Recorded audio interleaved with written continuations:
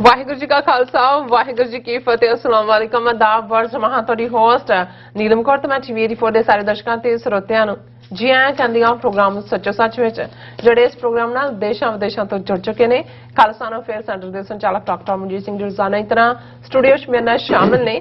ਉਹਨਾਂ ਨਾਲ ਗੱਲਬਾਤ ਕਰਕੇ ਅੱਜ ਦੇ ਵਿਸ਼ੇ ਉੱਪਰ ਉਹਨਾਂ ਤੋਂ ਉਹਨਾਂ ਦਾ ਤਜ਼ੀਆ ਜਾਣਦੇ ਹਾਂ।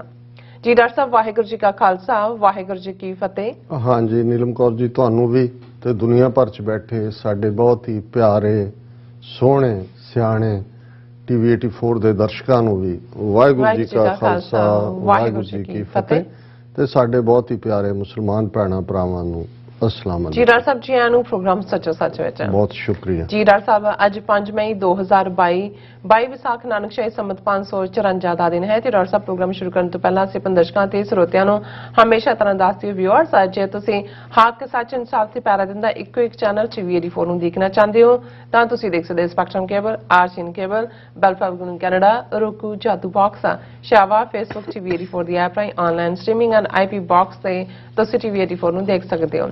ਵਿਊਅਰਸ ਜੇ ਤੁਸੀਂ ਟੀਵੀ 84 ਨਾਲ ਜਾਂ ਪ੍ਰੋਗਰਾਮ ਸੱਚੋ ਸੱਚ ਨਾਲ ਫੇਸਬੁੱਕ ਰਾਹੀਂ ਜੁੜੇ ਹੋ ਤਾਂ ਇਸ ਨੂੰ ਵੱਧ ਤੋਂ ਵੱਧ ਲਾਈਕ ਕਰੋ ਤੇ ਸ਼ੇਅਰ ਕਰੋ ਅਤੇ ਨਾਲ ਹੀ YouTube ਤੇ ਸਬਸਕ੍ਰਾਈਬ ਵੀ ਕਰੋ। ਇਹ ਵੀ ਦੱਸ ਦਿਓ ਕਿ ਤੁਸੀਂ ਟੀਵੀ 84 ਦੀ ਐਪ ਨੂੰ ਐਂਡਰੋਇਡ ਐਂਡ ਐਪ ਸਟੋਰ ਤੇ ਡਾਊਨਲੋਡ ਕਰਕੇ ਜੋ ਟੀਵੀ 84 ਦੀ ਲਾਈਵ ਸਟ੍ਰੀਮ ਹੈ ਇਸ ਨੂੰ ਤੁਸੀਂ 24 ਆਵਰਸ ਦੇਖ ਸਕਦੇ ਹੋ। ਵਿਊਅਰਸ ਪ੍ਰੋਗਰਾਮ ਦੀ ਸ਼ੁਰੂਆਤ ਕਰਦੇ ਹਾਂ ਅੱਜ ਦੀ ਸਪਾਂਸਰਸ਼ਿਪ ਦੇ ਹਵਾਲੇ ਨਾਲ ਕਿ ਅੱਜ ਦੇ ਪ੍ਰੋਗਰਾਮ ਸੱਚੋ ਸੱਚ ਨੂੰ ਸਪਾਂਸਰ ਕੀਤਾ ਗਿਆ ਹੈ ਹੰਡਿਆਣਾ ਤੋਂ ਵੀਰ ਹਰਜਾਪ ਸਿੰਘ ਜਾਫੀਆ ਵੱਲੋਂ। ਸੋ ਇਹਨਾਂ ਨੇ ਕੌਮ ਦੇ ਨਾਲ ਸੁਨੇਹਾ ਦਿੱਤਾ ਹੈ ਕਿ ਅੱਜ ਜੋ ਕਨੈਕਟੀਕਟ ਸਟੇਟ ਵੱਲੋਂ ਖਾਲਿਸਤਾਨ ਦਿਹਾੜੇ ਨੂੰ ਦਿੱਤੀ ਮਾਨਤਾ ਤੇ ਭਾਰਤੀ ਹਕੂਮਤ ਚੀਕ ਚਿਹਾੜਾ ਪਾ ਰਹੀ ਹੈ ਉਹ ਸਾਡੀ ਤਾਕਤ ਹੈ ਅਤੇ ਉਹ ਕਾਵਾਂ ਰੋਲੀ ਸਾਡੇ ਕੀਤੇ ਕੰਮਾਂ ਦੀ ਅਹਿਮੀਅਤ ਵੀ ਦੱਸਦੀ ਹੈ। ਸੋ ਬਸ ਕੌਮ ਇਸ ਗੱਲ ਨੂੰ ਸਮਝੇ ਕਿ ਵਰਲਡ ਸਿੱਖ ਪਾਰਲੀਮੈਂਟ ਅਤੇ ਟੀਵੀ 84 ਜਿਹੇ ਅਦਾਰੇ ਹੀ ਇੰਡੀਅਨ ਸਟੇਟ ਲਈ ਚੁਣੌਤੀ ਬਣਦੇ ਜਾ ਰਹੇ ਹਨ। ਸੋ ਇਸ ਲਈ ਪਾਬੰਦੀਆਂ ਅਤੇ ਹੋਰ ਔਕੜਾਂ ਦਾ ਸਾਹਮਣਾ ਕਰਨਾ ਪੈਂਦਾ ਹੈ। ਜੇ ਅਸੀਂ ਆਪਣੇ ਦਸਵੰਧ ਨਾਲ ਇਹਨਾਂ ਅਦਾਰਿਆਂ ਦੇ ਹੱਥ ਮਜ਼ਬੂਤ ਕਰਾਂਗੇ ਤਾਂ ਕੌਮੀ ਆਵਾਜ਼ ਹੋਰ ਵੀ ਬੁਲੰਦ ਹੋ ਸਕਦੀ ਹੈ। ਸੋ ਅੱਜ ਦੀ ਸਪਾਂਸਰਸ਼ਿਪ ਲਈ ਅਸੀਂ ਵੀਰ ਹਰਜਾਪ ਸਿੰਘ ਜਾਫੀ ਹੋਰਾਂ ਜੀ ਦਾ ਤਹਿ ਦਿਲ ਤੋਂ ਧੰਨਵਾਦ ਕਰਦੇ ਹਾਂ ਔਰ ਤੁਹਾਨੂੰ ਵੀ ਅਪੀਲ ਤੇ ਬੇਨਤੀ ਕਰਦੇ ਹਾਂ ਕਿ ਤੁਸੀਂ ਵੀ ਪ੍ਰੋਗਰਾਮ ਸੱਚੋ ਸੱਚ ਨੂੰ ਵੱਧ ਤੋਂ ਵੱਧ ਸਪਾਂਸਰ ਕਰੋ। ਸਪਾਂਸਰਸ਼ਿਪ ਲਈ ਤੁਸੀਂ ਸਾਨੂੰ ਕਾਲ ਕਰ ਸਕਦੇ ਹੋ ਸਾਡੇ ਫੋਨ ਨੰਬਰ ਤੇ 5166191984 ਸੇਮ ਨੰਬਰ ਤੇ WhatsApp ਕਰ ਸਕਦੇ ਹੋ। ਤੁਸੀਂ ਸਾਨੂੰ ਈਮੇਲ ਵੀ ਕਰ ਸਕਦੇ ਹੋ info@tv84.tv ਤੇ।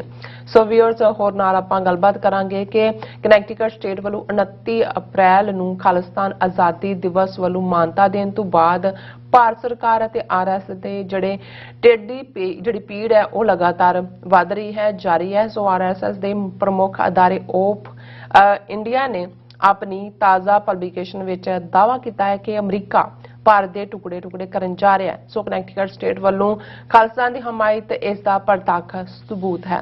ਸੋ ਇਸ ਬਾਰੇ ਆਪਾਂ ਗੱਲਬਾਤ ਕਰਾਂਗੇ। ਸੋ ਅਸੀਂ ਚਾਹਾਂਗੇ ਕਿ ਤੁਸੀਂ ਇਸੇ ਤਰ੍ਹਾਂ ਬਣੇ ਰਹਿਣਾ। ਦੇਖਣ ਸੁਣ ਲਈ ਤੁਹਾਡਾ ਸਭ ਦਾ ਬਹੁਤ ਸ਼ੁਕਰੀਆ। ਜੀ ਡਾਕਟਰ ਸਾਹਿਬ ਕੀ ਵਿਚਾਰਾਂ ਨੇ? ਦੇਖੋ ਸਭ ਤੋਂ ਪਹਿਲਾਂ ਤਾਂ ਅੱਜ ਦੇ ਪ੍ਰੋਗਰਾਮ ਨੂੰ ਸਪਾਂਸਰ ਕਰਨ ਲਈ ਅਸੀਂ ਵੀਰ ਹਰਜਾਪ ਸਿੰਘ ਜਾਫੀ ਜਿਹੜੇ ਇੰਡੀਆਨਾ ਦੇ ਵਿੱਚ ਇੱਕ ਸਫਲ ਕਾਰੋਬਾਰੀ ਨੇ। ਬਹੁਤ ਉਹਨਾਂ ਨੇ ਸਟਰਗਲ ਕੀਤੀ ਹੈ ਟਰੱਕਿੰਗ ਚੋਂ ਨਿਕਲ ਕੇ ਹੁਣ ਉਹ ਪੀਜ਼ਾ ਸਟੋਰਾਂ ਵੱਲ ਆਏ ਨੇ ਔਰ ਮਹਾਰਾਜ ਨੇ ਉਹਨਾਂ ਨੂੰ ਕਾਮਯਾਬੀ ਦਿੱਤੀ ਹੈ। ਪਰ ਇਹ ਤਾਂ ਜਿਹੜਾ ਦੌਲਤ ਗੁਜ਼ਰਾਨ ਵਾਂਗ ਹੈ ਉਹਨਾਂ ਦਾ ਜਿਹੜਾ ਮੁੱਢਲਾ ਪਿਆਰ ਹੈ ਜਿਹੜਾ ਉਹਨਾਂ ਦਾ ਐਕਟਿਵਿਜ਼ਮ ਹੈ ਮੈਂ ਪਿਛਲੇ ਕਈ ਵਰ੍ਹਿਆਂ ਤੋਂ ਦੇਖਦਾ ਕਿ ਜਿੰਨੀ ਇੰਟੈਂਸਿਟੀ ਦੇ ਨਾਲ ਸੋਸ਼ਲ ਮੀਡੀਆ ਦੇ ਉੱਤੇ ਔਰ ਅਦਰਵਾਈਜ਼ ਵੀ ਜਦੋਂ ਵੀ ਕਿਤੇ ਪ੍ਰੋਟੈਸਟ ਹੁੰਦੇ ਨੇ ਪੈਰੇਡਸ ਹੁੰਦੀਆਂ ਨੇ ਜਿਵੇਂ ਉਹ ਗੱਜਦੇ ਨੇ ਇਹ ਆਪਣੇ ਆਪ 'ਚ ਦੇਖਣਾ ਹੀ ਬਣਦਾ। ਸੱਚਮੁੱਚ ਕੋਈ ਦੋ ਰਾਵਾਂ ਨਹੀਂ ਨੇ ਕਿ ਜੇ ਇਸ ਲੈਵਲ ਦੇ ਐਕਟਿਵਿਸਟ ਗਿਣਤੀ ਦੇ ਵਿੱਚ ਵੀ ਹੋਣ ਕਿਸੇ ਸੰਸਥਾ ਕੋਲ ਕਿਸੇ ਜਥੇਬੰਦੀ ਕੋਲ ਤੇ ਉਹ ਮੈਸੇਜ ਨੂੰ ਕਿਤੇ ਦਾ ਕਿਤੇ ਪਹੁੰਚਾ ਦਿੰਦੇ ਨੇ।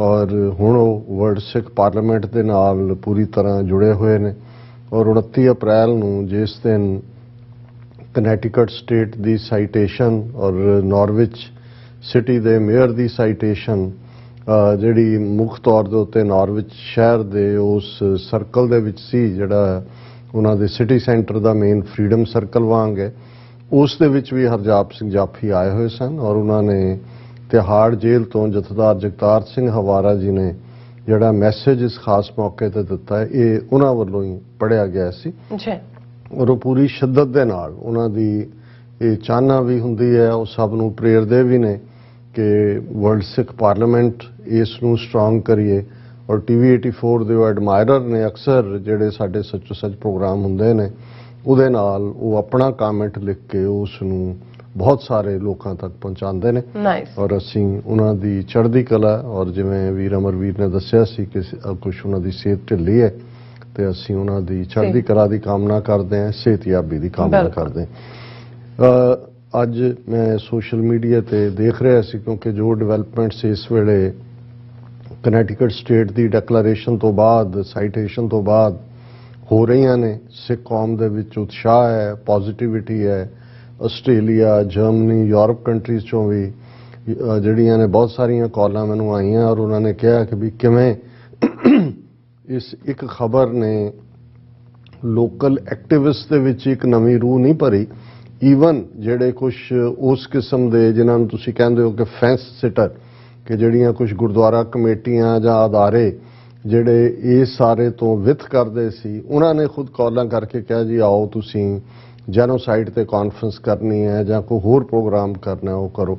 ਸੋ ਜ਼ਾਹਰ ਹੈ ਵੀ ਇਹ ਇੱਕ ਸਿਨਰਜੈਸਿਕ ਇਫੈਕਟ ਹੁੰਦਾ ਹੈ। ਬਾਕੀ ਕੁੱਤਿਆਂ ਦੇ ਹਵਾਲੇ ਨਾਲ ਜਿਹੜੇ ਸਰਕਾਰੀ ਭੌਂਕਦੇ ਨੇ, ਇੱਕ ਵੀਰ ਦੇ ਨਾਲ ਆਸਟ੍ਰੇਲੀਆ 'ਚ ਗੱਲ ਹੋ ਰਹੀ ਸੀ ਤੇ ਉਹ ਕਹਿਣ ਲੱਗੇ ਕਿ ਜੀ ਇੱਥੇ ਵੀ ਇਸ ਕਿਸਮ ਦੇ ਕੁੱਤੇ ਨੇ। ਮੈਂ ਕਿਹਾ ਨਹੀਂ, ਕੁੱਤਿਆਂ ਦਾ ਫਿਕਰ ਨਹੀਂ ਕਰਨਾ ਚਾਹੀਦਾ।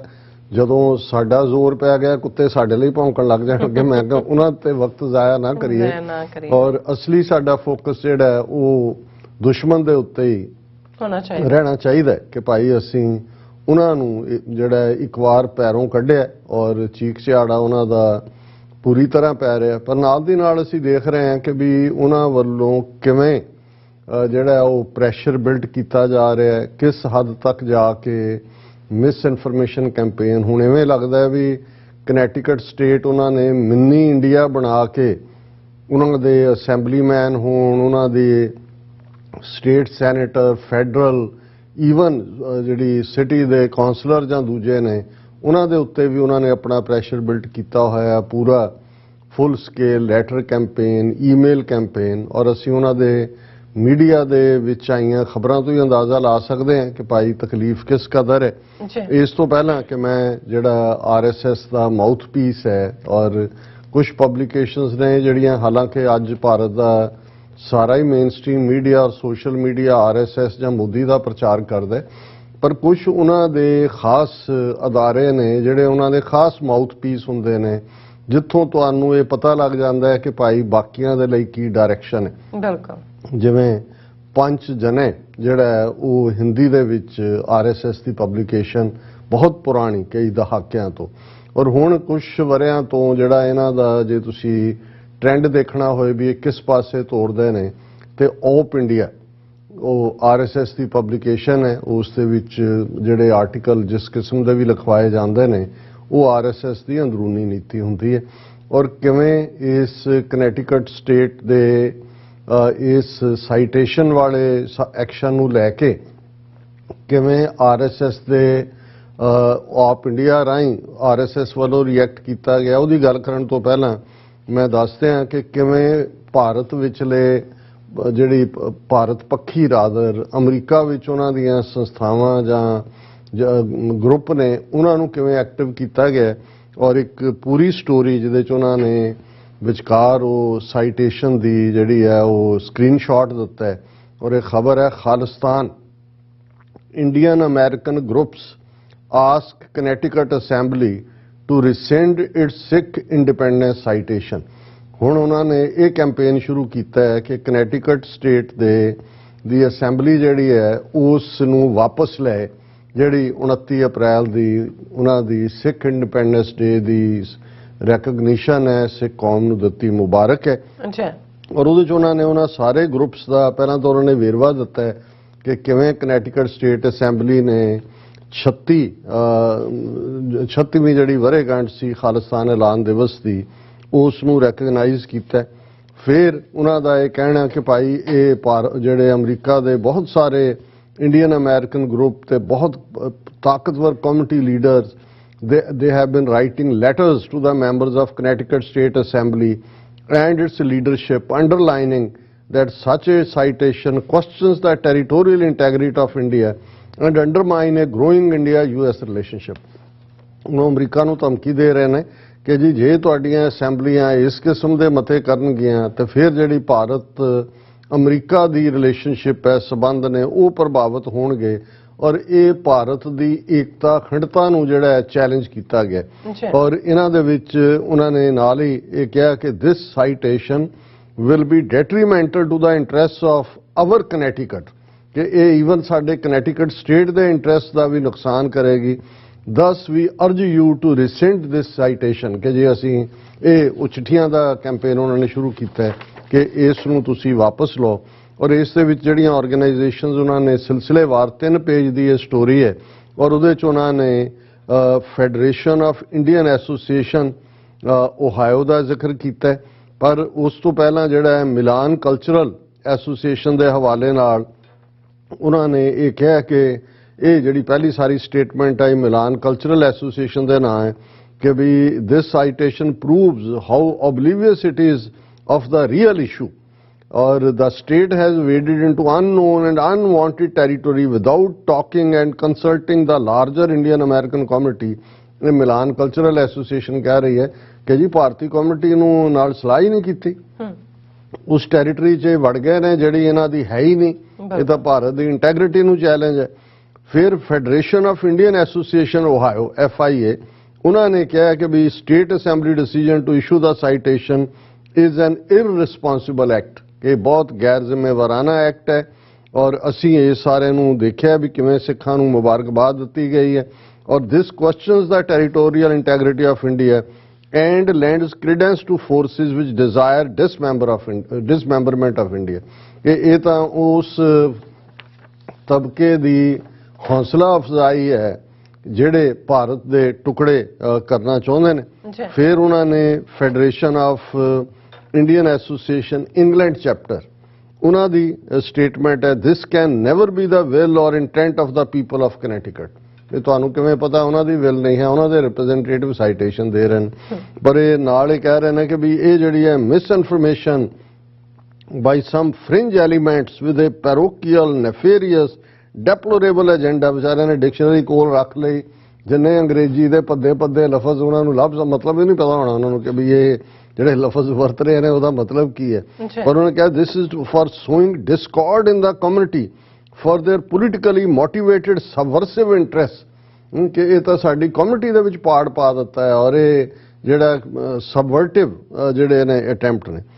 ਫਿਰ ਉਹਨਾਂ ਦੀ Federation of Indian Association Tri State chapter New York, New Jersey, Connecticut, ਉਹਦੇ 'ਚੋਂ ਕਹਿੰਦੇ ਨੇ it's a gross misuse rather than abuse of the August General Assembly of Connecticut, ਕਿ ਇਹ ਤਾਂ ਕਨੈਟੀਕਟ ਦੀ ਜਨਰਲ ਅਸੈਂਬਲੀ ਦੇ ਅਗਸਤ ਆਫਿਸ ਦਾ ਅਪਮਾਨ ਕਰਕੇ ਰੱਖ ਦਿੱਤਾ ਹੈ ਇਸ ਕਿਸਮ ਦੀ ਸਾਈਟੇਸ਼ਨ ਦੇ ਨਾਲ।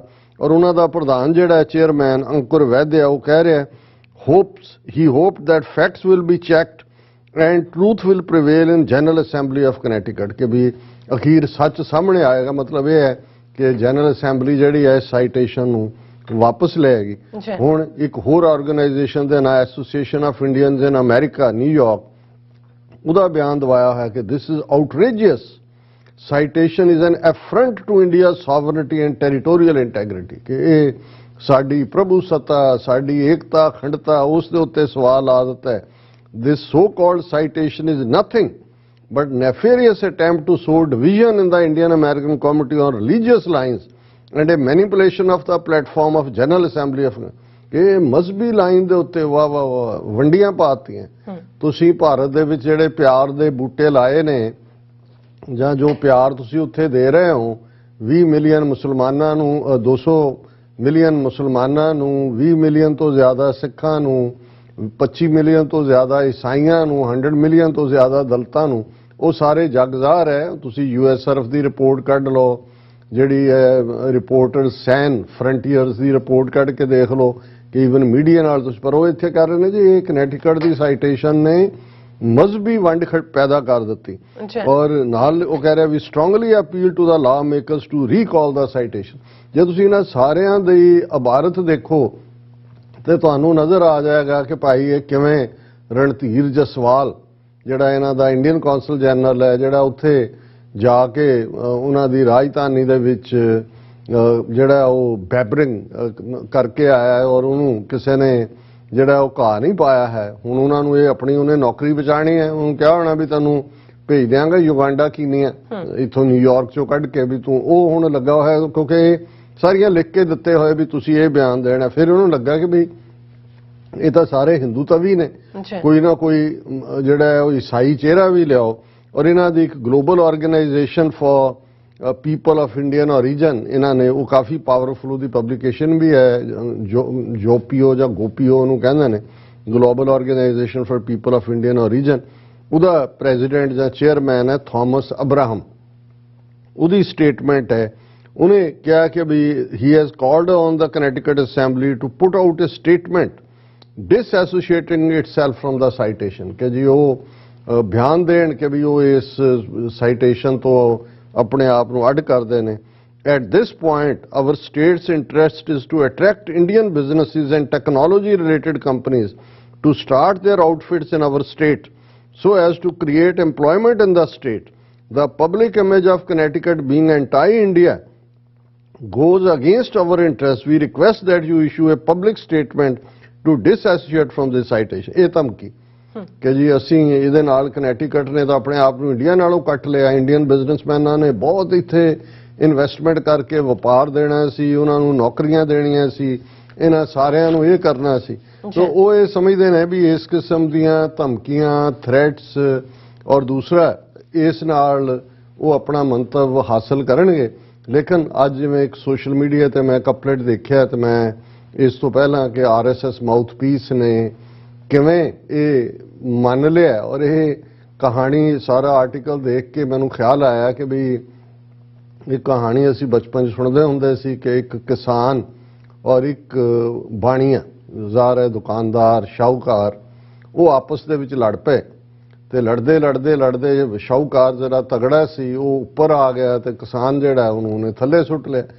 ਔਰ ਹੁਣ ਉੱਤੇ ਆਇਆ ਵੀ ਉਹ ਉੱਚੀ ਉੱਚੀ ਰੋਣ ਲੱਗ ਗਿਆ। ਕੋਲੋਂ ਇੱਕ ਬੰਦਾ ਲੰਘ ਰਿਹਾ ਸੀ, ਉਹਨੇ ਕਿਹਾ ਕਿ ਵੀ ਇਹ ਮਤਲਬ ਤੂੰ ਉਹਨੂੰ ਢਾਇਆ ਹੋਇਆ, ਤੇਰਾ ਦੁੱਗਣਾ ਭਾਰ ਹੈ, ਉਹ ਵਿਚਾਰਾ ਮਾਰਚੂ ਜਿਹਾ ਤੇ ਰੋ ਰਿਹਾ। ਨਹੀਂ, ਕਹਿੰਦਾ ਜਦੋਂ ਇਹ ਉੱਠੇਗਾ ਉਦੋਂ ਮੈਨੂੰ ਮਾਰੇਗਾ।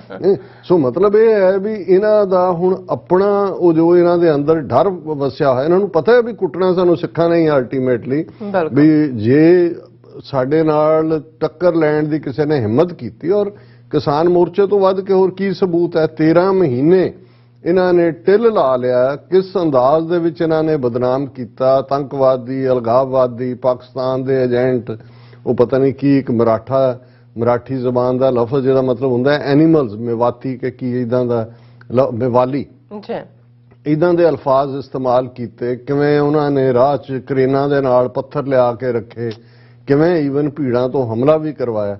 ਲੇਕਿਨ 13 ਮਹੀਨੇ ਬਾਅਦ ਉਹੀ ਮੋਦੀ ਗੋਡਿਆਂ ਪਰਨੇ ਹੋ ਕੇ ਗੁਰੂ ਨਾਨਕ ਸਾਹਿਬ ਦੇ ਪ੍ਰਕਾਸ਼ ਪੁਰਬ ਦੇ ਮੌਕੇ ਜਿਹੜਾ ਉਹ ਮਾਫੀ ਮੰਗ ਕੇ ਤਿੰਨੋਂ ਖੇਤੀ ਕਾਨੂੰਨ ਵਾਪਸ ਲੈਣ ਦੀ ਗੱਲ ਕਰਦਾ।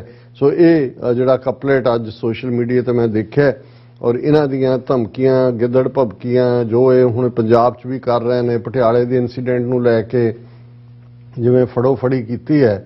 ਅੱਜ ਕਰਨਾਲ ਦੇ ਨੇੜੇ 4 ਸਿੱਖ ਨੌਜਵਾਨ ਕਾਰ 'ਚ ਜਿਹੜੇ ਜਾ ਰਹੇ ਸੀ, ਉਹਨਾਂ ਨੂੰ ਫੜ ਕੇ ਉਹਨਾਂ ਨੇ ਕਿਹਾ ਜੀ ਇਹਨਾਂ ਕੋਲੋਂ ਆਹ ਅਸਲਾ ਬਰਾਮਦ ਹੋਇਆ, ਦਿੱਲੀ ਜਾ ਰਹੇ ਸੀ, ਇਹਨਾਂ ਨੇ ਆਹ ਕਰ ਦੇਣ। ਜੋ ਅਸੀਂ ਕਹਿ ਰਹੇ ਹਾਂ ਵੀ ਸਿੱਖਾਂ ਦੀ ਪਰਸੀਕਿਊਸ਼ਨ ਦਾ ਅਗਲਾ ਦੌਰ ਉਹਨਾਂ ਨੇ ਸ਼ੁਰੂ ਕਰ ਦਿੱਤਾ ਹੈ, ਔਰ ਇਹ ਆਰਐਸਐਸ ਦੀ ਬੀ ਟੀਮ ਅੱਗੇ ਲਾ ਕੇ ਉਹ ਪਟਿਆਲੇ ਦੀਆਂ ਘਟਨਾਵਾਂ ਦੇ ਨਾਲ ਜੁੜਿਆ ਹੋਇਆ ਸਾਰਾ ਘਟਨਾਕ੍ਰਮ ਹੀ ਦੱਸ ਰਿਹਾ ਸੀ ਕਿ ਇਹ ਹੁਣ ਕੀ ਡਾਇਰੈਕਸ਼ਨ ਦੇ ਵਿੱਚ ਜਾਏਗਾ। ਔਰ ਇਹ ਕਪਲੇਟ ਹੈ, ਜਿਸ ਨੇ ਸੀਸ ਗੁਰਾਂ ਨੂੰ ਦੇਣਾ ਕਿ ਉਸ ਨੂੰ ਖੌਫ ਸਜ਼ਾਵਾਂ ਦਾ, ਜਿਸ ਨੇ ਸੀਸ ਗੁਰਾਂ ਨੂੰ ਦੇਣਾ ਕਿ ਉਸ ਨੂੰ ਖੌਫ ਸਜ਼ਾਵਾਂ ਦਾ, ਗੰਗਾ ਦੀ ਅੱਖ ਰੜਕ ਰਿਹਾ ਏ ਪੁੱਤਰ 5 ਦਰਿਆਵਾਂ ਦਾ। ਇਹ ਕਈ ਵਾਰ ਇੱਕ ਲਾਈਨ ਜਿਹੜੀ ਹੈ ਉਹ ਐਨਮੀ ਨੂੰ ਡਿਫਾਈਨ ਕਰ ਦਿੰਦੀ ਹੈ। ਜਿਸ ਨੇ ਸੀਸ ਗੁਰਾਂ ਨੂੰ ਦੇਣਾ ਕਿ ਉਸ ਨੂੰ ਖੌਫ ਸਜ਼ਾਵਾਂ ਦਾ, ਗੰਗਾ ਦੀ ਅੱਖ ਰੜਕ ਰਿਹਾ ਏ ਪੁੱਤਰ 5 ਦਰਿਆਵਾਂ ਦਾ। ਸੋ ਜ਼ਾਹਰ ਹੈ ਕਿ ਜਿਹੜੀ ਪੰਜਾਬ ਦੀ ਗੈਰਤ ਔਰ ਅਣਖ ਹੈ, ਜਿਹੜੀ ਸਿੱਖ ਦੇ ਰੂਪ ਦੇ ਵਿੱਚ ਅੱਜ ਚੈਲੰਜ ਕਰ ਰਹੀ ਹੈ, ਵੰਗਾਰ ਰਹੀ ਹੈ। ਔਰ ਇਹ ਜਦੋਂ ਮੈਂ ਗੰਗਾ ਦੀ ਅੱਖ ਦੀ ਗੱਲ ਕੀਤੀ ਤਾਂ ਇੱਕਦਮ ਪ੍ਰੋਫੈਸਰ ਮੋਹਨ ਸਿੰਘ ਜਿਹੜੇ ਪੰਜਾਬੀ ਦੇ ਬਹੁਤ ਆਲਾ ਸ਼ਾਇਰ ਹੋਏ ਨੇ, ਉਹਨਾਂ ਦੀ ਇੱਕ ਨਜ਼ਮ ਮੇਰੇ ਧਿਆਨ 'ਚ ਆਈ। ਨਜ਼ਮ ਤਾਂ ਮੈਨੂੰ ਯਾਦ ਨਹੀਂ ਹੈ, ਉਹਦਾ ਉਨਵਾਨ ਸੀ ਨਜ਼ਮ ਦਾ ਮੇਰੇ ਫੁੱਲ ਝਨਾ ਵਿੱਚ ਪਾਣੇ। ਔਰ ਉਹਦੇ ਚੋਂ ਅਖੀਰ 'ਚ ਇਹ ਕਹਿੰਦੇ ਨੇ ਕਿ ਗੰਗਾ ਬਾਹਮਣੀ ਕੀ ਜਾਣੇ ਆਸ਼ਕਾਂ ਦੀ ਕੀਮਤ। ਇਸ ਕਿਸਮ ਦਾ ਹੁਣ ਜਦੋਂ ਝਨਾ ਦੀ ਗੱਲ ਕਰਦੇ ਨੇ ਸੋ ਜ਼ਾਹਰ ਹੈ ਕਿ ਜਿਹੜੇ ਸਾਡੇ ਪੰਜਾਬ ਦੇ ਪਪੂਲਰ ਕਿੱਸੇ ਨੇ, ਝਨਾ ਜਿਹੜਾ ਉਹ ਪਿਆਰ ਦਾ ਪ੍ਰਤੀਕ ਹੈ। ਔਰ ਉਹ ਇੱਕਦਮ ਬੇਸ਼ੱਕ ਪ੍ਰੋਫੈਸਰ ਮੋਹਨ ਸਿੰਘ ਇੱਕ ਨੈਸ਼ਨਲਿਸਟ ਲੈਫਟਿਸਟ ਲੀਨਿੰਗ ਜਿਹੜਾ ਉਹ ਸ਼ਾਇਰ ਸੀ, ਲੇਕਿਨ ਫਰਕ ਨਜ਼ਰ ਆਉਂਦਾ ਸੀ ਕਿ ਭਾਈ ਇੱਕ ਪਾਸੇ ਗੰਗਾ ਜਮਨੀ ਤਹਿਜ਼ੀਬ ਵਾਲੇ ਨੇ ਜਿਨ੍ਹਾਂ ਦਾ ਕੋਈ, ਤੇ ਇਧਰ 5 ਦਰਿਆਵਾਂ ਦੀ ਧਰਤੀ ਦਾ ਪੁੱਤਰ ਜਿਵੇਂ ਇਸ ਕਪਲੇਟ ਦੇ ਵਿੱਚ ਕਿਹਾ ਗਿਆ। ਔਰ ਪ੍ਰੋਫੈਸਰ ਮੋਹਨ ਸਿੰਘ ਨੂੰ ਸੀ ਕਿ ਗੰਗਾ ਬਾਹਮਣੀ। ਹੁਣ ਜ਼ਾਹਰ ਹੈ ਬਾਹਮਣੀ ਇਸ ਲਈ ਕਿਉਂਕਿ ਬ੍ਰਾਹਮਣ ਨੇ ਹੀ ਗੰਗਾ ਨੂੰ ਜੋ ਕੁਝ ਵੀ ਬਣਾਇਆ ਕਿ ਉੱਥੇ ਨਹਾਉਂਦਿਆਂ ਪਾਪ ਵੀ ਧੋਤੇ ਜਾਂਦੇ ਨੇ, ਉਹਦੇ 'ਚ ਜਾ ਕੇ ਮੁਰਦਿਆਂ ਦੀਆਂ ਹੱਡੀਆਂ ਵੀ ਸੁੱਟੀਆਂ ਜਾਂਦੀਆਂ। ਉਹ ਸ਼ਿਵ ਜੀ ਦੀਆਂ ਜਟਾਵਾਂ 'ਚੋਂ ਨਿਕਲੀ ਹੈ।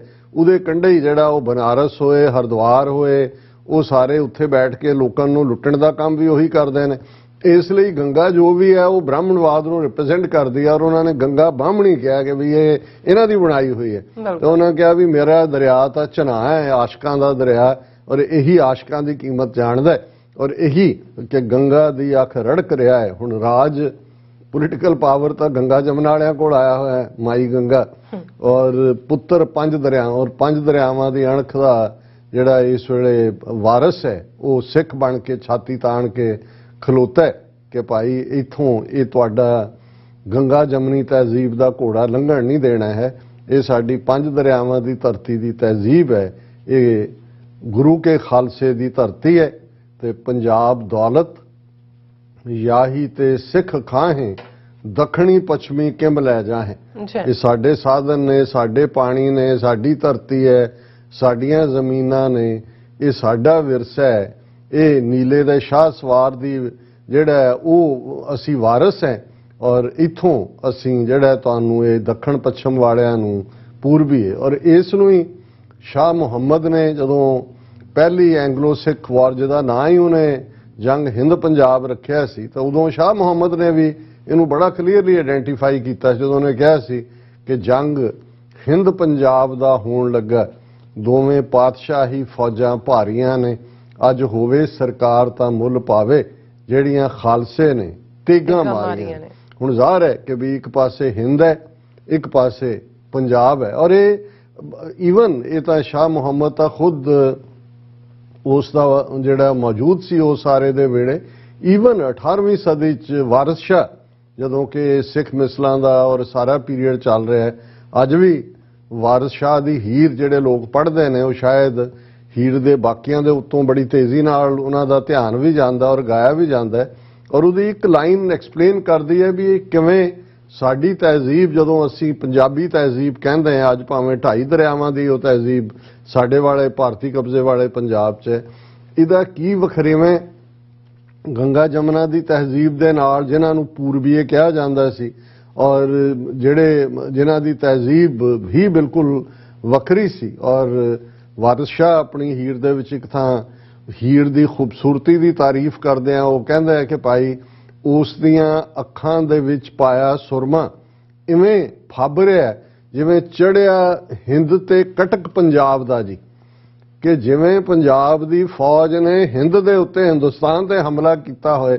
ਜਦੋਂ ਕਟਕ ਹੁੰਦਾ ਪੂਰਾ ਉਹ ਸੰਘਣਾ ਤੁਸੀਂ ਇੱਕ ਦੇ ਨਾਲ ਇੱਕ ਜੁੜਿਆ ਦਲਾਂ ਦੇ ਦਲ ਜਿਹਨੂੰ ਕਹਿੰਦੇ ਨੇ, ਸੋ ਉਹ ਬਿਆਨ ਹੀਰ ਦੀ ਬਿਊਟੀ ਕਰ ਰਿਹਾ। ਪਰ ਉਹ ਵਾਰਿਸ ਸ਼ਾਹ ਕਹਿ ਰਿਹਾ ਕਿ ਭਾਈ ਇਵੇਂ ਹੀਰ ਦੀ ਅੱਖ ਦੇ ਵਿੱਚ ਸੁਰਮਾ ਫੱਬਦਾ ਜਿਵੇਂ ਚੜਿਆ ਹਿੰਦ ਤੇ ਕਟਕ ਪੰਜਾਬ ਦਾ ਜੀ। ਸੋ ਇਹ ਜਿਹੜੀ ਸੈਪਰੇਟ ਆਈਡੈਂਟੀਟੀ ਹੈ ਇਹਨੂੰ ਤਾਂ 18ਵੀਂ ਸਦੀ ਦੇ ਇਹ ਮੁਸਲਮਾਨ ਸ਼ਾਇਰ ਆਈਡੈਂਟੀਫਾਈ ਕਰਦੇ ਨੇ। ਔਰ ਸਾਡੇ ਲਈ ਤਾਂ ਇਹ ਕੋਈ ਜਿਹੜਾ ਨਹੀਂ ਹੈ ਵੀ ਇਹ ਤਾਂ ਜਦੋਂ ਅਸੀਂ ਦਰਿਆਏ ਜਮਨਾ ਤੋਂ ਵਾਘਾ ਤੱਕ ਇੰਡੀਪੈਂਡੈਂਟ ਸੋਵਰਨ ਨੇਸ਼ਨ ਖਾਲਿਸਤਾਨ ਦੀ ਗੱਲ ਕਰਦੇ, ਸੋ ਜ਼ਾਹਰ ਹੈ ਕਿ ਅਸੀਂ Wagah as a international border ਜਿਹੜਾ ਡਿਮਾਰਕੇਟ ਹੋਇਆ ਉਸ ਨੂੰ ਮੰਨਦੇ। ਔਰ ਇਧਰ ਅਸੀਂ ਜਮਨਾ ਤੱਕ, ਕਿਉਂਕਿ ਉਸ ਤੋਂ ਪਾਰ ਗੰਗਾ ਜਮਨੀ ਤਹਿਜ਼ੀਬ ਇਹਨਾਂ ਦੀ ਹੈ, ਉੱਥੇ ਜਿਵੇਂ ਮਰਜ਼ੀ ਹੈ ਰਹਿਣ। ਔਰ ਜਿਵੇਂ ਕੱਲ ਅਸੀਂ ਡਿਸਕਸ ਕੀਤਾ ਸੀ, ਹਿੰਦੂ ਵੀਰ ਨੇ ਹੀ ਸੁਝਾਅ ਦਿੱਤਾ ਸੀ ਕਿ ਭਾਈ ਮੰਨ ਲਓ ਆਰਾਮ ਨਾਲ, ਇਹ ਜਿੰਨੀ ਦੇਰ ਇਹ ਬੈਠੇ ਇਹਨਾਂ ਨੇ ਹਿੰਦੂ ਰਾਸ਼ਟਰ ਬਣ ਨਹੀਂ ਦੇਣਾ, ਇਹਨਾਂ ਨੂੰ ਦੇ ਕੇ ਖਹਿੜਾ ਛਡਾਓ ਤੇ ਤੁਸੀਂ ਆਰਾਮ ਨਾਲ ਜਿਹੜਾ ਆਪਣੇ ਹਿੰਦੂ ਰਾਸ਼ਟਰ ਦੇ ਵਿੱਚ ਰਹੋ। ਤੇ ਹੁਣ ਅਸੀਂ ਗੱਲ ਕਰਦੇ ਹਾਂ ਅਮਿਤ ਕੈਲਕਰ इस आर्टिकल का राइटर है अच्छा। ऑफ इंडिया दे विच, और इहदा बड़ा जबरदस्त उनवान है, हेडलाइन है, As US states push for balkanization of India by supporting Khalistan, Western intellectuals wonder why India is not supporting US in Ukraine. उन्होंने कहा कि हुण जदों कि अमरीका दीयां स्टेटां भारत दे टुकड़े टुकड़े करन दी हमायत कर रहीआं ने, जिहड़ा कि खालिस्तान दी हमायत तो सामने आया, ते वैस्ट दे इंटैलेक्चुअल इस गल नूं लैके हैरान ने कि भी क्यों नहीं भारत जिहड़ा वो अमरीका दी सपोर्ट करदा है यूक्रेन दे मुद्दे ते। इशू दा खाम खाकड़ी से है, अच्छा, पर ये इन्हां दा फीयर शो करदा है कि किस हद तक सिखां दी इस प्राप्ति तो खौफजदा ने, और उन्हें शुरू ही इत्थों कीता है कि भी ये ever since Russia started special military operation in Ukraine, western think tanks and their resident intellectuals have had one question: why isn't India breaking up its close ties with Russia and publicly condemning them? India's lack of support for NATO expansion in Ukraine has bugged a lot of Western commentators. कि ਜਦੋਂ ਦਾ ਸ਼ੁਰੂ ਹੋਇਆ ਹੈ, western commentator expert ਸੋਚਦੇ ਨੇ ਵੀ India ਕਿਉਂ Russia ਦੀ ਮਦਦ ਕਰ ਰਿਹਾ ਹੈ, ਯੂਕਰੇਨ ਦੇ ਮੁੱਦੇ ਤੇ ਉਹ ਅਮਰੀਕਾ ਦੇ ਨਾਲ ਕਿਉਂ ਨਹੀਂ ਖੜਿਆ। ਫਿਰ ਉਹ ਕਹਿੰਦਾ ਕਿ ਵੀ ਇਹ ਸਾਰੇ ਜਿਹੜੇ ਨੇ ਇਸ ਕਿਸਮ ਦੇ ਸੋਚਣ ਵਾਲੇ ਇਹ ਹਾਈਡ ਕਿਸਮ ਦੇ ਲੋਕ ਨੇ, ਔਰ ਇਹਨਾਂ ਨੂੰ ਸਾਡੇ external affair minister S Jaishankar ਨੇ ਬੜਾ ਠੋਕਵਾਂ ਜਵਾਬ ਦਿੱਤਾ ਹੈ। ਫਿਰ ਉਹਨਾਂ ਨੇ ਕਿਹਾ ਕਿ ਜੀ ਉਹਨੇ ਕਿਹਾ ਕਿ ਵੀ ਅਸੀਂ ਤਾਂ ਥੋੜਾ ਤੇਲ ਲੈਂਦੇ ਹਾਂ ਰਸ਼ੀਆ ਤੋਂ, ਤੁਸੀਂ ਅਮਰੀਕਾ ਔਰ ਯੂਰਪ ਕਿੰਨਾ ਜ਼ਿਆਦਾ ਤੁਸੀਂ ਤੇਲ ਲੈ ਰਹੇ ਹੋ, ਔਰ ਇਹ ਸਾਰਾ ਜਿਹੜੇ ਨੇ ਤੁਸੀਂ ਸਾਡੇ ਤੇ ਜਿਹੜਾ ਰੋਹ ਪਾ ਰਹੇ ਹੋ। ਹੁਣ ਇਸ ਤੋਂ ਅੱਗੇ ਤੁਰਦਾ ਹੈ ਕਿ ਵੀ ਕਿਵੇਂ ਦਲੀਪ ਸਿੰਘ, ਹੁਣ ਉਹਦਾ ਜ਼ਿਕਰ ਵੀ ਇਹਨਾਂ ਨੇ, ਉਹਨਾਂ ਨੂੰ ਚੌਥੀ ਜਨਰੇਸ਼ਨ ਯਾਦ ਆ ਗਈ, ਦਲੀਪ ਸਿੰਘ ਸੌਂਧ ਦੀ, ਜਿਹੜਾ ਡਿਪਟੀ ਸਿਕਿਉਰਿਟੀ ਐਡਵਾਈਜ਼ਰ ਜਿਹਨੇ ਜਾ ਕੇ ਦਿੱਲੀ 'ਚ ਇਹਨਾਂ ਨੂੰ ਕਿਹਾ ਕਿ ਵੀ ਜੇ ਤੁਸੀਂ ਹਮਾਇਤ ਕਰਨੀ ਹੈ ਰਸ਼ੀਆ ਦੀ, ਫਿਰ ਭੁੱਲ ਜਾਓ ਕਿ ਵੀ ਜਦੋਂ ਚੀਨ ਨੇ ਹਮਲਾ ਕੀਤਾ ਤੁਹਾਡੇ ਤੇ LAC ਤੇ, ਕਿ ਰੂਸ ਤੁਹਾਡੇ ਨਾਲ ਖੜੇਗਾ ਔਰ ਇਹਦੇ ਕਨਸੀਕੁਐਂਸਸ ਲਈ ਤਿਆਰ ਹੋ। ਉਹ ਵੀ ਸਟੇਟਮੈਂਟ ਇਹਨਾਂ ਨੂੰ ਬੜੀ ਰੜਕਦੀ ਹੈ ਕਿ ਇੱਕ ਸਿੱਖ ਨੇ ਜਾ ਕੇ ਬਾਈਡਨ ਐਡਮਿਨਿਸਟ੍ਰੇਸ਼ਨ ਵੱਲੋਂ ਇਹ ਕਿਹਾ, ਉਹਨੇ ਕਿਹਾ ਜੀ ਹਾਲਾਂਕਿ ਉਹ ਜਦੋਂ ਆਇਆ ਉਹਨੂੰ ਛੁੱਟੀ ਤੇ ਭੇਜ ਦਿੱਤਾ, ਪਤਾ ਨਹੀਂ ਇਹ ਕਾਰਨ ਸੀ ਜਾਂ ਕੋਈ ਹੋਰ ਕਾਰਨ ਸੀ, ਪਰ ਹੁਣ ਅਸੀਂ ਆਉਂਦੇ ਹਾਂ ਇਹ ਸਾਰੇ ਉਹਨੇ ਬੈਕਗਰਾਉਂਡ ਬਣਾ ਕੇ ਆਪ ਇੰਡੀਆ ਨੇ ਕਿਹਾ while all these Western commentators and politicians are wondering why India is not hurting itself to support American interests, the General Assembly of the US state of Connecticut has come out in support of a separate Khalistan to be carved out of India. The Connecticut General Assembly offered its congratulations in recognition of the 36th anniversary of Declaration of Sikh Independence by separatist groups. उन्होंने कहा जी क्योंकि India मदद नहीं कर रहा अमरीका की Ukraine के मुद्दे ते, कहते भी अमरीकना ने क्या हाल हो भी उन्होंने अपनी कनेटिकट स्टेट तो जो खालिस्तान की हमायत करवा दी। फिर उन्हें कौंसल जनरल का इंडिया का जो न्यूयॉर्क च उन्हें कहा जी he was quick to condemn this public support for separatist in India by US body.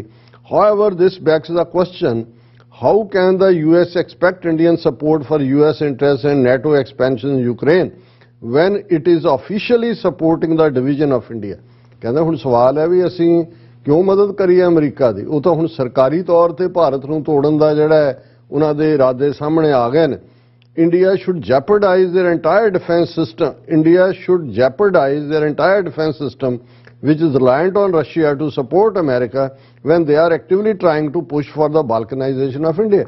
ਉਹਨੂੰ ਕਿਹਾ ਜੀ ਅਮਰੀਕਾ ਭਾਰਤ ਦੇ ਟੁਕੜੇ ਟੁਕੜੇ ਕਰ ਰਿਹਾ, ਅਸੀਂ ਰੂਸ ਤੋਂ ਪਿੱਛੇ ਹਟ ਕੇ ਜਿਹੜਾ ਸਾਰਾ ਸਾਡਾ ਡਿਫੈਂਸ ਸਿਸਟਮ ਹੈ ਉਹਨੂੰ ਅਸੀਂ ਜਿਹੜਾ ਉਹ ਉਜਾੜ ਲਈਏ ਜਾਂ ਉਸ ਨੂੰ ਬਰਬਾਦ ਕਰ ਲਈਏ। ਬਿਲਕੁਲ this is not the first time when US body has tried to push for division within India. when India passed ਤਾਂ ਫਿਰ ਉਹਨਾਂ ਨੇ ਕਿਹਾ ਜਦੋਂ CA ਐਕਟ ਪਾਸ ਕੀਤਾ ਸੀ ਉਦੋਂ ਵੀ ਸ਼ਿਕਾਗੋ ਸਿਟੀ ਕੌਂਸਲ ਨੇ ਰੈਜ਼ੋਲੂਸ਼ਨ ਕੀਤਾ ਸੀ, ਹਾਲਾਂਕਿ ਇਹਨੇ ਇਹ ਨਹੀਂ ਕਿਹਾ ਵੀ ਕਿੰਨੀਆਂ ਸਟੇਟਾਂ ਨੇ ਇਸ ਦੇ ਉੱਤੇ ਕੀਤਾ ਸੀ।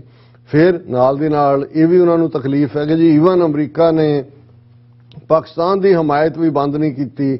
1971 ਦੇ ਵਿੱਚ ਵੀ ਜਿਹੜੀ ਆ ਉਹਨਾਂ ਦੀ ਨੇਵੀ ਜਿਹੜਾ 7th ਫਲੀਟ ਸੀ ਉਹ ਆ ਰਿਹਾ ਸੀ ਪਾਕਿਸਤਾਨ ਦੀ ਮਦਦ ਦੇ ਲਈ, ਔਰ ਐਂਡ 'ਚੋਂ ਕਹਿ ਰਿਹਾ ਇਸ ਆਪ India US hypocrisy on the world stage is well known as they topple governments across the world and invade sovereign countries as per their whims and fancies while pretending to be holier than thou.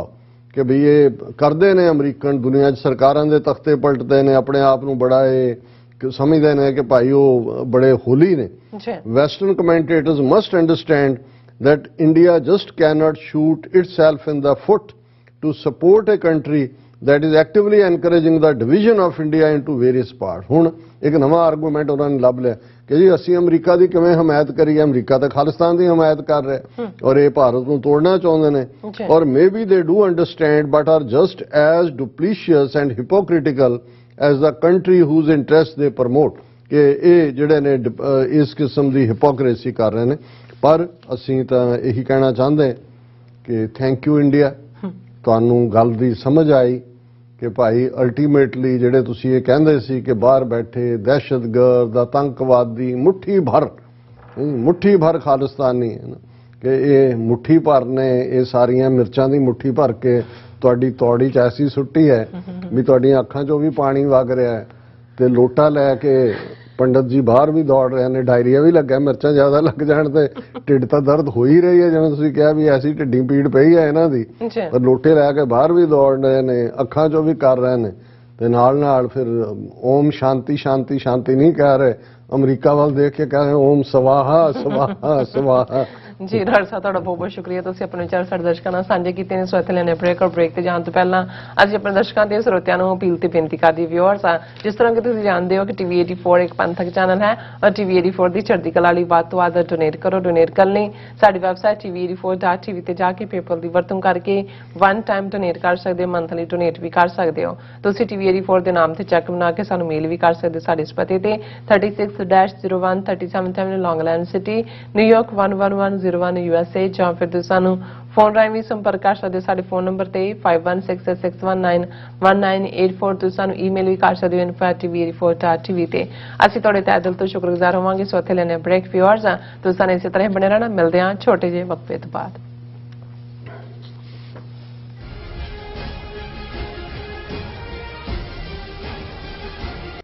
UK ਅਤੇ Geneva ਤੋਂ ਬਾਅਦ Khalistan referendum ਦੀਆਂ ਵੋਟਾਂ ਦਾ ਅਗਲਾ ਪੜਾਅ Italy ਵਿੱਚ Khalistan referendum ਦੀਆਂ ਵੋਟਾਂ ਬ੍ਰੇਸ਼ੀਆ ਦੇ ਬ੍ਰਿਕਸੀਆ ਫੋਰਮ ਵਿੱਚ 8 ਮਈ ਦਿਨ ਐਤਵਾਰ ਨੂੰ ਪੈਣਗੀਆਂ। ਹੋਰ ਜਾਣਕਾਰੀ ਲਈ ਸੰਪਰਕ ਕਰੋ +39 345 500 9516 ਜਾਂ +39 327 583 0424। ਦੀਪ ਸਿੱਧੂ ਦੀ ਨਿੱਘੀ ਯਾਦ ਵਿੱਚ ਸ਼੍ਰੋਮਣੀ ਅਕਾਲੀ ਦਲ ਅੰਮ੍ਰਿਤਸਰ ਅਮਰੀਕਾ ਵੱਲੋਂ ਵਿਸ਼ੇਸ਼ ਪੰਥਕ conference royal Indian palace New York ਵਿਖੇ 8 ਮਈ 2022 ਦਿਨ ਐਤਵਾਰ ਨੂੰ ਕਰਵਾਈ ਜਾ ਰਹੀ ਹੈ। ਇਸ ਕਾਨਫਰੰਸ ਵਿੱਚ ਸਰਦਾਰ ਕੁਸ਼ਲਪਾਲ ਸਿੰਘ ਮਾਨ ਖਾਸ ਤੌਰ ਤੇ ਹਾਜ਼ਰੀ ਭਰਨਗੇ ਤੇ ਸਰਦਾਰ ਇਮਾਨ ਸਿੰਘ ਮਾਨ ਵੀਡੀਓ ਕਾਲ ਰਾਹੀਂ ਹਾਜ਼ਰੀ ਲਗਵਾਉਣਗੇ। ਆਓ ਕੌਮੀ ਹੋਂਦ ਦੀ ਲੜਾਈ ਨੂੰ ਹੋਰ ਮਜ਼ਬੂਤ ਕਰੀਏ। ਇਸ ਕਾਨਫਰੰਸ ਵਿੱਚ ਆਪ ਸਭ ਨੂੰ ਸ਼ਮੂਲੀਅਤ ਕਰਨ ਦੀ ਬੇਨਤੀ ਕੀਤੀ ਜਾਂਦੀ ਹੈ। ਇਸ ਪ੍ਰੋਗਰਾਮ ਦਾ ਲਾਈਵ ਪ੍ਰਸਾਰਣ ਤੁਸੀਂ TV 84 ਤੇ ਦੁਪਹਿਰ 12:30 ਵਜੇ ਤੋਂ ਦੇਖ ਸਕਦੇ ਹੋ। ਵਧੇਰੇ ਜਾਣਕਾਰੀ ਲਈ ਤੁਸੀਂ ਹੇਠ ਦਿੱਤੇ ਨੰਬਰਾਂ ਤੇ ਸੰਪਰਕ ਕਰ ਸਕਦੇ ਹੋ।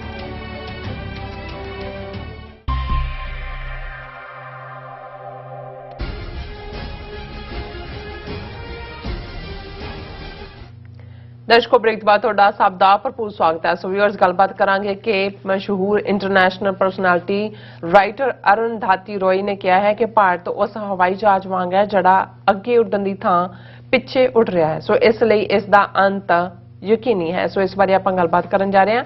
ਸੋ ਅਸੀਂ ਚਾਹਾਂਗੇ ਕਿ ਤੁਸੀਂ ਇਸੇ ਤਰ੍ਹਾਂ ਬਣੇ ਰਹਿਣਾ। ਦੇਖਣ ਸੁਣਨ ਲਈ ਐਂਡ ਲਿਖਣ ਲਈ ਤੁਹਾਡਾ ਸਭ ਦਾ ਬਹੁਤ ਬਹੁਤ ਸ਼ੁਕਰੀਆ। ਜੀ ਡਾਕਟਰ ਸਾਹਿਬ ਕੀ ਕਹਿਣਾ ਚਾਹੋਗੇ? ਦੇਖੋ ਕੁਝ ਸ਼ਖਸੀਅਤਾਂ ਐਸੀਆਂ ਹੁੰਦੀਆਂ ਨੇ ਜਿਹੜੀਆਂ ਆਪਣੇ ਕੰਮ ਨਾਲ, ਆਪਣੀ ਸਾਫ਼ ਗੋਈ ਨਾਲ ਜਾਂ ਆਪਣੀ ਪਰਸਨੈਲਿਟੀ ਨਾਲ ਉਹ ਆਪਣੇ ਆਪ ਦੇ ਵਿੱਚ ਇੱਕ ਸੰਸਥਾ ਬਣ ਜਾਂਦੀਆਂ ਨੇ ਔਰ ਕਈ ਵਾਰ ਇੱਕ ਮੁਲਕ ਦੀ ਰਿਪਰੈਜ਼ੈਂਟੇਸ਼ਨ ਜਾਂ ਆਜ਼ਾਦ ਆਵਾਜ਼ ਬਣ ਜਾਂਦੀਆਂ ਨੇ। ਅੱਛਾ, ਮੈਨੂੰ ਯਾਦ ਹੈ ਕਿ ਜਦੋਂ ਬਰਾਕ ਓਬਾਮਾ ਨੇ ਪ੍ਰੈਜ਼ੀਡੈਂਟ ਲਈ ਰਨ ਕਰਨ ਲਈ ਜਿਹੜਾ ਹੀ ਥਰੂ ਹਿਜ਼ ਹੈਟ ਇਨ ਦਾ ਰਿੰਗ ਤੇ ਮੁੱਢਲੇ ਦਿਨਾਂ ਦੇ ਵਿੱਚ ਜਿਨ੍ਹਾਂ ਨੇ ਸਪੋਰਟ ਕੀਤਾ ਜ਼ਾਹਰ ਹੈ ਉਹਨਾਂ ਚੋਂ ਕੈਨੇਡੀ ਫੈਮਿਲੀ ਸੀ, ਸੈਨੇਟਰ ਕੈਨੇਡੀ, ਔਰ ਇਹ ਬਹੁਤ ਵੱਡੀ ਗੱਲ ਸੀ। ਇਸ ਗੱਲ ਦਾ ਉਸ ਨੂੰ ਹਿਲਰੀ ਕਲਿੰਟਨ ਜਿਹੜੀ ਕਿ ਰਨ ਕਰ ਰਹੀ ਸੀ ਉਸ ਪ੍ਰੈਜ਼ੀਡੈਂਸੀ ਦੇ ਲਈ ਪ੍ਰਾਇਮਰੀ ਦੇ ਵਿੱਚ ਉਸ ਨੂੰ ਲੱਗਾ ਕਿ ਵੀ ਇਹ ਜਿਹੜਾ ਹੈ, ਕਿਉਂਕਿ ਉਹ ਵੀ ਕਲਿੰਟਨ ਫੈਮਿਲੀ ਵੀ ਆਪਣੇ ਆਪ ਨੂੰ ਕੈਨੇਡੀ ਫੈਮਿਲੀ ਦੇ ਕਲੋਜ਼ ਮਹਿਸੂਸ ਕਰਦੀ ਸੀ, ਪਰ ਕੁਝ ਲੋਕਾਂ ਦੇ ਵਿੱਚ ਇਹ ਜਿਹਨੂੰ ਤੁਸੀਂ ਪ੍ਰੀ ਸਾਇੰਸ ਨਾ ਵੀ ਕਹੋ, ਇਮਾਨਦਾਰੀ ਜਾਂ ਸਚਾਰਤਾ ਨਾਲ ਜਦੋਂ ਤੁਸੀਂ ਖਲੋਂਦੇ ਹੋ ਤਾਂ ਕੁਝ ਚੀਜ਼ਾਂ ਤੁਹਾਨੂੰ ਨਜ਼ਰ ਆਉਂਦੀਆਂ ਜਿਹੜੀਆਂ ਆਮ ਲੋਕ ਜਿਹੜੇ ਭੀੜ ਭੜੱਕੇ 'ਚ ਗਵਾਚੇ ਹੁੰਦੇ ਨੇ ਉਹਨਾਂ ਨੂੰ ਨਜ਼ਰ ਨਹੀਂ ਆਉਂਦੀਆਂ। ਸੋ ਜ਼ਾਹਰ ਹੈ ਕਿ ਕੈਨੇਡੀ ਫੈਮਿਲੀ ਜਿਹੜੀ ਹਮੇਸ਼ਾ ਜਿਹੜੀ ਰੇਸਿਜ਼ਮ ਦੇ ਖਿਲਾਫ ਖਲੋਤੀ, ਜਿਨ੍ਹਾਂ ਨੇ ਹਮੇਸ਼ਾ ਹੀ ਸਿਵਲ ਰਾਈਟਸ ਦੇ ਮੁੱਦਿਆਂ ਦੇ ਉੱਤੇ ਪਹਿਲ ਕਦਮੀ ਕਰਕੇ ਸਪੋਰਟ ਕੀਤੀ, ਸੋ ਉਹਨਾਂ ਨੂੰ ਨਜ਼ਰ ਆ ਰਿਹਾ ਸੀ ਔਰ ਉਹ ਸਮਝਦੇ ਸੀ ਕਿ ਅਮਰੀਕਾ ਦੇ ਵਿੱਚ ਜੇ ਅਸੀਂ ਕੁਝ ਵੀ ਜੋ ਇਸ ਸੁਸਾਇਟੀ ਨੇ ਰੇਸਿਜ਼ਮ ਔਰ ਸਲੇਵਰੀ ਔਰ ਇਹ ਸਾਰੀਆਂ ਬਿਮਾਰੀਆਂ ਦਿੱਤੀਆਂ ਨੇ, ਜੇ ਇੱਕ ਅਫਰੀਕਨ ਅਮਰੀਕਨ ਵਾਈਟ ਹਾਊਸ 'ਚ ਪਹੁੰਚ ਜਾਂਦਾ ਹੈ ਤੇ ਅਮਰੀਕਾ ਦਾ ਇੱਕ ਨਵਾਂ ਦੌਰ ਸ਼ੁਰੂ ਹੋਏਗਾ। ਪਰ ਇਸ ਦੇ ਨਾਲ ਨਾਲ ਜਿਹੜੀ ਇੱਕ ਓਪਨ ਸਪੋਰਟ ਉਸ ਪੀਰੀਅਡ ਦੇ ਵਿੱਚ ਆਈ, ਹਾਲਾਂਕਿ ਉਹ ਕੋਈ ਇਲੈਕਟਿਡ ਆਫੀਸ਼ੀਅਲ ਨਹੀਂ, ਅੱਜ ਵੀ ਅਮਰੀਕਾ ਦੀ ਪਛਾਣ ਦੁਨੀਆ ਦੇ ਕੁਝ ਹਿੱਸਿਆਂ 'ਚ ਓਪਰਾ ਵਿਨਫਰੇ ਜਿਹੜੀ ਸ਼ਿਕਾਗੋ ਬੇਸਡ ਜਿਹੜੀ ਹੈ ਉਹ ਜ਼ਬਰਦਸਤ ਐਂਕਰ ਹੋਸਟ ਔਰ ਜਿਹੜਾ ਵੀ ਉਹਦੇ ਕੋਈ ਰਾਈਟਰ ਜਾਂ ਦੂਸਰਾ ਉਹਦੇ ਸ਼ੋਅ ਤੇ ਚਲਾ ਜਾਏ ਉਹਨਾਂ ਦੀ ਕਿਤਾਬਾਂ ਦੀ ਔਰ ਦੂਸਰੀ ਜਿਹੜੀ ਗਿਣਤੀ ਹੈ 100 ਗੁਣਾ ਵੱਧ ਜਾਂਦੀ ਹੈ। ਹੁਣ ਓਪਰਾ ਵਿਨਫਰੇ ਆਪਣੇ ਆਪ ਦੇ ਵਿੱਚ ਇੱਕ ਥਾਂ ਰੱਖਦੇ ਇਨ ਸਪਾਈਟ ਆਫ ਕੰਟਰੋਵਰਸੀਜ਼, ਕਮਜ਼ੋਰੀਆਂ ਇੱਧਰ ਉੱਧਰ। ਜੇ ਭਾਰਤ ਦੇ ਹਵਾਲੇ ਨਾਲ ਅਸੀਂ ਗੱਲ ਕਰੀਏ, ਅਰੁਣਧਾਤੀ ਰॉय ਬੇਸ਼ੱਕ ਉਹ ਐਕਸਟ੍ਰੀਮ ਲੈਫਟ ਵਿਚਾਰਧਾਰਾ ਦੀ ਹੈ, ਇਸ 'ਚ ਵੀ ਕੋਈ ਸ਼ੱਕ ਨਹੀਂ ਕਿ ਉਹ ਏਥੀਇਸਟ ਹੈ ਔਰ ਉਸ ਦਾ ਜਿਹੜਾ ਪਹਿਲੀ ਲਿਖਤ ਗॉड ਆਫ ਸਮਾਲ ਥਿੰਗਸ ਜਿਸ ਨੂੰ ਪੁਲਿਟਜ਼ਰ ਪ੍ਰਾਈਜ਼ ਮਿਲਿਆ ਉਹ ਉਸ ਪਾਸੇ ਵੱਲ ਇਸ਼ਾਰਾ ਕਰਦਾ, ਪਰ ਬਹਾਦਰ ਔਰ ਦਲੇਰ ਔਰਤ ਹੈ ਔਰ ਉਹਨੇ ਜਿਹੜਾ ਹਮੇਸ਼ਾ ਹੀ ਜਿਹੜੇ ਡਾਊਨ ਟ੍ਰੋਡਨ ਨੇ ਜਿਨ੍ਹਾਂ ਦੇ ਉੱਤੇ ਜ਼ੁਲਮ ਹੁੰਦਾ, ਹਾਲਾਂਕਿ ਉਸ ਦਾ ਜ਼ਿਆਦਾ ਜ਼ੋਰ ਜਦੋਂ ਉਹ ਜਿਹੜੀ ਅੱਜ ਜਿਨ੍ਹਾਂ ਨੂੰ ਨਕਸਲਬਾੜੀ ਕਹਿ ਕੇ ਮਾਰਿਆ ਜਾਂਦਾ ਔਰ ਪਿਛਲੇ 60ਵੇਂ ਤੋਂ ਹੀ ਜਦੋਂ ਤੋਂ ਨਕਸਲਬਾੜੀ ਲਹਿਰ ਚੱਲੀ, ਸੋ ਉਹ ਉਹਨਾਂ ਦੇ ਵਿੱਚ ਜਾ ਕੇ ਉਹ ਛੱਤੀਸਗੜ੍ਹ ਹੋਏ ਔਰ ਦੂਸਰੇ ਹਿੱਸੇ ਹੋਣ ਵੈਸਟ ਬੰਗਾਲ ਦੇ ਜਾਂ ਦੂਜੇ, ਇਹ ਅਰੁਣਧਾਤੀ ਰॉय ਮਜ਼ਬੂਤੀ ਨਾਲ ਕਹਿ ਸਕਦੀ ਸੀ। ਉਹਨੇ ਕਿਹਾ ਜੇ ਵੀ ਇਹਨਾਂ ਦੇ ਕੋਲ ਇਹਨਾਂ ਵਿਚਾਰਿਆਂ ਨੇ ਕੀ ਗੁਨਾਹ ਕੀਤਾ ਹੈ। ਉਹਨੇ ਕਿਹਾ they are Gandhians with the guns. ਉਹਨਾਂ ਨੇ ਕਿਹਾ ਵੀ ਗਾਂਧੀ ਕੋਲ ਤਾਂ ਖਾਣ ਨੂੰ ਬਹੁਤ ਕੁਝ ਸੀ, ਉਹਦੇ ਲਈ ਤਾਂ ਭੁੱਖੇ ਰਹਿਣਾ ਜਿਹੜਾ ਉਹਦਾ ਇੱਕ ਸਿਆਸੀ ਵੈਪਨ ਹੋ ਸਕਦਾ ਹੈ ਜਾਂ ਉਸ ਦਾ ਇੱਕ ਡਰਾਮਾ ਹੋ ਸਕਦਾ। ਇਹ ਤਾਂ ਨਹੀਂ ਉਹਨੇ ਕਿਹਾ, ਇਹ ਤਾਂ ਮੈਂ ਇੰਟਰਪ੍ਰੀਟ ਕਰ ਰਿਹਾ ਕਿ ਵੀ ਉਹ ਤਾਂ ਇਸ ਲਈ ਉਪਵਾਸ ਜਾਂ ਵਰਤ ਰੱਖਦਾ ਸੀ ਕਿ ਉਹਨੇ, ਪਰ ਇਹ ਤਾਂ ਪਹਿਲਾਂ ਹੀ ਇਹਨਾਂ ਦੇ ਢਿੱਡ ਭੁੱਖੇ ਨੇ। ਸੋ ਇਹ ਵੀ ਜਿਹੜੇ ਨੇ ਇਤਜ਼ਾਜ਼ ਕਰ ਰਹੇ ਨੇ, ਉਹਨਾਂ ਦਾ ਤਰੀਕਾ ਹੀ ਰਿਬੈਲੀਅਨ ਦਾ, they are Gandhians with the guns, ਕਿਉਂਕਿ ਉਹਨਾਂ ਦੇ ਢਿੱਡ 'ਚ ਰੋਟੀ ਨਹੀਂ ਹੈ ਤੇ ਗਨ ਚੁੱਕਣ ਤੋਂ ਬਿਨਾਂ ਉਹਨਾਂ ਦੇ ਕੋਲ ਕੋਈ ਚਾਰਾ ਨਹੀਂ ਹੈ। ਇਸੇ ਤਰ੍ਹਾਂ ਜਦੋਂ ਕਸ਼ਮੀਰ ਵਾਦੀ ਦੇ ਵਿੱਚ ਗਈ ਜਾਂ ਜਾਂਦੀ ਹੈ, ਹੁਣ ਤਾਂ ਜਿਹੜਾ ਉਸ ਨੂੰ ਬਹੁਤ ਸਾਰੀਆਂ ਥਾਵਾਂ ਤੋਂ ਰੈਸਟ੍ਰਿਕਟ ਕੀਤਾ ਹੈ, ਕਈ ਕੇਸ ਕਈ ਦੂਜੇ ਤੀਜੇ, ਉਹ ਇਹ ਉਹਨਾਂ ਦੇ ਰਾਈਟ ਆਫ ਸੈਲਫ ਡਿਟਰਮੀਨੇਸ਼ਨ ਦੇ ਹੱਕ ਦੀ ਹਮਾਇਤੀ ਹੈ। ਹਾਲਾਂਕਿ ਨਵੰਬਰ 84 ਦੇ ਹਵਾਲੇ ਨਾਲ ਤਾਂ ਮੈਂ ਨਹੀਂ ਦੇਖਿਆ ਹੈ ਕਿ ਵੀ ਕੋਈ ਉਸ ਦੀਆਂ ਲਿਖਤਾਂ ਸਾਹਮਣੇ ਹੋਣ ਜਾਂ ਕੋਈ ਹੋਏ, ਲੇਕਿਨ ਪੰਜਾਬ ਦੇ ਵਿੱਚ ਵੀ ਇੱਕ ਦੋ ਮੌਕਿਆਂ ਦੇ ਉੱਤੇ ਜਿਹੜਾ ਜਾਂ ਉਸ ਨੇ ਆ ਕੇ ਆਪਣੀ ਸ਼ਮੂਲੀਅਤ ਕੀਤੀ ਹੈ। ਜਿਵੇਂ ਕਿ ਮੈਂ ਕਿਹਾ ਵੀ ਭਾਵੇਂ ਲੈਫਟਿਸਟ ਦਾਇਰਾ ਹੈ, ਲੇਕਿਨ ਉਹਦੀ ਜਦੋਂ ਉਹ ਕੋਈ ਗੱਲ ਕਹਿੰਦੀ ਹੈ, ਅਮਰੀਕਾ ਦੀਆਂ ਯੂਨੀਵਰਸਿਟੀਆਂ 'ਚ ਅਕਸਰ ਉਸ ਨੂੰ ਲੈਕਚਰਸ ਲਈ ਸੱਦਿਆ ਜਾਂਦਾ ਤੇ ਉਹ ਨਿਊਜ਼ ਬਣਦੀ ਹੈ, ਕਿਉਂਕਿ ਇੱਕ ਤਾਂ ਮੈਂ ਸਮਝਦਾ ਵੀ ਇੱਕ ਗਿਫਟਡ ਪਾਰਟ ਹੁੰਦਾ ਹੈ ਜਿਹਦੇ 'ਚ ਤੁਹਾਡੇ ਕੋਲ ਕੋਈ ਗੱਲ ਕਹਿਣ ਦਾ ਅੰਦਾਜ਼ ਐਸਾ ਹੀ ਉਹਦੀ ਲਿਖਣੀ ਦੇ ਵਿੱਚ ਵੀ ਹੈ ਔਰ ਬੇਬਾਕੀ ਹੁੰਦੀ ਹੈ ਔਰ ਬੇਖੌਫ ਹੁੰਦਾ। ਜਦੋਂ ਤੁਹਾਨੂੰ ਲੱਗਦਾ ਹੈ ਕਿ ਇੱਕ ਬਿਨਾਂ ਕਿਸੇ ਸਪੋਰਟ ਤੋਂ ਇੱਕ ਬੀਬੀ ਖਲੋ ਕੇ ਇੱਕ ਇਸ ਕਿਸਮ ਦੇ ਸਿਸਟਮ ਨੂੰ ਚੈਲੰਜ ਕਰ ਰਹੀ ਹੈ, ਇਸ ਕਿਸਮ ਦੇ ਹਿੰਦੂਤਵਾ ਦੇ ਵਿਚਾਰਧਾਰਾ ਦੇ ਅਗੇਂਸਟ ਖੜੀ ਹੈ, ਜਦੋਂ ਕਿ ਉੱਥੇ ਉਹ ਗੌਰੀ ਲੰਕੇਸ਼ ਹੋਏ, ਉਹ ਵੀ ਬੀਬੀ ਜਰਨਲਿਸਟ ਸੀ, ਲੰਗਾਇਤ ਜਿਹੜੀ ਬੋਲਡਲੀ ਰੱਖਦੇ ਸੀ, ਉਹਨਾਂ ਦਾ ਕੀ ਹਸ਼ਰ ਹੋਇਆ। ਸੋ ਇਹ ਗੱਲ ਮੈਨੂੰ ਵੀ ਐਡਮਾਇਰਰ ਬਣਾ ਦਿੰਦੀ ਹੈ। ਬੇਸ਼ੱਕ ਵਿਚਾਰਧਾਰਕ ਤੌਰ ਦੇ ਉੱਤੇ ਇਹ ਜਿਹੜੀ ਵਿਚਾਰਧਾਰਾ ਹੈ ਡਿਫਰੈਂਟ ਪਾਸੇ ਲੈ ਕੇ ਜਾਂਦੇ ਨੇ, ਲੇਕਿਨ ਮੈਂ ਸਮਝਦਾ ਹਾਂ ਵੀ ਜੇ ਉਹਨਾਂ ਦੀ ਕਨਵਿਕਸ਼ਨ ਵੀ ਹੈ, ਏਥੀਇਸਟ ਵੀ ਕਨਵਿਕਸ਼ਨ ਹੈ, ਲੈਫਟਿਸਟ ਵੀ ਕਨਵਿਕਸ਼ਨ ਹੈ, ਤੇ ਉਹਨਾਂ ਕੋਲ ਕਰੇਜ ਤਾਂ ਹੈ to stand by their conviction. ਸਾਡੇ ਜਿਹੜੇ ਬੜੇ ਲੋਕ ਆਪਣੇ ਆਪ ਨੂੰ ਧਰਮੀ ਕਹਿਣ ਵਾਲੇ ਵੀ ਨੇ ਜਾਂ ਆਪਣੇ ਆਪ ਨੂੰ ਧਰਮ ਦੇ ਅਲੰਬਰਦਾਰ ਜਾਂ ਦੂਜੇ ਵੀ ਸਮਝਦੇ ਨੇ, ਉਹ ਜਦੋਂ ਸੱਚ ਬੋਲਣ ਦਾ ਵੇਲਾ ਆਉਂਦਾ ਹੈ ਉਹਨਾਂ ਦੇ ਬੁੱਲ ਸੀਤੇ ਜਾਂਦੇ ਨੇ ਉਹਨਾਂ ਦੇ ਲਈ। ਔਰ ਇਹ ਮਾਹੌਲ ਅਸੀਂ ਦੇਖਦੇ ਹਾਂ, ਆਪਣੇ 'ਚ ਦੇਖਦੇ ਹਾਂ ਕਿਸੇ ਨੂੰ ਕੀ ਕਹਿਣਾ ਕਿ ਕਿਸ ਕਿਸਮ ਦਾ ਜਿਹੜਾ ਉਹ ਖੱਬੇ ਸੱਜੇ ਕੀ ਹੈ, ਇੱਧਰ ਉੱਧਰ ਕੀ ਹੈ ਇਹ ਹੁਣ ਮੈਂ ਵੇਰਵੇ 'ਚ ਨਹੀਂ ਜਾਂਦਾ ਕਿ ਭਾਈ ਇਹ ਸਾਰਾ ਪਾਰਟ ਬਰਾਬਰ ਹੈ, ਪਰ ਜਦੋਂ ਅਰੁਣਧਾਤੀ ਰਾਏ ਬੋਲਦੀ ਹੈ ਤੇ ਫਿਰ ਉਹ ਬੋਲਦੀ ਹੈ, ਉਹ ਖਬਰ ਵੀ ਬਣਦੀ ਹੈ ਔਰ ਦੁਨੀਆ 'ਚ ਉਹਦਾ ਨੋਟਿਸ ਵੀ ਲਿਆ ਜਾਂਦਾ ਹੈ ਕਿਉਂਕਿ ਉਸ ਦੀ ਗੱਲ ਦੇ ਵਿੱਚ ਭਾਰ ਹੁੰਦਾ ਹੈ। ਹੁਣ ਇੱਕ ਦਿੱਲੀ ਯੂਨੀਵਰਸਿਟੀ ਦੇ ਰਾਮ ਲਾਲ ਆਨੰਦ ਕਾਲਜ ਦੇ ਪ੍ਰੋਫੈਸਰ ਹੈ ਜਿਨ੍ਹਾਂ ਨੂੰ ਹੁਣ ਸੈਕ ਕਰ ਦਿੱਤਾ ਗਿਆ, ਪ੍ਰੋਫੈਸਰ GN ਸਾਈਂ ਬਾਬਾ। ਹੁਣ ਇਹ ਡਾਕਟਰ ਔਰ ਜ਼ਾਹਰ ਹੈ ਕਿ ਬਹੁਤ ਜ਼ਬਰਦਸਤ ਪੋਇਟ ਰਾਈਟਰ, ਕਿਉਂਕਿ ਉਹ ਜਿਹੜੇ ਸ਼ੋਸ਼ਿਤ ਲੋਕ ਨੇ ਉਹਨਾਂ ਦੇ ਹੱਕਾਂ ਦੇ ਲਈ ਬੋਲਣ ਵਾਲਾ, ਲਿਖਣ ਵਾਲਾ। ਔਰ ਜਦੋਂ ਹਿੰਦੂ ਤਵੀਆਂ ਨੇ ਟਾਰਗੇਟ ਕੀਤਾ, ਇੱਕ ਪਾਸੇ ਤੇ ਸਿੱਖਾਂ ਨੂੰ ਟਾਰਗੇਟ ਆਤੰਕਵਾਦੀ ਕਹਿ ਕੇ ਜਾਂ ISI ਦੇ ਏਜੰਟ ਜੋ ਉਹਨਾਂ ਨੇ ਹਾਲ ਹੁਣ ਵੀ ਕੀਤਾ ਹੋਇਆ ਜਥੇਬੰਦੀਆਂ ਨੂੰ ਬਦਨਾਮ ਕਰਕੇ, ਮੁਸਲਮਾਨਾਂ ਨੂੰ ਉਹਨਾਂ ਨੇ ਟੁਕੜੇ ਟੁਕੜੇ ਗੈਂਗ ਤੇ ਪਾਕਿਸਤਾਨ ਨਾਲ ਜੋੜ ਕੇ ਜਾਂ 47 ਤੋਂ ਪਹਿਲਾਂ ਕਿ ਇਹਨਾਂ ਨੇ ਪਾਕਿਸਤਾਨ ਲਈ ਵੋਟਾਂ ਕੀਤੀਆਂ ਤੇ ਇਹ ਉਹ ਕੀਤਾ। ਔਰ ਜਿਹੜੇ ਨਕਸਲਵਾਦੀ ਸੀ ਉਹਨਾਂ ਨੂੰ ਤਾਂ ਮਾਓਵਾਦੀ ਕਹਿ ਕੇ ਔਰ ਦੂਸਰੇ ਹੈ, ਲੇਕਿਨ ਜਿਹੜੇ ਇੰਟੈਲੈਕਚੁਅਲਸ ਯੂਨੀਵਰਸਿਟੀਆਂ ਦੇ ਵਿੱਚ ਬੈਠੇ ਹੋਏ ਦੂਸਰੇ ਲੋਕ ਜਿਹੜੇ ਆਮ ਤੌਰ ਤੇ ਇਨਸਾਨੀ ਬਰਾਬਰੀ ਦੀ ਗੱਲ ਕਰਦੇ ਨੇ, ਜ਼ੁਲਮ ਦੇ ਖਿਲਾਫ ਆਵਾਜ਼ ਚੁੱਕਦੇ ਨੇ, ਉਹਨਾਂ ਦੇ ਲਈ ਇੱਕ ਟਰਮ ਇਹਨਾਂ ਨੇ ਕੋਇਨ ਕੀਤੀ, ਅਰਬਨ ਨਕਸਲਸ। ਇਹ ਇਹਨਾਂ ਦੀ ਕੋਇਨ ਕੀਤੀ ਟਰਮ ਹੈ ਕਿ ਇਹ ਸ਼ਹਿਰਾਂ ਵਿੱਚ ਰਹਿਣ ਵਾਲੇ ਨਕਸਲਵਾਦੀ ਨੇ, ਕਿ ਭਾਵੇਂ ਇਹਨਾਂ ਨੇ ਜਿਹੜੇ ਨਕਸਲਵਾੜੀ ਜਾਂ ਮਾਓਵਾਦੀਆਂ ਵਾਂਗ ਗਨਜ਼ ਨਹੀਂ ਚੁੱਕੀਆਂ ਹੋਈਆਂ ਪਰ ਇਹ ਹੈ ਨਕਸਲਵਾਦੀ ਨੇ। ਔਰ ਅਸੀਂ ਪਿਛਲੇ ਦਿਨਾਂ 'ਚ ਦੇਖਿਆ ਵੀ ਕਿਵੇਂ ਪੈਗਾਸਸ ਜਿਹੜਾ ਮਾਲ ਸਪਾਈਵੇਅਰ ਇਹਨਾਂ ਨੇ ਇਜ਼ਰਾਈਲ ਤੋਂ ਖਰੀਦਿਆ, ਕਿਵੇਂ ਕੰਪਿਊਟਰਾਂ ਦੇ ਵਿੱਚ ਫਿੱਟ ਕੀਤਾ। ਔਰ ਜਿਹੜੇ ਬਹੁਤ ਸਾਰੇ ਇਹਨਾਂ ਨੇ ਇੰਟੈਲੈਕਚੁਅਲਸ ਨੂੰ ਜਿਨ੍ਹਾਂ ਦੇ ਵਿੱਚ ਈਵਨ ਜਿਹੜਾ ਸਵਾਮੀਸਤਾਨ ਜਿਹਦੀ ਡੈਥ ਜੇਲ੍ਹ ਦੇ ਵਿੱਚ ਹੋਈ, ਜਾਂ ਜਿਹੜਾ ਕੋਰੇਗਾਂਵ ਮਹਾਰਾਸ਼ਟਰ ਦੇ ਮਾਮਲੇ ਦੇ ਵਿੱਚ ਜਿਨ੍ਹਾਂ ਨੂੰ ਫਸਾਇਆ ਹੋਇਆ ਪ੍ਰੋਫੈਸਰਾਂ ਨੂੰ ਔਰ ਇੰਟੈਲੈਕਚੁਅਲਸ ਨੂੰ, ਉਹਨਾਂ ਦੇ ਕੰਪਿਊਟਰਾਂ ਨੂੰ ਇੱਕ ਅਜੇ ਅਸੀਂ ਕੰਪਿਊਟਰਾਂ 'ਚ ਦੇਖਿਆ ਇਹ ਤਾਂ ਦੇ ਵਰ ਡਿਕਲੇਅਰਿੰਗ ਵਾਰ ਅਗੇਂਸਟ ਇੰਡੀਆ। ਇਹ ਤਾਂ ਭਾਰਤ ਦੇ ਉਹ ਸਾਰੇ ਕਨਵਿਕਸ਼ਨ ਇਸ ਦੇ ਵਿੱਚ ਉਹਨਾਂ ਨੂੰ ਕਿਸੇ ਨੂੰ ਕਨਵਿਕਟ ਕੀਤਾ ਹੈ, ਕੋਈ ਜੇਲ੍ਹਾਂ ਦੇ ਵਿੱਚ ਨੇ। ਹੁਣ ਇਹ ਪ੍ਰੋਫੈਸਰ ਸਾਈਂ ਬਾਬਾ ਜਿਹੜਾ ਹੈ ਇਹ ਪੈਰਾਲਾਈਜ਼ਡ ਹੈ, 90% ਦੀ ਬਾਡੀ ਅਧਰੰਗ ਦਾ ਸ਼ਿਕਾਰ ਹੈ, ਵੀਲ ਚੇਅਰ ਦੇ ਉੱਤੇ ਇੱਕ ਪਾਸੇ ਨੂੰ ਲੁਟਕਿਆ ਹੁੰਦਾ ਹੈ। ਲੇਕਿਨ ਇਸ ਨੂੰ ਭਾਰਤ ਦੇ ਖਿਲਾਫ ਜੰਗ ਡਿਕਲੇਅਰ ਕਰਨ ਦਾ ਕਿ ਹੀ ਡਿਕਲੇਅਰਡ ਏ ਵਾਰ ਅਰਬਨ ਨਕਸਲ ਬਣਾ ਕੇ ਉਹਨੂੰ ਉਮਰ ਕੈਦ ਦੀ ਸਜ਼ਾ ਦਿੱਤੀ ਹੋਈ ਹੈ ਔਰ ਉਹ ਜੇਲ੍ਹ 'ਚ ਬੰਦ ਹੈ।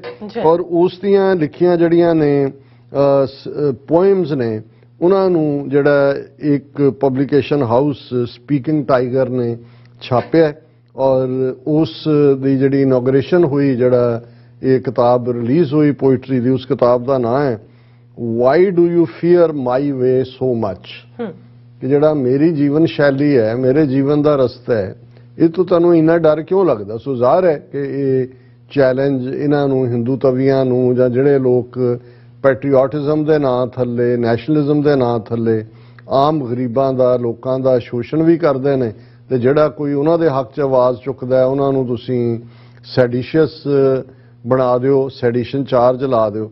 ਹੁਣ ਇਸ ਦੀ ਇਨੋਗ੍ਰੇਸ਼ਨ ਦੇ ਮੌਕੇ ਜਿਹੜਾ ਅਰੁਣਧਾਤੀ ਰਾਏ ਨੂੰ ਜ਼ਾਹਰ ਹੈ ਇਨਵਾਈਟ ਕੀਤਾ ਹੋਇਆ ਸੀ ਔਰ ਉਹਨੇ ਇਸ ਦੇ ਵਿੱਚ ਜੋ ਕਿਹਾ, ਈਵਨ ਇੰਡੀਅਨ ਮੀਡੀਆ ਦੀ ਵੀ ਹੈਡਲਾਈਨ ਹੈ, PTI ਜਿਹੜੀ ਇਹਨਾਂ ਦੀ ਮੇਨ ਨਿਊਜ਼ ਏਜੰਸੀ, ਉਹਨੇ ਵੀ ਖਬਰ ਲਾਈ ਹੈ ਔਰ ਇਹਦੀ ਹੈਡਲਾਈਨ ਹੈ today's India like a plane flying backwards it's headed for crash Arundhati Roy. ਹੁਣ ਇਹ ਜਿਹੜੀ ਉਹਨੇ ਅਰੁਣਧਾਤੀ ਰਾਏ ਨੇ ਇਹ ਗੱਲ ਇੱਥੋਂ ਕੀਤੀ, ਉਹਨੇ ਕਿਹਾ ਕਿ ਵੀ ਮੈਂ ਜਿਹੜੀ ਹੈ recently I asked A pilot friend of ਮਾਈਨ, ਕਿ ਮੈਂ ਹੁਣੇ ਹੀ ਤਾਜ਼ਾ ਆਪਣੇ ਇੱਕ ਪਾਇਲਟ ਦੋਸਤ ਨੂੰ ਪੁੱਛਿਆ can you fly a plane backwards, ਕਿ ਜਹਾਜ਼ ਅੱਗੇ ਨੂੰ ਕੀ ਤੂੰ ਪਿੱਛੇ ਨੂੰ ਚਲਾ ਸਕਦਾ। ਹੀ ਲਾਫਡ ਆਊਟ ਲਾਊਡ, ਕਿ ਉਹ ਜ਼ੋਰ ਦੀ ਹੱਸਿਆ। I said this is exactly what is happening here in India, ਕਿ ਵੀ ਇਹ ਭਾਰਤ ਦੇ ਵਿੱਚ ਐਗਜ਼ੈਕਟਲੀ ਹੋ ਰਿਹਾ। ਔਰ ਉਹਨੇ ਇਸ ਸਾਰੇ ਚੋਂ ਉਹਨੇ ਕਿਹਾ, ਫਿਰ ਇਸ ਫੰਕਸ਼ਨ ਜਿਹੜੀ ਉਹਦੀ ਸਪੀਚ ਹੈ ਉਹਦੇ ਚ ਉਹਨੇ ਕਿਹਾ ਕਿ ਰਾਏ said that from spearheading truly revolutionary movements in 1960s for redistribution of wealth and land, the country leaders are now seeking votes and winning elections by distributing 5 kilogram rice and 1 kilogram salt. Freebies. Punjab 'ਚ ਵੀ ਤੁਸੀਂ ਦੇਖ ਲਓ। ਹੁਣ Aam Aadmi party ਦਾ 92 ਸੀਟਾਂ ਲਿਜਾਣਾ ਕੋਈ ਪੰਜਾਬ ਦੇ ਹੱਕਾਂ ਹਿੱਤਾਂ ਦੀ ਗੱਲ, ਕੋਈ ਰੈਵੋਲੂਸ਼ਨਰੀ ਆਈਡੀਆ ਤਾਂ ਦੂਰ ਦੀ ਗੱਲ, ਈਵਨ ਲੋਕਾਂ ਦੀਆਂ ਮੁੱਢਲੀਆਂ ਪਰ ਇਹ ਹੈ ਜੀ ਅਸੀਂ ਇਹ ਮੁਫਤ ਦੇ ਦੇਵਾਂਗੇ, ਬਿਜਲੀ ਮੁਫਤ ਹੈ, ਫਲਾਣਾ ਹੈ, ਚੌਲ ਦੇ ਦੇਵਾਂਗੇ ਔਰ ਦਾਲ ਦੇ ਦੇਵਾਂਗੇ। ਉਹਨਾਂ ਪਹਿਲੀਆਂ ਸਰਕਾਰਾਂ ਨੇ ਕਿਹਾ ਸੀ ਜੀ ਸਟੋਰਾਂ ਤੋਂ ਲੈ ਜਾਓ, ਆਮ ਆਦਮੀ ਪਾਰਟੀ ਨੇ ਕਿਹਾ ਜੀ ਅਸੀਂ ਘਰ ਦੇ ਬੂਹੇ ਤੇ ਰੱਖ ਕੇ ਜਾਇਆ ਕਰਾਂਗੇ। ਲੋਕਾਂ ਨੇ ਕਿਹਾ ਜੀ ਇਹ ਤਾਂ ਬੜੀ ਮੌਜ, ਸਾਡਾ ਦਿਨ ਬਚ ਜਾਏਗਾ ਸਟੋਰ ਦੇ ਉੱਤੇ ਇਹਨਾਂ ਦੇ ਨਾਲ। ਉਹਨੇ ਕਿਹਾ ਜੀ ਕਿੱਥੇ 60ਵਿਆਂ ਦੇ ਵਿੱਚ ਜਿਹੜੀਆਂ ਮੂਵਮੈਂਟ ਸੀ ਉਹ ਤਾਂ ਵੈਲਥ ਦੀ ਗੱਲ ਕਰਦੀਆਂ ਸੀ ਕਿ ਭਾਈ ਅਮੀਰ ਅਮੀਰ ਹੁੰਦਾ ਚਲਾ ਜਾ ਰਿਹਾ, ਗਰੀਬ ਗਰੀਬ ਹੁੰਦਾ ਜਾ ਰਿਹਾ। ਇਹ ਜਿਹੜੀ ਹੈ ਇਕੁਈ ਡਿਸਟ੍ਰੀਬਿਊਸ਼ਨ ਹੋਏ। ਫਿਰ ਉਹਨੇ ਪਾਇਲਟ ਆਪਣੇ ਦੋਸਤ ਦੀ ਗੱਲ ਕੀਤੀ। ਉਹਨੇ ਕਿਹਾ the leaders of this country are flying the plane in reverse, everything is falling and we are headed for a crash. ਕਿ ਜਹਾਜ਼ ਪੁੱਠਾ ਚਲਾ ਰਿਹਾ ਨੇ, ਜਹਾਜ਼ 'ਚੋਂ ਚੀਜ਼ਾਂ ਡਿੱਗ ਰਹੀਆਂ ਔਰ ਇਹ ਜਿਹੜਾ ਉਹਦਾ ਜਹਾਜ਼ ਦਾ ਕ੍ਰੈਸ਼ ਹੈ ਮਤਲਬ ਇਹ ਹੈ ਵੀ ਇੰਡੀਆ ਦਾ ਖਾਤਮਾ ਸਰਟਨ ਹੈ।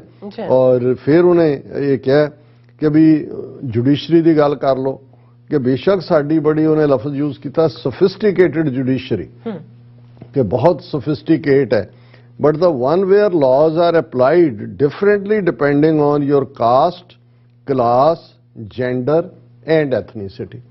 ਕਿ ਜੁਡੀਸ਼ਰੀ ਤਾਂ ਹੁਣ ਕਨਸਟੀਟਿਊਸ਼ਨ ਦਾ ਬੜਾ ਜ਼ਬਰਦਸਤ ਹੈ, ਦੁਨੀਆ ਦੇ ਸਾਰੇ ਕਨਸਟੀਟਿਊਸ਼ਨ ਦੀ ਨਕਲ ਮਾਰ ਕੇ ਸਭ ਤੋਂ ਵੱਡਾ ਬਣਾਇਆ ਹੈ। ਪਰ ਉਹਨੇ ਕਿਹਾ ਕਿ ਭਾਈ ਜਦੋਂ ਫੈਸਲਾ ਤਾਂ ਜੱਜ ਨੇ ਦੇਣਾ ਤੇ ਜਿਹੜਾ ਜੱਜ ਬੈਠਾ ਕੁਰਸੀ ਤੇ ਉਹ ਡਿਸਾਈਡ ਕਰਨ ਵੇਲੇ ਦੇਖੇਗਾ ਵੀ ਤੁਹਾਡੀ ਕਾਸਟ ਕੀ ਹੈ, ਤੁਸੀਂ ਕਿਸ ਵਰਗ ਦੇ ਹੋ, ਤੁਹਾਡਾ ਤੁਸੀਂ ਮਰਦ ਹੋ ਕਿ ਔਰਤ ਹੋ, ਐਥਨੀਸਿਟੀ ਕਿ ਭਾਈ ਤੁਹਾਡਾ ਮਜ਼ਹਬ ਕੀ ਹੈ ਔਰ ਤੁਹਾਡਾ ਪਿਛੋਕੜ ਕੀ ਹੈ। What are we doing here today? We are meeting to talk about a professor who is paralyzed 90% and has been in jail for 7 years. That is what we are doing. That is enough. ਉਹਨੇ ਕਿਹਾ ਵੀ discrimination ਜਾਂ ਦੂਜੀ ਦਾ ਤਾਂ ਹੋਰ ਸਬੂਤ ਦੀ ਲੋੜ ਹੀ ਨਹੀਂ ਹੈ। ਅਸੀਂ ਜਿਸ ਫੰਕਸ਼ਨ ਤੇ ਇਕੱਠੇ ਹੋਏ ਹਾਂ ਇਹ ਉਹ ਪ੍ਰੋਫੈਸਰ ਜਿਹੜਾ 90% ਜਿਹੜਾ ਪੈਰਾਲਾਈਜ਼ਡ ਹੈ, ਅਧਰੰਗ ਦਾ ਸ਼ਿਕਾਰ ਹੈ, ਵੀਲ ਚੇਅਰ ਤੇ ਲੁਟਕਿਆ ਹੋਇਆ ਹੈ ਤੇ 7 ਸਾਲਾਂ ਤੋਂ ਜੇਲ੍ਹ 'ਚ ਹੈ। ਹੋਰ ਤੁਸੀਂ ਜੁਡੀਸ਼ਰੀ ਦਾ ਨਜ਼ਾਰਾ ਕੀ ਦੇਖਣਾ? ਇਹ ਸੋਫਿਸਟੀਕੇਟ ਜੁਡੀਸ਼ਰੀ ਆਪਣੀ ਦੇਖ ਲਓ। ਵੀ ਡੋ ਨਾਟ ਹੈਵ ਟੂ ਸਪੀਕ ਐਨੀ ਮੋਰ। ਸਾਨੂੰ ਕੋਈ ਹੋਰ ਇੱਥੇ ਲੈਕਚਰ ਕਰਨ ਦੀ ਲੋੜ ਹੀ ਨਹੀਂ ਹੈ। That is enough to tell you what kind of country we are living in, what shame is this, ਵੀ ਅਸੀਂ ਕਿਸ ਮੁਲਕ 'ਚ ਰਹਿ ਰਹੇ ਹਾਂ, ਇਹ ਤੋਂ ਵੱਡੀ ਹੋਰ ਕੀ ਸ਼ਰਮ ਹੈ। ਫਿਰ ਉਹਨਾਂ ਨੇ ਜਿਹੜਾ ਇਹ ਕਿਹਾ ਕਿ ਵੀ ਉਹਨੂੰ ਇੰਪ੍ਰਿਜ਼ਨ ਕੀਤਾ ਹੋਇਆ 2017 ਤੋਂ। ਮਹਾਰਾਸ਼ਟਰ ਦੇ ਸੈਸ਼ਨ ਕੋਰਟ ਨੇ ਗਾਦਚਿਰੋਲੀ ਡਿਸਟ੍ਰਿਕਟ ਦੇ ਕਿ having Maoist links and engaging in activities amounting to waging war against the country. ਜਿਹੜਾ 90% ਅਧਰੰਗ ਨਾਲ ਲੁਟਕਿਆ ਹੋਇਆ ਹੈ ਉਹ ਜੰਗ ਬਚਾ ਰਿਹਾ ਹੈ ਭਾਰਤ ਦੇ ਖਿਲਾਫ।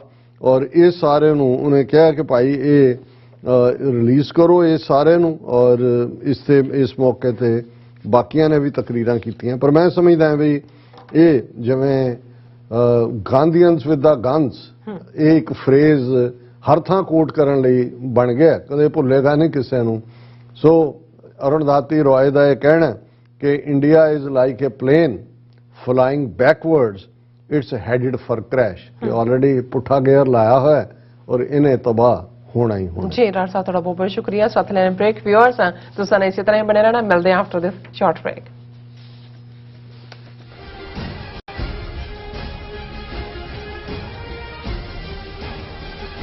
ਯੂਕੇ ਅਤੇ ਜਨੇਵਾ ਤੋਂ ਬਾਅਦ ਖਾਲਿਸਤਾਨ ਰੈਫਰੈਂਡਮ ਦੀਆਂ ਵੋਟਾਂ ਦਾ ਅਗਲਾ ਪੜਾਅ ਇਟਲੀ।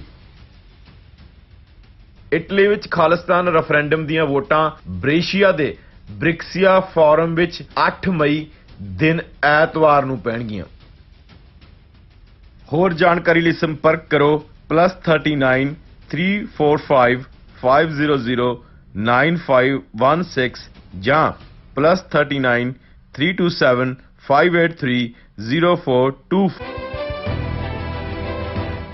ਦੀਪ ਸਿੱਧੂ ਦੀ ਨਿੱਘੀ ਯਾਦ ਵਿੱਚ ਸ਼੍ਰੋਮਣੀ ਅਕਾਲੀ ਦਲ ਅੰਮ੍ਰਿਤਸਰ ਅਮਰੀਕਾ ਵੱਲੋਂ ਵਿਸ਼ੇਸ਼ ਪੰਥਕ conference royal Indian palace New York ਵਿਖੇ 8 ਮਈ 2022 ਦਿਨ ਐਤਵਾਰ ਨੂੰ ਕਰਵਾਈ ਜਾ ਰਹੀ ਹੈ। ਇਸ ਕਾਨਫਰੰਸ ਵਿੱਚ ਸਰਦਾਰ ਕੁਸ਼ਲਪਾਲ ਸਿੰਘ ਮਾਨ ਖਾਸ ਤੌਰ ਤੇ ਹਾਜ਼ਰੀ ਭਰਨਗੇ ਤੇ ਸਰਦਾਰ ਇਮਾਨ ਸਿੰਘ ਮਾਨ ਵੀਡੀਓ ਕਾਲ ਰਾਹੀਂ ਹਾਜ਼ਰੀ ਲਗਵਾਉਣਗੇ।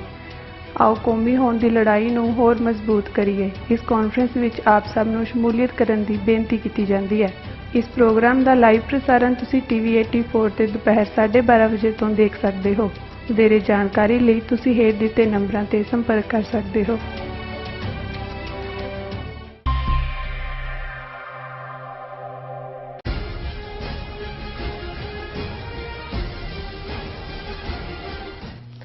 ਦਰਸ਼ਕੋ, ਬ੍ਰੇਕ ਤੋਂ ਬਾਅਦ ਆਪਾਂ ਤੁਹਾਨੂੰ ਸਭ ਨੂੰ ਜੀ ਆਇਆਂ ਕਹਿੰਦੇ ਹਾਂ। ਸੋ ਗੱਲਬਾਤ ਕਰਾਂਗੇ ਕਿ ਯੂਨਾਈਟਿਡ ਨੇਸ਼ਨਜ਼ ਨਾਲ ਸੰਬੰਧਿਤ ਸੰਸਥਾ ਵਰਲਡ ਹੈਲਥ ਆਰਗੇਨਾਈਜੇਸ਼ਨ ਨੇ ਕਿਹਾ ਹੈ ਕਿ ਕੋਰੋਨਾ ਮਹਾਮਾਰੀ ਕਾਰਨ ਹੁਣ ਤੱਕ ਦੁਨੀਆ ਵਿੱਚ 1.5 ਕਰੋੜ ਦੇ ਕਰੀਬ ਲੋਕ ਮਰ ਚੁੱਕੇ ਹਨ। ਇਹਨਾਂ ਵਿੱਚੋਂ 47 ਲੱਖ ਮੌਤਾਂ ਸਿਰਫ ਭਾਰਤ ਵਿੱਚ ਹੀ ਹੋਈਆਂ ਨੇ।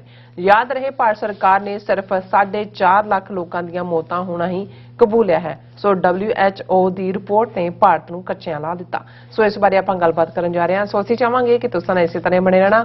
ਦੇਖਣ ਸੁਣਨੇ ਜਾਂ ਲਿਖਣ ਲਈ ਤੁਹਾਡਾ ਸਭ ਦਾ ਬਹੁਤ ਬਹੁਤ ਧੰਨਵਾਦ ਜੀ। ਡਾਕਟਰ ਸਾਹਿਬ, ਕੀ ਵਿਚਾਰਾਂ ਨੇ? ਦੇਖੋ, ਜਦੋਂ ਅਸੀਂ ਅਕਸਰ ਭਾਰਤ ਦੇ ਚਾਣਕਿਆ ਜਾਂ ਸ਼ੰਕਰਾ ਜਾਂ ਉਹਨਾਂ ਦੇ ਹੋਰ ਜਿਹੜੇ ਤੌਰ ਤਰੀਕੇ ਨੇ ਸਦੀਆਂ ਤੋਂ ਜਾਂ ਮਿਲੇਨੀਅਮਸ ਤੋਂ, ਕਿਉਂਕਿ ਰਿਗਵੇਦ 3500 ਸਾਲ ਪੁਰਾਣਾ ਹੈ ਔਰ ਬਹੁਤ ਕੁਝ ਉੱਥੋਂ ਬ੍ਰਾਹਮਣਵਾਦ, ਜਿਹਨੂੰ ਅੱਜ ਹਿੰਦੂਤਵਾ ਕਿਹਾ ਜਾਂਦਾ ਹੈ, ਉਸ ਵਿਚਾਰਧਾਰਾ ਦੀ ਸ਼ੁਰੂਆਤ ਹੁੰਦੀ ਹੈ। ਤੇ ਅਸੀਂ ਜਦੋਂ ਇਹ ਕਹਿੰਦੇ ਹਾਂ ਕਿ ਚਾਣਕਿਆ ਹੋਏ ਜਾਂ ਇਸ ਸਿਲਕ ਦੇ ਇਹਨਾਂ ਦੇ ਬਾਕੀ ਜਿੰਨੇ ਵੀ ਤੁਸੀਂ ਪੁਰਾਣ ਦੇਖੋਗੇ ਔਰ ਇਨਕਲੂਡਿੰਗ ਕਿ ਕਿਸ ਲੈਵਲ ਦੇ ਝੂਠ, ਈਵਨ ਮਹਾਭਾਰਤ, ਹੁਣ ਮਹਾਭਾਰਤ ਦੇ ਵਿੱਚ ਬੇਸ਼ੱਕ ਗੀਤਾ ਉਸ ਦਾ ਇੱਕ ਹਿੱਸਾ ਹੈ, ਉਸ ਦੇ ਵਿੱਚ ਡਾਇਲੌਗ ਔਰ ਡਿਸਕਸ਼ਨ ਹੈ, ਕਿਉਂਕਿ 18 ਉਸ ਦੇ ਜਿਹੜੇ ਚੈਪਟਰ ਨੇ ਉਹ ਅਰਜਨ ਔਰ ਕ੍ਰਿਸ਼ਨ ਦੇ ਸਵਾਲ ਜਵਾਬ ਨੇ। ਪਰ ਤੁਸੀਂ ਕੁੱਲ ਮਹਾਭਾਰਤ ਜੰਗ ਕਿਵੇਂ ਰਚੀ? ਕ੍ਰਿਸ਼ਨ ਜਿਹੜੇ ਨੇ ਉਹ ਸਾਰਥੀ ਰਹੇ, ਸਾਰਥੀ ਜ਼ਾਹਰ ਹੈ ਚੈਰਿਟੀਅਰ, ਜਿਵੇਂ ਕੋਈ ਟਾਂਗਾ ਖਿੱਚਣ ਵਾਲਾ ਹੁੰਦਾ ਉਵੇਂ ਜੀ, ਲੇਕਿਨ ਉਹ ਉਹਨਾਂ ਦੇ ਮੇਨ ਐਡਵਾਈਜ਼ਰ ਵੀ ਨੇ। ਜ਼ਾਹਰ ਹੈ ਕ੍ਰਿਸ਼ਨ ਜੀ ਦਾ ਦਰਜਾ ਭਗਵਾਨ ਦਾ ਹੈ, 16 ਕਲਾ ਸੰਪੂਰਨ ਔਰ ਵਿਸ਼ਨੂੰ ਅਵਤਾਰ। ਅੱਜ ਵੀ ਗੀਤਾ ਨੂੰ ਸਭ ਤੋਂ ਜ਼ਿਆਦਾ ਦੁਨੀਆ 'ਚ ਐਜ਼ ਏ ਫਿਲਾਸਫੀਕਲ ਟ੍ਰੀਟਾਈਜ਼ ਇਹਨਾਂ ਵੱਲੋਂ ਪ੍ਰਚਾਰਿਆ ਜਾਂਦਾ ਹੈ। ਔਰ ਕ੍ਰਿਸ਼ਨ ਜੀ ਦੀ ਕ੍ਰਿਸ਼ਨ ਲੀਲਾ, ਉਹ ਗੋਪੀਆਂ ਤੇ ਦੂਜੇ ਦੇ ਜੇ ਅਸੀਂ ਨਾਂ ਵੀ ਜਾਈਏ ਉਹ ਸਾਰੇ ਪਾਸੇ, ਤੇ ਜੇ ਮਹਾਭਾਰਤ ਦੇ ਵਿੱਚ ਹੀ ਜਿਹੜਾ ਪੁਰਾਣ ਹੈ ਉਸ ਦੇ ਵਿੱਚ ਗੱਲ ਕਰੀਏ ਤੇ ਤੁਸੀਂ ਦੇਖੋਗੇ ਕਿ ਕਿਵੇਂ ਟੋਟਲੀ ਇਮੋਰਲ ਪੋਜੀਸ਼ਨ ਲਈ ਉਹਨਾਂ ਨੇ। ਜਿੱਥੇ ਫਸ ਗਏ ਕਿਤੇ, ਉੱਥੇ ਉਹਨਾਂ ਨੇ ਆ ਕੇ ਉਹਨਾਂ ਦੀ ਐਡਵਾਈਸ ਲਈ। ਉਹਨਾਂ ਨੇ ਐਡਵਾਈਸ ਉਹ ਦਿੱਤੀ ਜਿਹਦੇ ਥੱਲੇ ਤੁਸੀਂ ਜ਼ਬਾਨੀ ਕਲਾਮੀ ਇਵੇਂ ਹੀ ਕਰ ਰਹੇ ਸੀ ਜਿਵੇਂ ਕਿਹਾ ਗਿਆ, ਪਰ ਤੁਸੀਂ ਬੇਈਮਾਨੀ ਨਾਲ ਚੀਟ ਕਰ ਰਹੇ ਸੀ। ਹੁਣ ਇਹ ਉਹ ਟੈਕਨੀਕ ਹੈ ਜਿਹਨੂੰ ਜਦੋਂ ਨਹਿਰੂ ਨੂੰ ਇਹ ਦੁਹਰਾਇਆ ਗਿਆ, ਪੁੱਛਿਆ ਗਿਆ ਸੀ ਕਿ ਭਾਈ ਇਹ ਕਿਵੇਂ ਤੁਸੀਂ ਸਿੱਖਾਂ ਦੇ ਨਾਲ ਜੋ ਤੁਹਾਡੇ ਇਕਰਾਰ ਸੀ 47 ਤੋਂ ਪਹਿਲਾਂ ਕਿ ਤੁਸੀਂ ਇੱਕ ਪ੍ਰੋਵਿੰਸ ਨਾਰਥ ਦੇ ਵਿੱਚ ਦਿਓਗੇ ਜਿਹਦੇ ਵਿੱਚ ਸਿੱਖ ਵੀ ਜਿਹੜੇ ਨੇ ਉਹ ਬਹਾਦਰ ਸਿੱਖ ਪੰਜਾਬ ਦੇ, they may also be able to enjoy the glow of freedom, ਤੇ ਉਹਨਾਂ ਦਾ ਕੀ ਬਣਿਆ? ਤੇ ਨਹਿਰੂ ਨੇ ਇਹ ਕਿਹਾ ਸੀ ਕਿ ਬਾਤ ਐਸੀ ਕੀਜੀਏ ਹਰ ਬਾਤ ਕੇ 100 ਪਹਿਲੂ ਹੋ, ਕੋਈ ਪਹਿਲੂ ਤੋਂ ਰਹੇ ਬਾਤ ਬਦਲਨੇ ਕੇ ਲਈ, ਕਿ ਵੀ ਤੁਸੀਂ 100 ਨੁਕਰਾਂ ਵਾਲੀ ਗੱਲ ਕਰੋ, ਜਦੋਂ ਤੁਸੀਂ ਮੁਕਰਨਾ ਹੈ ਜਿਹੜਾ ਮਰਜ਼ੀ ਕਹੋ ਜੀ ਨਹੀਂ ਮੈंने ऐसा तो नहीं कहा था, मेरा मतलब ये तो नहीं था, ਹੁਣ ਤੁਸੀਂ ਉਹਨੂੰ ਬਦਲਣਾ ਹੀ ਹੈ। ਤੇ ਪੰਜਾਬੀ ਵਾਲੇ ਸਾਡੇ ਕਹਿੰਦੇ ਨੇ ਮਰ ਗਏ ਤੇ ਮੁੱਕਰ ਗਏ ਦਾ ਕੀ ਹੈ, ਉੱਥੇ ਤੁਸੀਂ ਕੀ ਕਰ ਸਕਦੇ ਹੋ? ਹੁਣ ਇਹ ਜਿਹੜਾ ਉਹਨਾਂ ਦਾ ਰਿਹਾ ਹੈ ਕਿ ਵੀ ਇੱਕ ਪਾਸੇ ਉਹਨਾਂ ਨੇ ਹਰ ਗੱਲ ਦੇ ਵਿੱਚ ਵਿੰਗ ਟੇਡ ਰੱਖਣਾ ਹੈ, they will never B straight. ਦੂਸਰਾ ਜਿਹੜੀ ਚਾਣਕਿਆ ਦਾ ਹੈ ਕਿ ਵੀ ਝੂਠ ਇੰਨਾ ਵੱਡਾ ਬੋਲੋ ਕਿ ਕਿਸੇ ਨੂੰ ਲੱਗੇ ਕਿ ਵੀ ਇਹ ਝੂਠ ਹੋ ਹੀ ਨਹੀਂ ਸਕਦਾ, ਇੰਨਾ ਵੱਡਾ ਕੋਈ ਝੂਠ ਥੋੜੀ ਬੋਲ ਸਕਦਾ। ਬਿਲਕੁਲ। ਤੇ ਫਿਰ ਉਹਨੂੰ ਬਾਰ-ਬਾਰ ਦੁਹਰਾਓ। ਜੇ 100 ਵਾਰ ਤੁਸੀਂ ਇੱਕ ਝੂਠ ਨੂੰ ਦੁਹਰਾਓਗੇ ਤੇ ਜਿਹੜਾ ਉਹ ਹਰ ਇੱਕ ਨੂੰ ਲੱਗਣ ਲੱਗੇਗਾ ਵੀ ਇਹ ਜਿਹੜਾ ਬਾਰ-ਬਾਰ ਇਹ ਗੱਲ ਸਾਹਮਣੇ ਆ ਰਹੀ ਹੈ ਸੱਚ ਹੀ ਹੋਣਾ। ਔਰ ਇਹੀ ਐਕਸਪਲੇਨ ਕਰਦਾ, ਜੇ ਤੁਸੀਂ ਬ੍ਰਾਹਮਣਵਾਦ ਦੇ ਲੇਮੈਨ ਫੀਚਰ ਕਹਿਣੇ ਹੋਣ, ਬਾਕੀ ਤਾਂ ਸਿਧਾਂਤਕ ਨੇ, ਵਰਣ ਵਿਵਸਥਾ, ਕਰਮਕਾਂਡ ਦੂਸਰੇ, ਲੇਕਿਨ ਜੇ ਲੇਮੈਨ ਨੂੰ ਪ੍ਰਭਾਵਿਤ ਕਰਨ ਵਾਲੀ ਗੱਲ ਕਹਿਣੀ ਹੋਏ ਵੀ ਕੀ ਕਾਰਨ ਹੈ ਕਿ ਇਹਦੇ ਬਾਵਜੂਦ ਅੱਜ 21ਵੀਂ ਸਦੀ ਦੇ ਵਿੱਚ ਲੋਕ ਇਹੀ ਨਹੀਂ ਕਿ ਗਊ ਮੂਤਰ ਖਰੀਦਦੇ ਨੇ, ਪੀਂਦੇ ਨੇ, ਕੈਂਸਰ ਤੋਂ ਲੈ ਕੇ ਹਰ ਬਿਮਾਰੀ ਦਾ ਇਲਾਜ ਦੱਸਦੇ ਨੇ, ਗੋਆ ਖਾਂਦੇ ਨੇ ਔਰ ਖਾਣ ਵਾਲਿਆਂ 'ਚ ਡਾਕਟਰ ਵੀ ਨੇ।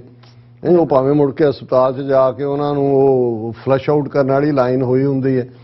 ਲੇਕਿਨ ਮਤਲਬ ਇਹ ਇਸ ਢੰਗ ਨਾਲ ਪ੍ਰਚਾਰਿਆ ਗਿਆ ਕਿ ਜੀ ਗਊ ਜਿਹੜੀ ਹੈ ਇਹਦਾ ਤਾਂ ਪੰਜੋ ਹੀ ਚੀਜ਼ਾਂ ਇਹਦੀਆਂ ਪੰਚਾਮ੍ਰਿਤ ਜਿਹੜੀਆਂ ਨੇ, ਉਹਦਾ ਦੁੱਧ ਵੀ ਤੇ ਉਹਦਾ ਮੂਤਰ ਵੀ। ਹੁਣ ਤੁਸੀਂ ਕਿਤੇ ਮੰਨ ਸਕਦੇ ਹੋ ਕਿਸੇ ਸੁਸਾਇਟੀ 'ਚ ਕਿ ਜਿਹੜੀ ਤਾਂ ਪੀਣ ਵਾਲੀ ਚੀਜ਼ ਹੈ ਦੁੱਧ, ਜੀ ਉਹਦੇ ਨਾਲ ਤਾਂ ਮੰਦਰਾਂ ਦੇ ਵਿੱਚ ਸ਼ਿਵਲਿੰਗ ਦਾ ਇਸ਼ਨਾਨ ਹੋ ਰਿਹਾ ਹੋਵੇ, ਦੁੱਧ ਉੱਥੇ ਰੋੜਿਆ ਜਾ ਰਿਹਾ, ਤੇ ਜਿਹੜਾ ਉਹਦਾ ਵੇਸਟ ਹੈ ਗਾਂ ਮੂਤਰ ਉਹ ਪੀਤਾ ਜਾ ਰਿਹਾ ਹੈ। ਕਿ ਵੀ ਤੁਸੀਂ ਕਿੰਨੇ, ਔਰ ਜੇ ਤੁਸੀਂ ਇਹਨਾਂ ਦਾ ਤ੍ਰਿਪਤੀ ਤੋਂ ਲੈ ਕੇ ਸਾਰਾ ਮੰਦਰਾਂ ਦਾ ਇਹ ਦੇਖੋ ਦੁੱਧ ਵਾਲਾ ਕੰਮ, ਤੇ ਉੱਥੇ ਅੰਦਾਜ਼ਾ ਹੀ ਨਹੀਂ ਲਾਇਆ ਜਾ ਸਕਦਾ ਕਿ ਭਾਈ ਇੱਕ ਪਾਸੇ 40% ਤੋਂ ਜ਼ਿਆਦਾ ਤੁਹਾਡੀ ਪੋਪੂਲੇਸ਼ਨ ਬਿਲੋ ਦਾ ਪਾਵਰਟੀ ਲਾਈਨ, ਮਾਲ ਨਿਊਟ੍ਰੀਸ਼ਨ, ਬੱਚੇ ਮਰ ਰਹੇ ਨੇ, ਦੁੱਧ ਰੋੜਿਆ ਜਾ, ਕਿਉਂਕਿ ਬ੍ਰਾਹਮਣ ਨੇ ਲਾਇਆ ਕਿ ਵੀ ਇਹ ਦੁੱਧ ਜਿਹੜਾ ਇਹ ਪਵਿੱਤਰ ਹੈ, ਔਰ ਇਸ ਥਾਂ ਨੂੰ ਜਦੋਂ ਤੁਸੀਂ ਦੁੱਧ ਦੇ ਨਾਲ ਧੋਂਦੇ ਹੋ ਤੇ ਇਹ ਥਾਂ ਪਵਿੱਤਰ ਹੁੰਦੀ ਹੈ ਸਾਰੇ ਪਾਸੇ, ਇਹ ਕਰਮ ਹੈ।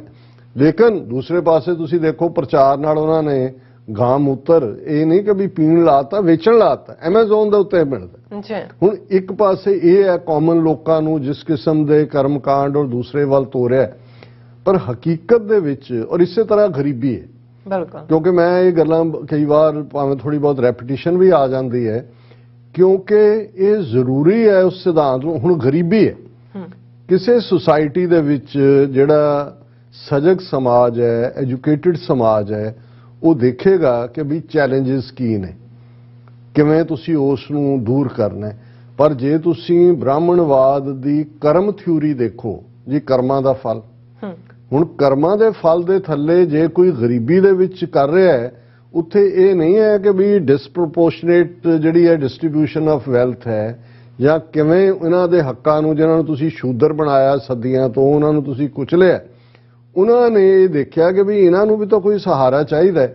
ਜਿਹੜੇ ਦੇਵਤੇ ਬਣਾਏ ਹੋਏ ਨੇ, ਇੱਕ ਦੇਵਤਾ ਦਰਿਦਰ ਨਾਰਾਇਣ ਹੈ। ਹੁਣ ਦਰਿਦਰ ਸੰਸਕ੍ਰਿਤ ਚ ਪਾਵਰਟੀ ਨੂੰ ਕਹਿੰਦੇ ਨੇ, ਉਹਦੇ ਤੋਂ ਹੀ ਜਿਹਨੂੰ ਕਈ ਵਾਰੀ ਸਾਡੇ ਦਲਿਦਰੀ ਕਹਿਣਗੇ ਕਿ ਵੀ ਕੀ ਦਲਿਦਰ ਹੈ, ਉਹ ਦਰਿਦਰ ਚੋਂ ਆਇਆ। ਹੁਣ ਇੱਕ ਦਰਿਦਰ ਨਾਰਾਇਣ ਦੇਵਤਾ ਹੈ, ਉਹ ਉਹਨਾਂ ਦਾ ਜਿਹੜੇ ਗਰੀਬੀ ਚ ਨੇ ਕਿ ਵੀ ਇਹ ਤੁਸੀਂ ਇਹਦੀ ਪੂਜਾ ਕਰੋ, ਇਹ ਤੁਹਾਡਾ ਕਰਮਾਂ ਦਾ ਫਲ ਹੈ, ਪਿਛਲਾ ਜਨਮ ਅਗਲਾ ਜਨਮ ਜੋੜ ਕੇ ਕਿ ਵੀ ਇਹ ਤੁਹਾਡੇ ਕਰਮਾਂ ਦਾ ਫਲ ਹੈ, ਔਰ ਇਹਨੂੰ ਤੁਸੀਂ ਪਾ ਰਹੇ ਹੋ, ਔਰ ਇਹਦੀ ਤੁਸੀਂ ਪੂਜਾ ਕਰੋ, ਇਸ ਚੋਂ ਨਿਕਲੋ। ਹੁਣ ਉਹ ਉਸੇ ਕੰਮੇ ਲਾ ਦਿੱਤੇ ਨੇ। ਹੁਣ ਜਿਹੜੇ ਰੀਅਲ ਚੈਲੰਜਸ ਨੇ, ਔਰ ਮੈਂ ਇਹ ਸਟੋਰੀ ਬੇਸ਼ੱਕ ਮੈਂ ਲੈਂਸੈਟ ਜਿਹੜੀ ਡਾਟਾ ਕਲੈਕਸ਼ਨ ਏਜੰਸੀ ਆ ਉਹਨੂੰ ਕੋਟ ਕਰਦਾ ਰਿਹਾ ਪਿਛਲੇ ਪੀਰੀਅਡ 'ਚ, ਔਰ ਕਿ ਭਾਈ ਕੋਵਿਡ-19 ਦੇ ਚੱਲਦੇ ਆ ਭਾਰਤ ਦੇ ਵਿੱਚ ਜਿਹੜੀ ਸਰਕਾਰ ਇਹ ਕਹਿ ਰਹੀ ਹੈ ਕਿ ਜੀ ਸਿਰਫ 4.5 ਲੱਖ ਜਾਂ 4.5 ਲੱਖ ਲੋਕ ਮਰੇ ਨੇ। ਜੇ ਤੁਸੀਂ ਰਫਲੀ ਅੰਦਾਜ਼ਾ ਲਾਓ, ਜਿਵੇਂ ਲਾਸ਼ਾਂ ਦੇ ਢੇਰ, ਦਰਿਆ ਦੇ ਕੰਢੇ, ਔਰ ਦੂਸਰਾ ਲੈਂਸੈਟ ਨੇ ਜਦੋਂ ਆਪਣੀ ਲੈਂਸੈਟ ਸ਼ਾਇਦ ਉਹਨੇ ਰਿਪੋਰਟ ਦਿੱਤੀ ਤਾਂ ਉਹਨੇ 40 ਤੋਂ 45 ਲੱਖ ਡੈਥਸ ਜਿਹੜੀਆਂ ਨੇ ਭਾਰਤ ਦੇ ਵਿੱਚ ਕਹੀਆਂ। ਹੁਣ ਇਹ ਇੱਕ ਫੈਕਟ ਸੀ ਕਿਉਂਕਿ ਗਰਾਊਂਡ ਤੋਂ ਜਾਂ ਦੂਸਰੇ ਪਾਸੇ ਕਿੰਨੀਆਂ ਵੀਡੀਓਜ਼ ਅਰਾਊਂਡ ਨੇ ਜਿਨ੍ਹਾਂ ਦੇ ਵਿੱਚ ਸੀ ਕਿ ਭਾਈ ਕਿੰਨੇ ਲੋਕ ਆਕਸੀਜਨ ਦੀ ਡੈਫੀਸ਼ੀਐਂਸੀ ਦੇ ਨਾਲ ਮਰ ਗਏ, ਕਿਉਂਕਿ ਈਵਨ ਦਿੱਲੀ ਵਰਗੇ ਸ਼ਹਿਰ ਦੇ ਹਸਪਤਾਲਾਂ 'ਚ ਆਕਸੀਜਨ ਸਿਲੰਡਰ ਨਹੀਂ ਸੀ। ਔਰ ਉਹਨਾਂ ਸਿੱਖ ਐਕਟਿਵਿਸਟ ਨੂੰ ਜਿਹੜੀ ਹੈ ਉਹ ਰੈਕਗਨੀਸ਼ਨ ਮਿਲੀ ਜਾਂ ਉਹਨਾਂ ਦੀ ਤਾਰੀਫ ਹੋਈ ਕਿ ਉਹਨਾਂ ਨੇ ਕਿਵੇਂ ਆਕਸੀਜਨ ਲੰਗਰ ਲਾਏ। ਪਰ ਤੁਸੀਂ ਭਾਰਤ ਦੀ ਪਾਰਲੀਮੈਂਟ 'ਚ ਉਹਨਾਂ ਦੇ ਹੈਲਥ ਮਿਨਿਸਟਰ, ਉਦੋਂ ਸ਼ਾਇਦ ਹਰਸ਼ਵਰਧਨ ਸੀ, ਹੁਣ ਤਾਂ ਉਹਨੂੰ ਹਟਾ ਦਿੱਤਾ, ਉਹਨੇ ਕਿਹਾ ਸੀ ਜੀ ਸਾਡੇ ਕੋਲ ਡਾਟਾ ਸ਼ੋ ਕਰਦਾ ਹੈ ਕਿ ਇੱਕ ਵੀ ਬੰਦਾ ਆਕਸੀਜਨ ਦੀ ਕਮੀ ਨਾਲ ਨਹੀਂ ਮਰਿਆ। ਇੰਨੀਆਂ ਦਾ ਇਹ ਭਾਰਤ ਦਾ ਇਨਫ ਆਕਸੀਜਨ ਹੈ, ਬਿਲਕੁਲ। ਅਸੀਂ ਤਾਂ ਸਟੇਟਾਂ ਤੋਂ ਵੀ ਡਾਟਾ ਲੈਣਾ, ਸਾਡੇ ਕੋਲ ਤਾਂ ਕੋਈ ਰਿਪੋਰਟ ਹੀ ਨਹੀਂ ਆਈ। ਹੁਣ ਇਸ ਤੋਂ ਵੱਡਾ ਕੀ ਝੂਠ ਹੋ ਸਕਦਾ ਹੈ? ਲੇਕਿਨ ਕਿੰਨਿਆਂ ਨੇ ਚੈਲੰਜ ਕੀਤਾ। ਔਰ ਮੈਂ ਸਮਝਦਾ ਵੀ ਇੱਕ ਸੱਜਣ ਪਿਛਲੇ ਦਿਨਾਂ 'ਚ ਮੈਨੂੰ ਪੁੱਛਣ ਲੱਗਿਆ ਕਿ ਜੀ ਭਾਰਤ ਦੇ ਵਿੱਚ ਲੋਕ ਕਦੋਂ ਖਲੋਣਗੇ ਇਹ ਸਾਰਾ ਜੋ ਚੱਲ ਰਿਹਾ ਉੱਥੇ ਹਿੰਦੂਤਵਾ ਦਾ ਜਾਂ ਦੂਜਾ। ਮੈਂ ਕਿਹਾ ਜੀ ਸਿੱਖ ਖਲੋਣਗੇ ਜਾਂ ਕਸ਼ਮੀਰੀ ਖਲੋਤੇ ਹੋਏ ਨੇ, ਇਹ ਕਿਸੇ ਨੇ ਨਹੀਂ ਉੱਥੇ ਖਲੋਣਾ। ਕਹਿੰਦੇ ਕਿਉਂ? ਮੈਂ ਕਿਹਾ ਜੀ 40 ਲੱਖ ਲੋਕ ਮਰ ਗਿਆ ਹੋਏ ਇਹਨਾਂ ਦੀ ਅਣਗਹਿਲੀ ਨਾਲ, ਔਰ ਇਹਨਾਂ ਨੇ ਮਾਸ ਬਰੀਅਲ ਔਰ ਮਾਸ ਕ੍ਰੀਮੇਸ਼ਨਸ ਕੀਤੀਆਂ ਹੋਣ, ਤੇ ਜਿਸ ਸੂਬੇ 'ਚ ਸਭ ਤੋਂ ਵੱਧ ਲੋਕ ਮਰੇ ਹੋਣ, ਉੱਥੇ ਉਹਨਾਂ ਦੀ ਜਿਹੜੀ ਪਵਿੱਤਰ ਨਦੀ ਜਿਹਨੂੰ ਕਹਿੰਦੇ ਨੇ ਪਾਇਸ ਦਰਿਆ ਗੰਗਾ ਦੇ ਕੰਢੇ ਖਲੋ ਕੇ ਭਾਰਤ ਦਾ ਪ੍ਰਾਈਮ ਮਿਨਿਸਟਰ योगी आदित्यनाथ ਦੀ ਤਾਰੀਫ ਕਰ ਰਿਹਾ ਹੋਏ कि जी योगी जी आपने जैसे कोविड-19 के वक्त जो सेवा निभाई उसके लिए आप काबिले तारीफ हैं, और उस योगी नूं मेजॉरिटी दोबारा ਦਿੱਤੀ ਹੋਏ उस स्टेट ਦੇ ਲੋਕਾਂ ਨੇ।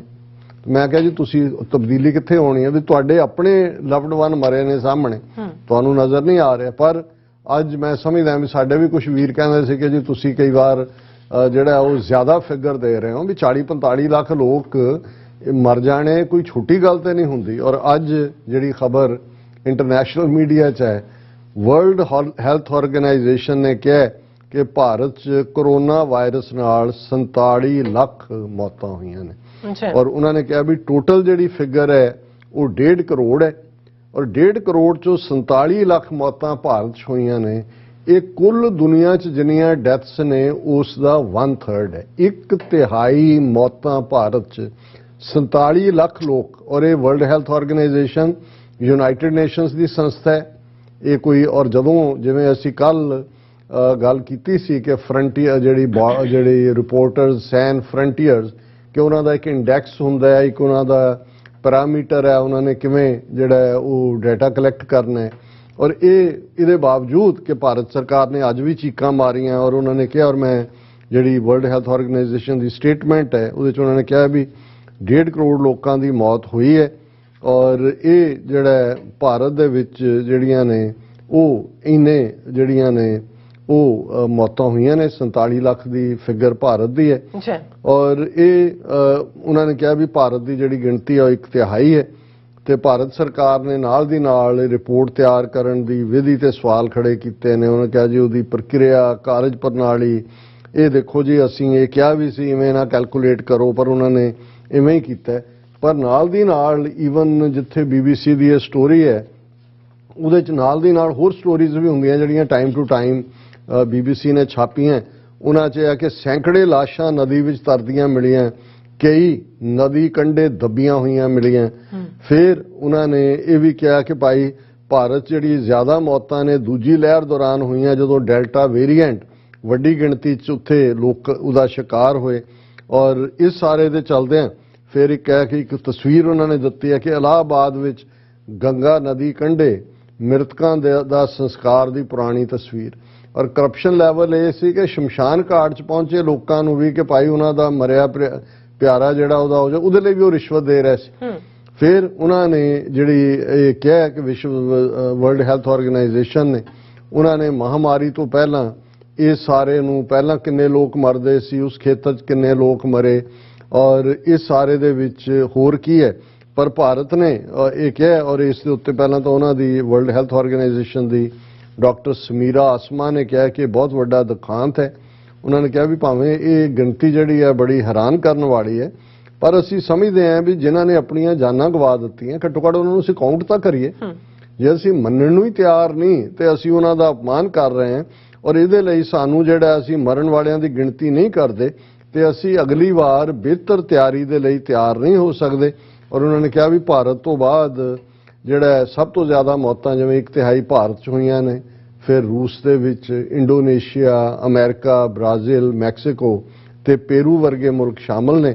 ਔਰ ਇਹ ਉਹਨਾਂ ਨੇ ਕਿਹਾ ਵੀ ਇਹ ਭਾਰਤ ਹੀ ਐਸਾ ਮੁਲਕ ਹੈ ਜਿਹਨੇ 10 ਗੁਣਾ ਘਟਾ ਕੇ ਦੱਸੀਆਂ ਨੇ ਆਪਣੀਆਂ ਮੌਤਾਂ। ਤੋਂ 4.5 ਲੱਖ ਕਹਿ ਰਿਹਾ ਸੀ, ਹੁਣ 47 ਲੱਖ ਦਾ ਮਤਲਬ 10 ਗੁਣਾ ਜ਼ਿਆਦਾ ਮੌਤਾਂ ਹੋਈਆਂ ਨੇ। ਔਰ ਇਹ ਜਿਹੜਾ ਭਾਰਤ ਨੇ ਕਿਹਾ ਕਿ ਜੀ ਦੇਖੋ ਇਹਦੇ 'ਚ ਹੋਰ ਜਿਹੜੀਆਂ ਬਿਮਾਰੀਆਂ ਨਾਲ ਇਸ ਪੀਰੀਅਡ ਦੇ ਵਿੱਚ ਮੌਤਾਂ ਹੋਈਆਂ ਉਹ ਵੀ ਉਹਦੇ 'ਚ ਉਹਨਾਂ ਨੇ ਬਿਲਕੁਲ ਸਾਫ਼ ਕੀਤਾ ਕਿ ਭਾਈ ਅਸੀਂ ਇੱਕ ਬੜਾ ਸ਼ਫਾਕ ਟਰਾਂਸਪੇਰੈਂਟ ਇੱਕ ਮੈਥਡੋਲੋਜੀ ਇਸਤੇਮਾਲ ਕੀਤੀ। ਔਰ ਉਹਦੇ 'ਚੋਂ ਇਹੀ ਸਾਹਮਣੇ ਆਇਆ ਕਿ 47 ਲੱਖ ਲੋਕ ਭਾਰਤ ਦੇ ਵਿੱਚ, ਤੁਸੀਂ ਅੰਦਾਜ਼ਾ ਲਾਓ, 1/2 ਕਰੋੜ। ਔਰ ਉਹੀ ਮੋਦੀ, ਜੈ ਜੈਕਾਰ ਮੋਦੀ ਦੀ, ਔਰ ਉਹੀ ਯੋਗੀ ਆਦਿੱਤਿਆਨਾਥ ਜਿਹਦੇ ਸੂਬੇ 'ਚ ਸਭ ਤੋਂ ਵੱਧ ਮਰੇ। ਹੁਣ ਉਸ ਜੇ ਇੱਥੋਂ ਤੱਕ ਜਦੋਂ ਤੁਸੀਂ ਆਪਣੇ ਗਵਾਏ ਨੇ, ਆਪਣੇ ਘਰਾਂ ਦੇ ਜੀ ਗਵਾਏ ਨੇ, ਤੇ ਤੁਸੀਂ ਇਹ ਸਮਝ ਨਹੀਂ ਸਕਦੇ ਕਿ ਸਮਝ ਨਹੀਂ ਸਕੇ ਕੀ ਹੈ। ਇਹ ਹੈ ਬ੍ਰਾਹਮਣਵਾਦ ਦਾ ਇੰਪੈਕਟ, ਇਹ ਹੈ ਉਹਨਾਂ ਦੇ ਪ੍ਰਚਾਰ ਦਾ ਇੰਪੈਕਟ, ਇਹ ਹੈ ਵੱਡੇ ਤੋਂ ਵੱਡਾ ਝੂਠ ਬੋਲਣਾ, ਇਹ ਹੈ ਬਾਰ-ਬਾਰ ਉਸ ਝੂਠ ਨੂੰ ਰਿਪੀਟ ਕਰਨਾ ਤੇ ਫਿਰ ਕਲੇਮ ਕਰਨਾ ਸਤਿਅਮੇਵ ਜਯਤੇ, ਕਿ ਸੱਤ ਦੀ ਹਮੇਸ਼ਾ ਜਿੱਤ ਹੁੰਦੀ ਹੈ ਤੇ ਵਰਤਾਰਾ ਇਹ ਹੋਏ ਕਿ ਕੂੜ ਫਿਰੇ ਪ੍ਰਧਾਨ ਵੇ ਲਾਲੋ। ਜੀ ਡਾਕਟਰ ਸਾਹਿਬ ਤੁਹਾਡਾ ਬਹੁਤ ਬਹੁਤ ਸ਼ੁਕਰੀਆ। ਸਾਥ ਲੈਣੇ ਬ੍ਰੇਕ ਵਿਊਅਰਸ, ਤੁਸੀਂ ਕਿਤੇ ਨਹੀਂ ਜਾਣਾ, ਮਿਲਦੇ ਹਾਂ ਆਫਟਰ ਦਿਸ ਸ਼ਾਰਟ ਬ੍ਰੇਕ।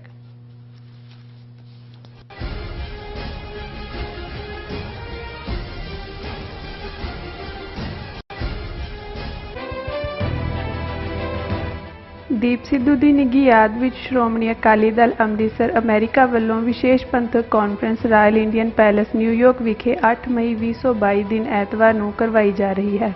ਇਸ ਕਾਨਫਰੰਸ ਵਿੱਚ ਸਰਦਾਰ ਕੁਸ਼ਲਪਾਲ ਸਿੰਘ ਮਾਨ ਖਾਸ ਤੌਰ ਤੇ ਹਾਜ਼ਰੀ ਭਰਨਗੇ ਤੇ ਸਰਦਾਰ ਇਮਾਨ ਸਿੰਘ ਮਾਨ ਵੀਡੀਓ ਕਾਲ ਰਾਹੀਂ ਹਾਜ਼ਰੀ ਲਗਵਾਉਣਗੇ। ਆਓ ਕੌਮੀ ਹੋਂਦ ਦੀ ਲੜਾਈ ਨੂੰ ਹੋਰ ਮਜ਼ਬੂਤ ਕਰੀਏ। ਇਸ ਕਾਨਫਰੰਸ ਵਿੱਚ ਆਪ ਸਭ ਨੂੰ ਸ਼ਮੂਲੀਅਤ ਕਰਨ ਦੀ ਬੇਨਤੀ ਕੀਤੀ ਜਾਂਦੀ ਹੈ। ਇਸ ਪ੍ਰੋਗਰਾਮ ਦਾ ਲਾਈਵ ਪ੍ਰਸਾਰਣ ਤੁਸੀਂ TV 84 ਤੇ ਦੁਪਹਿਰ 12:30 ਵਜੇ ਤੋਂ ਦੇਖ ਸਕਦੇ ਹੋ। ਵਧੇਰੇ ਜਾਣਕਾਰੀ ਲਈ ਤੁਸੀਂ ਹੇਠ ਦਿੱਤੇ ਨੰਬਰਾਂ ਤੇ ਸੰਪਰਕ ਕਰ ਸਕਦੇ ਹੋ।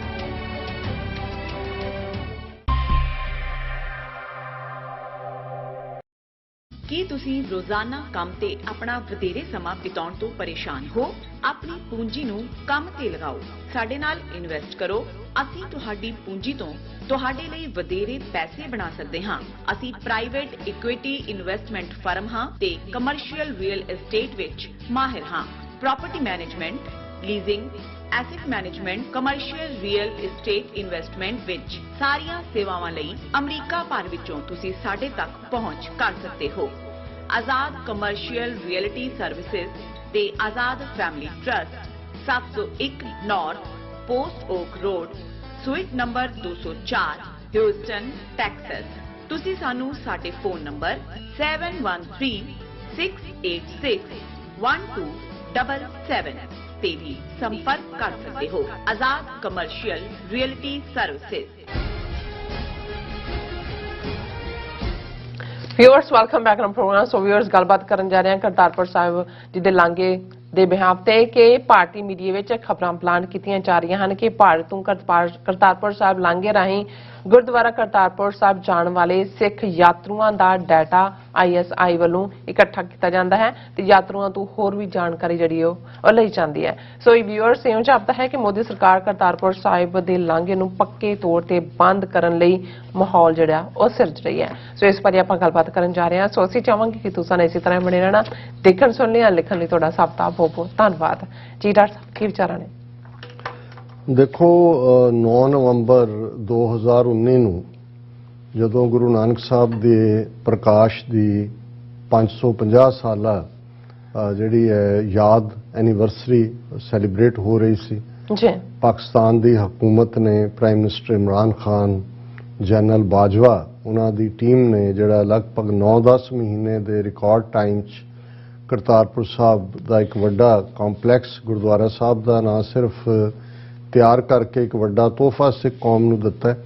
ਉਹਨਾਂ ਨੇ ਕਿਵੇਂ ਭਾਰਤ ਸਰਕਾਰ ਦੀਆਂ ਬਹੁਤ ਸਾਰੀਆਂ ਹਰਡਲਸ, ਰੁਕਾਵਟਾਂ, ਇਤਰਾਜ਼, ਕਿਉਂਕਿ ਭਾਰਤ ਨੇ ਤਾਂ ਪਿਛਲੇ ਇਹਨਾਂ ਸਾਰੇ 75 ਸਾਲਾਂ 'ਚ ਕਦੇ ਵੀ, ਇਸ ਤੋਂ ਪਹਿਲਾਂ 2019 ਤੋਂ, ਉਹਨਾਂ ਦੀ ਤਾਂ ਕਦੇ ਦਿਲਚਸਪੀ ਨਹੀਂ ਸੀ। ਉਹ ਤਾਂ ਇਹ ਚਾਹੁੰਦੇ ਹੀ ਨਹੀਂ ਸੀ ਕਿ ਕਦੇ ਵੀ ਇਹ ਦੋ ਕੌਮਾਂ ਦੀ ਗੁੱਡਵਿਲ ਬਣੇ ਜਾਂ ਪਾਕਿਸਤਾਨ ਵਿਚਲੇ ਗੁਰਦੁਆਰਿਆਂ ਦੀ। ਔਰ ਜਿਵੇਂ ਮੈਂ ਅਕਸਰ ਜ਼ਿਕਰ ਕਰਦਾ, ਉਹ ਤਾਂ ਨਹਿਰੂ ਲਿਆਕਤ ਅਲੀ ਪੈਕਟ ਦੇ ਵਿੱਚ ਸਿਰਫ 3000 ਸਿੱਖ ਪੂਰੇ 1 ਸਾਲ ਦੇ ਵਿੱਚ ਉਹਨਾਂ ਨੂੰ ਅਲਾਉ ਕੀਤਾ ਗਿਆ ਸੀ ਕਿ ਜੀ ਉਹ ਖਾਸ 2-3-4 ਦਿਨਾਂ ਦੇ ਲਈ ਗੁਰਪੁਰਬਾਂ ਮੌਕੇ ਜਾ ਸਕਦੇ ਸੀ।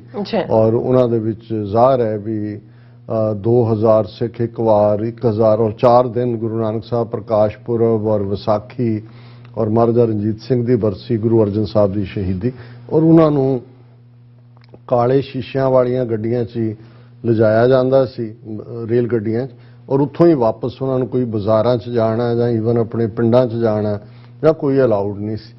ਲੇਕਿਨ ਇਹ ਮੈਂ ਸਮਝਦਾ ਹਾਂ ਵੀ ਜਦੋਂ ਪਾਕਿਸਤਾਨ ਸਿੱਖ ਗੁਰਦੁਆਰਾ ਪ੍ਰਬੰਧਕ ਕਮੇਟੀ ਹੋਣ ਚਾਹੁੰਦੀ ਹੈ 1999 ਦੇ ਵਿੱਚ, ਔਰ ਉਸ ਤੋਂ ਬਾਅਦ ਹੌਲੀ ਜਿਹੜੇ ਸਬੰਧ ਔਰ ਡਾਇਸਪੋਰਾ ਸਿੱਖਾਂ ਦਾ ਇੱਕ ਵੱਡਾ ਰੋਲ, ਖਾਲਿਸਤਾਨ ਦੀ ਲਹਿਰ ਨਾਲ ਸੰਬੰਧਿਤ ਜੁਝਾਰੂ ਸਿੰਘਾਂ ਦਾ ਇੱਕ ਵੱਡਾ ਰੋਲ, ਉਸ ਸਾਰੇ ਦੇ ਨਾਲ ਇਹ ਜਿਹੜਾ ਜਿਸ ਅੰਦਾਜ਼ ਦੇ ਵਿੱਚ ਭਾਰਤੀ ਰਜੀਮ ਨੇ ਸਾਨੂੰ ਸੈਪਰੇਟ ਕੀਤਾ ਹੋਇਆ ਸੀ ਆਪਣੀ ਉਸ ਤਹਿਜ਼ੀਬੀ ਧਰਤੀ ਤੋਂ, ਉਹ ਕੰਧ ਟੁੱਟਣੀ ਸ਼ੁਰੂ ਹੁੰਦੀ ਹੈ। ਗੁਰਦੁਆਰਿਆਂ ਦੇ ਵਿੱਚ ਸੇਵਾ ਸੰਭਾਲ ਦੀ ਗੱਲ ਸ਼ੁਰੂ ਹੁੰਦੀ ਹੈ ਔਰ ਕਰਤਾਰਪੁਰ ਸਾਹਿਬ ਕੋਰੀਡੋਰ ਦਾ ਖੁੱਲ੍ਹਣਾ 47 ਤੋਂ ਲਗਭਗ 72-73 ਸਾਲ ਬਾਅਦ, ਜਿਸ ਪੀਰੀਅਡ ਸਿੱਖ ਕੌਮ ਅਰਦਾਸਾਂ ਕਰਦੀ ਰਹੀ, ਇਹ ਬਹੁਤ ਵੱਡੀ, ਮੈਂ ਸਮਝਦਾ ਹਾਂ ਵੀ ਅੱਜ ਹਾਲਾਤ ਪਾਕਿਸਤਾਨ ਦੇ ਕੀ ਨੇ ਅੰਦਰੂਨੀ, ਕੱਲ ਨੂੰ ਕੀ ਹੋਣਗੇ ਇਹ ਤਾਂ ਰੱਬ ਜਾਣਦਾ, ਪਰ ਸਿੱਖ ਇਤਿਹਾਸ ਦੇ ਵਿੱਚ ਇਮਰਾਨ ਖਾਨ, ਜਨਰਲ ਬਾਜਵਾ, ਇਹਨਾਂ ਨੂੰ ਉਹਨਾਂ ਨਾਇਕਾਂ ਵਜੋਂ ਯਾਦ ਕੀਤਾ ਜਾਏਗਾ ਜਿਨ੍ਹਾਂ ਨੇ ਸਿੱਖ ਕੌਮ ਦੀਆਂ ਜਿਹੜੀਆਂ ਰੂਹਾਨੀ ਲੋੜਾਂ, रूहानी अरदासां जिहड़ियां ने उन्हां नूं साकार हुंदा तां काम रब दा ही है, उसकी रहमत नाल हुंदा है कि ये तोहफा दिता है। बिल्कुल हुण ज़ाहिर है भी इस सारे चों मोदी ने भी क्रेडिट लैण की कोशिश की। हुण भी जदों कि ये जिहड़े एक बजवें कुत्ते अपने बनाए हुए ने with in the Sikh community, rent a Sikh जिन्हां नूं मैं कहना है, इन्हां नूं भी जदों लिजा के मोदी की कोठी बह के मोदी भी अड अड रंगां दीयां पग्गां बन्नदा है, ਉਹ ਆਪਣੀਆਂ ਪ੍ਰਾਪਤੀਆਂ ਦੱਸਦਾ ਹੈ। ਤੇ ਇੱਕ ਪ੍ਰਾਪਤੀ ਇਹ ਵੀ ਦੱਸਦਾ ਹੈ ਕਿ ਜੀ ਅਸੀਂ ਕਰਤਾਰਪੁਰ ਦਾ ਕੋਰੀਡੋਰ ਮੋਦੀ ਨੇ ਹੀ ਖੁਲਾਇਆ ਔਰ ਉਸ ਸਾਰੇ ਚੋਂ ਵੀ ਉਹ ਕ੍ਰੈਡਿਟ ਲੈਣ ਦੀ ਕੋਸ਼ਿਸ਼ ਕਰਦਾ। ਪਰ 2019 ਤੋਂ ਇੱਕਦਮ ਬਾਅਦ ਇੱਕ ਫਿਨੋਮੀਨਾ, ਹਾਲਾਂਕਿ ਤੁਸੀਂ ਇਹ ਦੇਖੋਗੇ ਕਿ ਵੀ ਇਸ ਕੋਰੀਡੋਰ ਦੇ ਬਣਨ ਤੱਕ ਉਦੋਂ ਪੰਜਾਬ ਦੇ ਵਿੱਚ ਇਹਨਾਂ ਦਾ ਇੱਕ ਮੋਲ ਜਿਹੜਾ ਸੀ ਕੈਪਟਨ ਅਮਰਿੰਦਰ, ਉਹ ਪੰਜਾਬ ਦਾ ਚੀਫ ਮਿਨਿਸਟਰ ਸੀ, ਔਰ ਦਿਨਕਰ ਗੁਪਤਾ IG ਸੀ, ਔਰ ਦਿਨਕਰ ਗੁਪਤਾ ਜਿਹੜਾ DGP ਪੁਲਿਸ ਸੀ, ਡਾਇਰੈਕਟਰ ਜਨਰਲ ਪੁਲਿਸ, ਉਹਦਾ ਬਿਆਨ ਔਨ ਰੈਕਰਡ ਹੈ। ਜਿਹਨੂੰ ਕੋਈ ਸ਼ੱਕ ਹੋਏ ਜਾ ਕੇ ਉਹ ਕਰ ਲਏ ਗੂਗਲ।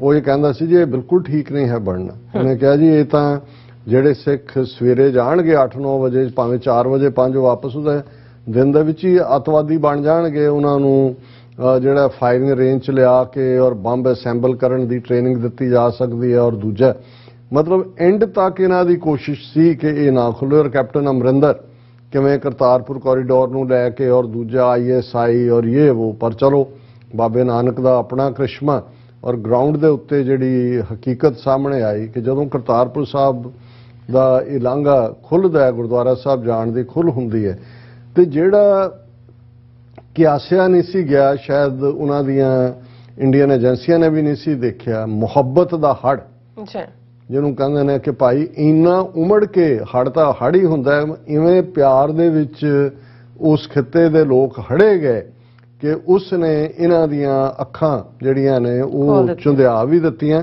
ਉਹਨਾਂ ਨੂੰ ਫਿਕਰ ਵੀ ਹੋਇਆ ਵੀ ਅਸੀਂ ਤਾਂ ਨਫ਼ਰਤ ਦੇ ਉੱਤੇ ਇਹਨਾਂ ਦੋਨਾਂ ਕੌਮਾਂ ਦੀ ਆਪਣਾ ਸੌਦਾ ਵੇਚਦੇ ਹਾਂ। ਫਿਰ ਕਰਤਾਰਪੁਰ ਕੋਰੀਡੋਰ ਨੂੰ ਜਿਵੇਂ ਇੰਟਰਨੈਸ਼ਨਲ ਰੈਕਗਨੀਸ਼ਨ ਮਿਲੀ, UN ਸੈਕਟਰੀ ਜਨਰਲ ਨੇ ਕੋਰੀਡੋਰ ਆਫ ਲਵ ਕਿਹਾ, ਚਾਈਨਾ ਦੇ ਐਂਬੈਸਡਰ ਔਰ ਦੂਸਰੇ ਔਰ ਕੱਲੇ ਜਿਹੜੇ ਇਸਲਾਮਾਬਾਦ 'ਚ ਅੱਡ-ਅੱਡ ਮੁਲਕਾਂ ਦੇ ਸਫੀਰ ਨੇ ਉੱਥੇ ਗਏ।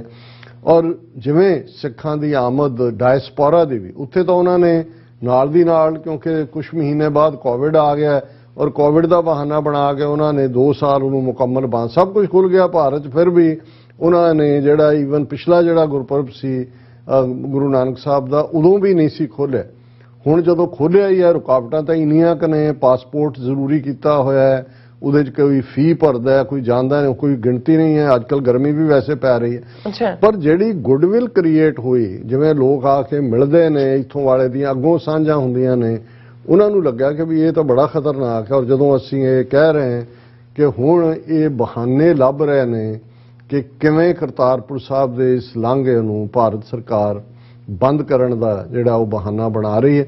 ਔਰ 2 ਖਬਰਾਂ ਜਿਹੜੀਆਂ ਸਾਈਮਲਟੇਨੀਅਸਲੀ ਲੱਗੀਆਂ। ਪਹਿਲੀ ਤਾਂ ਮੈਂ ਜਿਹੜੀ ਉਹਨਾਂ ਨੇ ਕਸ਼ਮੀਰੀ ਪੰਡਤਾਂ ਨੇ ਮੰਗ ਕੀਤੀ ਹੈ, along lines of Kartarpur corridor Kashmiri Pandits demand pilgrimage regular prayers at Sharda temple in Azad Kashmir. ਇਹਨਾਂ ਨੇ ਤਾਂ POK ਕਿਹਾ ਕਿ ਜੀ ਕਸ਼ਮੀਰੀ ਪੰਡਤਾਂ ਨੇ ਇਹ ਮੰਗ ਕੀਤੀ ਹੈ, ਸ਼ਾਰਦਾ ਟੈਂਪਲ ਜਿਹੜਾ ਆਜ਼ਾਦ ਕਸ਼ਮੀਰ ਹੈ ਉਹਦੇ 'ਚ ਹੈ, ਇਹਨਾਂ ਦੀਆਂ ਪੁਰਾਣੀਆਂ ਵਿਦਿਆਪੀਠ ਜਿਹਨੂੰ ਕਹਿੰਦੇ ਨੇ ਉਹਨਾਂ 'ਚ ਹੈ। ਔਰ ਉਹਨਾਂ ਦੀ ਜਿਹੜੀ ਹੈ save Sharda committee in Kashmir has demanded that Sharda temple in Pakistan occupied Kashmir be opened for Kashmiri Pandits and Hindus from the rest of India for pilgrimage on the lines of Kartarpur corridor for Sikh devotees। कि जी जिमें पाकिस्तान ने सिख श्रद्धालुओं ਲਈ Kartarpur corridor ਖੋਲ੍ਹਿਆ, ਇਵੇਂ ਸ਼ਾਰਦਾ ਮੰਦਰ ਦਾ ਜਿਹੜਾ ਉਹ ਖੋਲ੍ਹਿਆ ਜਾਏ। ਔਰ ਉਹਨਾਂ ਨੇ ਕਿਹਾ ਕਿ ਜਿਵੇਂ 72 ਸਾਲ ਬਾਅਦ ਇਹ ਕਰਤਾਰਪੁਰ ਕੋਰੀਡੋਰ ਖੁੱਲ੍ਹਿਆ, दोनों सरकारां दे नुमाइंदे बैठे, formed a draft that was signed। We say if Kartarpur has been reopened, why not Sharda? ये करतारपुर खुल सकता है, शारदा क्यों नहीं? उन्होंने कहा कि I myself travel to Kartarpur, why I am not allowed to travel to Sharda Peeth? Ravinder Pandit, founder of Save Sharda Committee told। ਹੁਣ ਇੱਕ ਤਾਂ ਉਹਨਾਂ ਨੇ ਇਹ ਸ਼ਗੂਫਾ ਛੱਡਿਆ ਕਿ ਜੀ ਦੇਖੋ ਇਸ ਤੋਂ ਜ਼ਾਹਰ ਹੈ ਕਿ ਪਾਕਿਸਤਾਨ ਦੀ ਇੰਟੈਂਟ ਸਿੱਖਾਂ ਪ੍ਰਤੀ ਹੋਰ ਹੈ ਕਿ ਜੀ ਕਰਤਾਰਪੁਰ ਕੋਰੀਡੋਰ ਖੋਲ੍ਹਿਆ, ਇਹ ਸ਼ਾਰਦਾ ਪੀਠ ਤਾਂ ਆਮਣੇ ਸਾਹਮਣੇ ਆ, ਇਧਰਲੇ ਕਸ਼ਮੀਰ ਦੇ ਔਰ ਉਧਰਲੇ, ਇਹਨੂੰ ਵੀ ਖੋਲੋ। ਅੱਗੇ ਉਹਨੇ ਲੰਬੀ ਚੌੜੀ ਇਸ ਕਿਸਮ ਦੀ ਗੱਲ ਕੀਤੀ, ਪਰ ਇਸ ਸਾਰੇ ਚੋਂ ਤੁਸੀਂ ਇਹ ਦੇਖ ਸਕਦੇ ਹੋ ਕਿ ਉਹਨਾਂ ਨੇ ਹਿੰਦੂ ਐਂਗਲ ਲਿਆ ਕੇ ਇਸ ਵਿੱਚ ਵਾੜ ਦਿੱਤਾ। ਹੁਣ ਇੱਕ ਤਾਂ ਇਹ ਹੈ ਕਿ ਕੱਲ ਨੂੰ ਕੁਇਡ ਪ੍ਰੋ ਕਿਉ ਚੋਂ ਕਹਿ ਸਕਦੇ ਨੇ ਕਿ ਜੀ ਜੇ ਤੁਸੀਂ ਸ਼ਾਰਦਾ ਟੈਂਪਲ ਨਹੀਂ ਖੋਲਦੇ ਤੇ ਅਸੀਂ ਇਹਨੂੰ ਬੰਦ ਕਰਦੇ ਹਾਂ, ਪਰ ਇਹ ਉਹਨਾਂ ਨੇ ਇੱਕ ਪੈਰਲਲ ਆਰਗੂਮੈਂਟ ਕ੍ਰੀਏਟ ਕੀਤਾ। ਜਿਹੜੀ ਦੂਸਰੀ ਖਬਰ ਹੈ ਉਹ ਜ਼ਿਆਦਾ ਖਤਰਨਾਕ ਹੈ ਔਰ ਉਹ ਇੰਡੀਅਨ ਗਵਰਨਮੈਂਟ ਦੇ ਹੱਥ ਟੂਲ ਦਿੰਦੀ ਹੈ ਕਿ ਕਿਸੇ ਵੇਲੇ ਵੀ ਵਿਦਆਊਟ ਇਸ਼ੂਇੰਗ ਅ ਨੋਟਿਸ ਉਹਨੂੰ ਕਰਤਾਰਪੁਰ ਕੋਰੀਡੋਰ ਨੂੰ ਬੰਦ ਕਰਨ ਦਾ ਹੁਕਮ ਕਰ। ਔਰ ਇਹ ਖਬਰ ਹੈ intelligence ISI misusing Kartarpur corridor, or intelligence agencies have alerted the Union Ministry of Home Affairs about Pakistan's spy agency ISI misusing Kartarpur corridor। ਕਿ ਭਾਰਤ ਦੀਆਂ ਖੁਫੀਆ ਏਜੰਸੀਆਂ ਨੇ ਹੋਮ ਮਿਨਿਸਟਰੀ ਨੂੰ ਅਗਾਹ ਕੀਤਾ ਹੈ, ਵਾਰਨ ਕੀਤਾ ਹੈ ਕਿ ਪਾਕਿਸਤਾਨ ਦੀ ਖੁਫੀਆ ਏਜੰਸੀ ISI ਜਿਹੜੀ ਹੈ ਉਹ ਕਰਤਾਰਪੁਰ ਕੋਰੀਡੋਰ ਦੀ ਕੁਵਰਤੋਂ ਕਰ ਰਹੀ ਹੈ। ਕੀ ਕੁਵਰਤੋਂ ਕਰ ਰਹੀ ਹੈ? In a report to Ministry of Health Affairs, agency said ISI officials had been noticed making efforts to gather information from Indian pilgrims. Sources said ISI and Pakistani Intelligence Bureau officials were seen to be present along their side of the corridor. They have been noticed trying to gather information by contacting the pilgrims going from India, sources said। ਉਹਨਾਂ ਨੇ ਕਿਹਾ ਜੀ ਕਿ ਇਹ ਜਦੋਂ ਯਾਤਰੂ ਜਾਂਦੇ ਨੇ ਜਿਹੜੇ ISI ਦੇ ਏਜੰਟ ਨੇ ਉਹ ਉਹਨਾਂ ਤੋਂ ਜਾਣਕਾਰੀ ਹੁਣ ਹੈ ਹੁੰਦਾ ਕੀ ਹੈ ਕਿ ਕਰਤਾਰਪੁਰ ਸਾਹਿਬ ਕੋਰੀਡੋਰ ਜਦੋਂ ਦਾ ਖੁੱਲ੍ਹੇ ਹੀ ਨਹੀਂ ਵੀ ਸਿੱਖਾਂ ਦੇ ਲਈ ਹੈ, ਪਾਕਿਸਤਾਨੀ ਵੱਡੀ ਗਿਣਤੀ ਦੇ ਵਿੱਚ ਹਾਲਾਂ ਉਹਨਾਂ ਨੂੰ ਵੀ ਪੇ ਕਰਨਾ ਪੈਂਦਾ ਹੈ ਬੱਸਿਸ ਤੇ ਦੂਜੇ, ਔਰ ਜਿਹੜੇ ਉਹਨਾਂ ਦੇ ਚੰਗੇ ਸਕੂਲ ਕਾਲਜਿਸ ਉਹਨਾਂ ਦੇ ਟੂਰ ਵੀ ਆਉਂਦੇ ਨੇ ਇਹ ਦੱਸਣ ਦੇ ਲਈ ਕਿ ਭਾਈ ਦੇਖੋ ਪਾਕਿਸਤਾਨ ਬੇਸ਼ੱਕ ਇੱਕ ਇਸਲਾਮਿਕ ਮੁਲਕ ਹੈ ਪਰ ਅਸੀਂ ਦੂਸਰੇ ਧਰਮ ਦੇ ਇਸ ਥਾਂ ਦਾ ਸਤਿਕਾਰ ਕਰਦੇ ਹਾਂ ਔਰ ਜ਼ਾਹਰ ਹੈ ਕਿ ਗੁਰੂ ਨਾਨਕ ਸਾਹਿਬ ਨੂੰ ਦੇ ਇਸ ਸਥਾਨ ਬਾਰੇ ਹਮੇਸ਼ਾ ਗੁੱਡਵਿਲ। ਔਰ ਇਹਦੇ ਨਾਲ ਨਾਲ ਲੋਕਾਂ ਦਾ ਜਦੋਂ ਇੰਟਰੈਕਸ਼ਨ ਹੁੰਦਾ ਦੋਨੋਂ ਪਾਸਿਓਂ ਤੇ ਬੌਂਡਿੰਗ ਔਰ ਹੋਰ ਵੀ ਵੱਧਦੀ ਹੈ। ਹੁਣ ਉਹਨਾਂ ਨੇ ਇਹ ਇੰਨਾ ਪ੍ਰੋਪੇਗੈਂਡਾ ਕਰਨਾ ਇਸ ਮੁੱਦੇ ਦੇ ਉੱਤੇ ਕਿ ਇੰਡੀਅਨ ਜਿਹੜੇ ਆਉਣ ਵਾਲੇ ਨੇ ਉਹਨਾਂ ਨੂੰ ਡਰਾ ਦੇਣਾ ਹੈ ਕਿ ਵੀ ਜਿਹੜਾ ਤੁਹਾਡੇ ਨਾਲ ਗੱਲ ਕਰ ਰਿਹਾ ਹੈ ਤੁਹਾਨੂੰ ਗਲਵਕੜੀ 'ਚ ਮਿਲ ਰਿਹਾ ਜਾਂ ਦੂਜਾ ISI ਦਾ ਏਜੰਟ ਹੈ, ਬੰਦਾ ਹੋਏ ਜਾਂ ਔਰਤ ਹੋਏ, ਦੂਰ ਰਹੋ। ਮਤਲਬ ਇਹ ਹੈ ਕਿ ਟੇਪ ਲਾ ਲਓ ਮੂੰਹ ਦੇ ਉੱਤੇ, ਜਦੋਂ ਤੁਸੀਂ ਜਾਣਾ ਉੱਥੇ ਜਾ ਕੇ ਮੱਥਾ ਟੇਕੋ ਤੇ ਟੇਪ ਲਾ ਕੇ ਵਾਪਸ ਆ ਜਾਓ, ਕਿਸੇ ਨਾਲ ਨਾ ਇੰਟਰੈਕਸ਼ਨ ਕਰੋ ਕਿਉਂਕਿ ਇਹ ISI ਦੇ ਏਜੰਟ ਨੇ ਜਿੰਨੇ ਉੱਥੇ ਤੁਹਾਨੂੰ ਮਿਲਣ ਵਾਲੇ ਨੇ। ਔਰ ਇਹ ਜਿਹੜਾ ਇਸ ਦਾ ਜਿਹੜਾ ਇਹੀ ਤੌਰ ਤਰੀਕਾ ਔਰ ਮੈਨੂੰ ਇਹ ਲੱਗਦਾ ਇਸ ਚੋਂ ਇਹ ਦੋਨੋਂ ਖਬਰਾਂ ਇੱਕੋ ਕਿਉਂਕਿ ਜਿਹੜੀਆਂ ਇਹਨਾਂ ਦੀ ਮੋਡਸ ਆਪਰੈਂਡੀ ਹੈ ਉਹ ਸਾਨੂੰ ਥੋੜੀ ਬਹੁਤ ਉਹਦਾ ਅੰਦਾਜ਼ਾ ਹੋ ਜਾਂਦਾ ਵੀ ਇਹ ਕਿਸ ਰੁਖ ਦੇ ਨਾਲ ਚੱਲ ਰਹੇ ਨੇ। ਇੱਕ ਪਾਸੇ ਉਹਨਾਂ ਨੇ ਹਿੰਦੂ ਐਂਗਲ ਖੜਾ ਕਰ ਦਿੱਤਾ ਡਿਸਕ੍ਰਿਮੀਨੇਸ਼ਨ ਦਾ ਕਿ ਜੀ ਇਹ ਸ਼ਾਰਦਾ ਟੈਂਪਲ ਉਹਦੇ 'ਚ ਕਿਉਂ ਨਹੀਂ ਜਾ ਸਕਦੇ ਜੇ ਇੱਧਰ ਜਾ ਸਕਦੇ ਨੇ, ਤੇ ਦੂਸਰੇ ਪਾਸੇ ਕਹਿ ਦਿੱਤਾ ਜੀ ISI ਜਿਹੜੀ ਹੈ ਉਹ ਜਿਹੜੇ ਇੰਡੀਅਨ ਯਾਤਰੂ ਜਾਂਦੇ ਨੇ ਉਹਨਾਂ ਤੋਂ ਬਹੁਤ ਸਾਰੀ ਜਾਣਕਾਰੀ ਲੈਂਦੀ ਹੈ ਔਰ ਉਹਨਾਂ ਨੇ ਉਹ ਰੈੱਡ ਟੈਗ ਖੜਾ ਕਰ ਦਿੱਤਾ ਹੈ। ਸੋ ਮੈਨੂੰ ਇਹ ਲੱਗਦਾ ਹੈ ਕਿ ਕੋਈ ਹੈਰਾਨੀ ਨਹੀਂ ਹੋਣੀ ਚਾਹੀਦੀ ਕਿ ਆਉਣ ਵਾਲੇ ਪੀਰੀਅਡ 'ਚ ਕੋਈ ਇੱਕ ਦੋ ਘਟਨਾਵਾਂ ਇਸ ਕਿਸਮ ਦੀਆਂ ਖੁਦ ਬਣਾ ਦੇਣਗੇ, ਉੱਥੋਂ ਆਏ ਕਿਸੇ ਸਿੱਖ ਯਾਤਰੂ ਨੂੰ ਫੜ ਲੈਣਗੇ, ਉਹਦੇ ਤੇ ਕੁਝ ਪਲੇਸ ਕਰ ਦੇਣਗੇ ਜੀ ਕਿ ਆਹ ਚਿਪ ਦਿੱਤੀ ਉਹਨੂੰ ਪਾਕਿਸਤਾਨ ਦੀ ISI ਨੇ ਜਾਂ ਆਹ ਇਹਨੇ ਡਿਲੀਵਰ ਕਰਨਾ ਸੀ, ਜਾਂ ਪੰਜਾਬ 'ਚੋਂ ਚੁੱਕ ਲੈਣਗੇ ਕਿ ਜੀ ਪਹਿਲਾਂ ਯਾਤਰੂ ਬਣ ਕੇ ਗਿਆ ਸੀ ਹੁਣ ਇਹ ਕੀਤਾ, ਫਿਰ ਕਹਿਣਗੇ ਜੀ ਸਿਕਿਉਰਿਟੀ ਰਿਸਕ। ਤੇ ਜਦੋਂ ਸਿਕਿਉਰਿਟੀ ਰਿਸਕ ਆ ਜਾਏ ਫਿਰ ਤਾਂ ਇਹੀ ਹੈ ਕਿ ਭਾਈ ਇਹਨੂੰ ਬੰਦ ਕਰ ਦਿਓ ਜੀ। ਡਾਕਟਰ ਸਾਹਿਬ ਤੁਹਾਡਾ ਬਹੁਤ ਬਹੁਤ ਸ਼ੁਕਰੀਆ। ਸਾਥ ਲੈਣੇ ਬ੍ਰੇਕ ਵਿਊਅਰਸ ਤੁਸੀਂ ਸਾਨੂੰ ਇਸੇ ਤਰ੍ਹਾਂ ਹੀ ਬਣੇ ਰਹਿਣਾ, ਮਿਲਦੇ ਹਾਂ after this short break.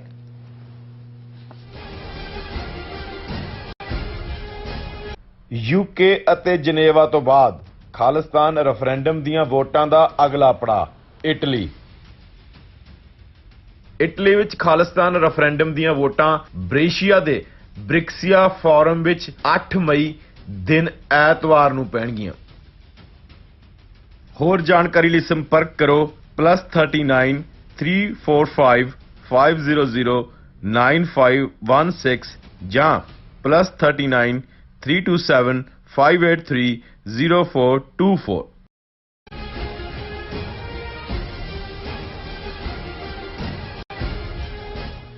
Viewers welcome back on programme. So viewers ਗੱਲਬਾਤ ਕਰਾਂਗੇ ਜੰਮੂ ਕਸ਼ਮੀਰ ਦੇ ਹਵਾਲੇ ਨਾਲ ਕਿ 5 ਅਗਸਤ 2019 ਨੂੰ ਜੰਮੂ ਕਸ਼ਮੀਰ ਦਾ ਸਟੇਟ ਦਾ ਜਿਹੜਾ ਦਰਜਾ ਖਤਮ ਕਰਕੇ ਇਸ ਨੂੰ ਇੱਕ ਯੂਨੀਅਨ ਟੈਰੀਟਰੀ ਬਣਾ ਦਿੱਤਾ ਗਿਆ ਸੀ। ਮੋਦੀ ਸਰਕਾਰ ਵੱਲੋਂ ਜੰਮੂ ਕਸ਼ਮੀਰ ਦੀ ਜਿਹੜੀ ਡੈਮੋਗ੍ਰਾਫੀ ਬਦਲਣ ਲਈ ਇੱਕ ਡੀਲਿਮਿਟੇਸ਼ਨ ਪੈਨਲ ਬਣਾਇਆ ਗਿਆ ਹੈ। ਸੋ ਇਸ ਪੈਨਲ ਨੇ ਆਪਣੀ ਰਿਪੋਰਟ ਵਿੱਚ ਸਾਰੇ ਅਸੈਂਬਲੀ ਹਲਕਿਆਂ ਅਤੇ ਪਾਰਲੀਮੈਂਟਰੀ ਹਲਕਿਆਂ ਵਿੱਚ ਇੰਨੀਆਂ ਤਬਦੀਲੀਆਂ ਕੀਤੀਆਂ ਨੇ ਕਿ ਹੁਣ ਜ਼ਰੂਰੀ ਨਹੀਂ ਹੈ ਕਿ ਭਵਿੱਖ ਵਿੱਚ ਕੋਈ ਮੁਸਲਮਾਨ ਹੀ ਜੰਮੂ ਕਸ਼ਮੀਰ ਵਿੱਚ ਮੁੱਖ ਮੰਤਰੀ ਬਣੇ। ਸੋ ਹਿੰਦੂ ਬਹੁ ਗਿਣਤੀ ਵਾਲੇ ਜੰਮੂ ਰੀਜਨ ਦੀਆਂ ਜਿਹੜੀਆਂ ਸੀਟਾਂ ਮੁਸਲਿਮ ਮੈਜੋਰਿਟੀ ਵਾਲੇ ਕਸ਼ਮੀਰ ਵਾਦੀ ਦੇ ਬਰਾਬਰ ਹੀ ਕਰ ਦਿੱਤੀਆਂ ਗਈਆਂ ਨੇ। ਸੋ ਇਸ ਬਾਰੇ ਆਪਾਂ ਗੱਲਬਾਤ ਕਰਨ ਜਾ ਰਹੇ ਹਾਂ। ਸੋ ਅਸੀਂ ਚਾਹਾਂਗੇ ਕਿ ਤੁਸੀਂ ਇਸੇ ਤਰ੍ਹਾਂ ਬਣੇ ਰਹਿਣਾ। ਦੇਖਣ ਸੁਣਨ ਲਈ ਅਨਲਿਖਣ ਲਈ ਤੁਹਾਡਾ ਸਭ ਦਾ ਬਹੁਤ ਬਹੁਤ ਸ਼ੁਕਰੀਆ ਜੀ। ਡਾਕਟਰ ਸਾਹਿਬ ਕੀ ਕਹਿਣਾ ਚਾਹੋਗੇ? ਦੇਖੋ, ਅਸੀਂ ਜਦੋਂ ਹਿੰਦੂ ਤਵੀਆਂ ਦੀ ਨੀਤੀ ਦੀ ਗੱਲ ਕਰਦੇ ਹਾਂ ਤੇ ਜੰਮੂ ਕਸ਼ਮੀਰ ਜਿਸ ਨੂੰ ਉਹਨਾਂ ਨੇ 5 ਅਗਸਤ 2019 ਨੂੰ ਆਰਟੀਕਲ 370 ਖਤਮ ਕੀਤਾ, 35A ਖਤਮ ਕੀਤਾ, ਜਿਹੜੀ ਉਹਨਾਂ ਦੀ ਕਨਸਟੀਟਿਊਸ਼ਨਲ ਗਾਰੰਟੀ ਸੀ, ਪਾਰਟ ਆਫ ਕਨਸਟੀਟਿਊਸ਼ਨ ਸੀ। ਅੱਛਾ, ਜੰਮੂ ਕਸ਼ਮੀਰ ਦਾ ਆਪਣਾ ਝੰਡਾ ਸੀ, ਆਪਣਾ ਉਹਨਾਂ ਦੀ ਕਾਂਸਟੀਟਿਊਐਂਟ ਅਸੈਂਬਲੀ ਸੀ, ਆਪਣਾ ਉਹਨਾਂ ਦਾ ਕੌਮੀ ਗੀਤ ਸੀ ਔਰ ਸ਼ੁਰੂ ਦੇ ਵਿੱਚ ਤਾਂ ਈਵਨ ਉਹਨਾਂ ਦੇ ਹੈੱਡ ਨੂੰ ਪ੍ਰਾਈਮ ਮਿਨਿਸਟਰ ਕਿਹਾ ਜਾਂਦਾ ਸੀ, ਨਾਟ ਚੀਫ ਮਿਨਿਸਟਰ। ਪਰ ਕਿਵੇਂ 47 ਤੋਂ ਬਾਅਦ ਜਿਹੜੇ ਆਪਣੇ ਕੀਤੇ ਪ੍ਰੋਮਿਸ ਸੀ, ਜਦੋਂ ਤੱਕ ਉਹਨਾਂ ਨੇ ਮਰਜ ਕੀਤਾ ਆਪਣੇ ਨਾਲ ਸ਼ੇਖ ਅਬਦੁੱਲਾ ਨਾਲ, ਜੋ ਉਹਨਾਂ ਦਾ ਐਗਰੀਮੈਂਟ ਸੀ, ਕਿਵੇਂ ਉਹਨੂੰ ਤੋੜਿਆ ਔਰ ਕਿਵੇਂ ਹੌਲੀ ਉਹ ਹਾਲਾਤ ਪੈਦਾ ਕੀਤੇ ਕਿ 5 ਅਗਸਤ 2019 ਨੂੰ ਨਾ ਸਿਰਫ ਕਨਸਟੀਟਿਊਸ਼ਨਲ ਜੋ ਉਹਨਾਂ ਨੂੰ ਸਟੇਟਸ ਮਿਲਿਆ ਸੀ ਉਹ ਖਤਮ ਕੀਤਾ, ਬਲਕਿ ਇੱਕ ਸੂਬੇ ਦੇ ਤੌਰ ਤੇ ਉਹਦੀ ਹੋਂਦ ਵੀ ਖਤਮ ਕਰ ਦਿੱਤੀ ਔਰ ਉਹਨੂੰ ਇੱਕ ਯੂਨੀਅਨ ਟੈਰੀਟਰੀ ਬਣਾ ਦਿੱਤਾ। ਮੇਰੇ ਸਾਹਮਣੇ ਐਗਜ਼ੈਕਟ ਡਾਟਾ ਨਹੀਂ ਹੈ, ਪਰ ਇਸ ਤੋਂ ਪਹਿਲਾਂ 22 ਜ਼ਿਲ੍ਹੇ ਜਿਹੜੇ ਜੰਮੂ ਕਸ਼ਮੀਰ ਦੇ ਸੀ, ਉਹਨਾਂ 'ਚ ਜੇ ਮੈਂ ਗਲਤ ਨਾ ਹੋਵਾਂ ਤਾਂ 17 ਜ਼ਿਲ੍ਹੇ ਜਿਹੜੇ ਨੇ ਉਹ ਮੁਸਲਮਾਨ ਮੈਜੋਰਿਟੀ ਜ਼ਿਲ੍ਹੇ ਸੀ ਔਰ ਓਵਰਆਲ ਪਾਪੂਲੇਸ਼ਨ ਕਸ਼ਮੀਰ ਵਾਦੀ ਦੇ ਵਿੱਚ ਤਾਂ ਜ਼ਾਹਰ ਹੈ 96-97% ਮੁਸਲਮਾਨ ਪਾਪੂਲੇਸ਼ਨ ਹੈ ਔਰ ਜੰਮੂ ਰੀਜਨ ਦੇ ਵਿੱਚ ਵੀ ਕੁਝ ਜ਼ਿਲ੍ਹਿਆਂ 30% 35% ਲਦਾਖ ਦੇ ਵਿੱਚ ਵੀ ਜਿਵੇਂ ਪ੍ਰਭਾਵ ਇਹ ਹੁੰਦਾ ਹੈ ਕਿ ਜੀ ਲਦਾਖ 'ਚ ਬੁੱਧਿਸਟ ਪਾਪੂਲੇਸ਼ਨ, ਬੁੱਧਿਸਟ ਔਰ ਮੁਸਲਿਮ ਲਗਭਗ ਇੱਕੋ ਜਿਹੇ ਜਾਂ 2-4% ਬੁੱਧਿਸਟ ਜ਼ਿਆਦਾ ਹੋਣਗੇ, ਪਰ ਇਹਨਾਂ ਨੇ ਲਦਾਖ ਨੂੰ ਅੱਡ ਯੂਨੀਅਨ ਟੈਰੀਟਰੀ ਬਣਾਇਆ ਔਰ ਜਦੋਂ ਜੰਮੂ ਕਸ਼ਮੀਰ ਨੂੰ ਯੂਨੀਅਨ ਟੈਰੀਟਰੀ ਬਣਾਇਆ ਔਰ ਐਗਜ਼ੈਕਟ ਇਸ ਤੋਂ ਬਾਅਦ ਉਹਨਾਂ ਨੇ 3 ਡਰਟੀ ਡੀਜ਼ ਜਿਹੜੀਆਂ ਨੇ ਉਹ ਉੱਥੇ ਲਾਗੂ ਕੀਤੀਆਂ। ਉਹਨਾਂ ਦੇ ਵਿੱਚ ਇੱਕ ਤਾਂ ਡੋਮਿਸਾਈਲ ਸੀ, ਉਹਨਾਂ ਨੇ ਕਿਹਾ ਜੀ ਕੋਈ ਵੀ ਆ ਕੇ ਇੱਥੇ ਜ਼ਮੀਨ ਲੈ ਸਕਦਾ ਔਰ ਇੱਕ ਅੰਦਾਜ਼ੇ ਮੁਤਾਬਕ 3 ਲੱਖ ਤੋਂ ਜ਼ਿਆਦਾ ਸਟੇਟ ਡੋਮਿਸਾਈਲ ਸਰਟੀਫਿਕੇਟ ਗੈਰ ਕਸ਼ਮੀਰੀਆਂ ਨੂੰ ਜਾਰੀ ਕੀਤੇ ਗਏ। ਔਰ ਡੈਮੋਗ੍ਰਾਫਿਕ ਚੇਂਜ, ਡੈਮੋਗ੍ਰਾਫੀ ਦਾ ਕੀ ਹੈ ਕਿ ਜੇ ਹੁਣ ਉਹਨਾਂ ਦੀ ਸਟੇਟ ਅਸੈਂਬਲੀ ਦੀਆਂ ਸੀਟਾਂ ਨੇ ਜਿਹਨੂੰ ਵਿਧਾਨ ਸਭਾ ਕਹਿੰਦੇ ਨੇ, ਸੋ ਜ਼ਾਹਰ ਹੈ ਕਿ ਜ਼ਿਆਦਾ ਮੁਸਲਮਾਨ ਜਿੱਥੇ ਵੀ ਜ਼ਿਆਦਾ ਪਾਪੂਲੇਸ਼ਨ ਹੋਏਗੀ ਜ਼ਿਆਦਾ ਸੀਟਾਂ ਨੇ। ਕਸ਼ਮੀਰ ਵਾਦੀ ਦੇ ਵਿੱਚ ਕੰਫਰਟੇਬਲੀ ਇੰਨੀਆਂ ਸੀਟਾਂ ਹੁੰਦੀਆਂ ਸੀ ਕਿ ਜਿਹੜਾ ਚੀਫ ਮਿਨਿਸਟਰ ਬਣਨਾ ਉਹ ਵਾਦੀ ਚੋਂ ਹੀ ਬਣਨਾ ਔਰ ਇੱਕ ਬਰਾਬਰੀ ਦੇ ਲਈ ਉਹਨਾਂ ਨੇ ਜੰਮੂ ਰੀਜਨ ਜਿਹੜਾ ਹੈ ਉਸ ਦਾ ਡਿਪਟੀ ਚੀਫ ਮਿਨਿਸਟਰ ਲੈ ਲੈਂਦੇ ਸੀ। ਇਹੀ ਕਾਰਨ ਹੈ ਕਿ ਮਹਿਬੂਬਾ ਮੁਫਤੀ ਨੇ ਵੀ, ਕਿਉਂਕਿ ਜੰਮੂ ਰੀਜਨ ਦੇ ਵਿੱਚ ਹਿੰਦੂ ਮੈਜੋਰਿਟੀ ਹੈ, ਹਾਲਾਂਕਿ ਮੁਸਲਮਾਨ ਸੀਟਾਂ ਵੀ ਨੇ ਕੁਝ, ਇਸੇ ਲਈ ਈਵਨ ਜਦੋਂ ਮਹਿਬੂਬਾ ਮੁਫਤੀ ਨੇ ਬੀਜੇਪੀ ਦੇ ਨਾਲ ਸਰਕਾਰ ਬਣਾਈ ਤੇ ਜੰਮੂ ਰੀਜਨ ਦਾ ਡਿਪਟੀ ਚੀਫ ਮਿਨਿਸਟਰ ਬਣਾਇਆ।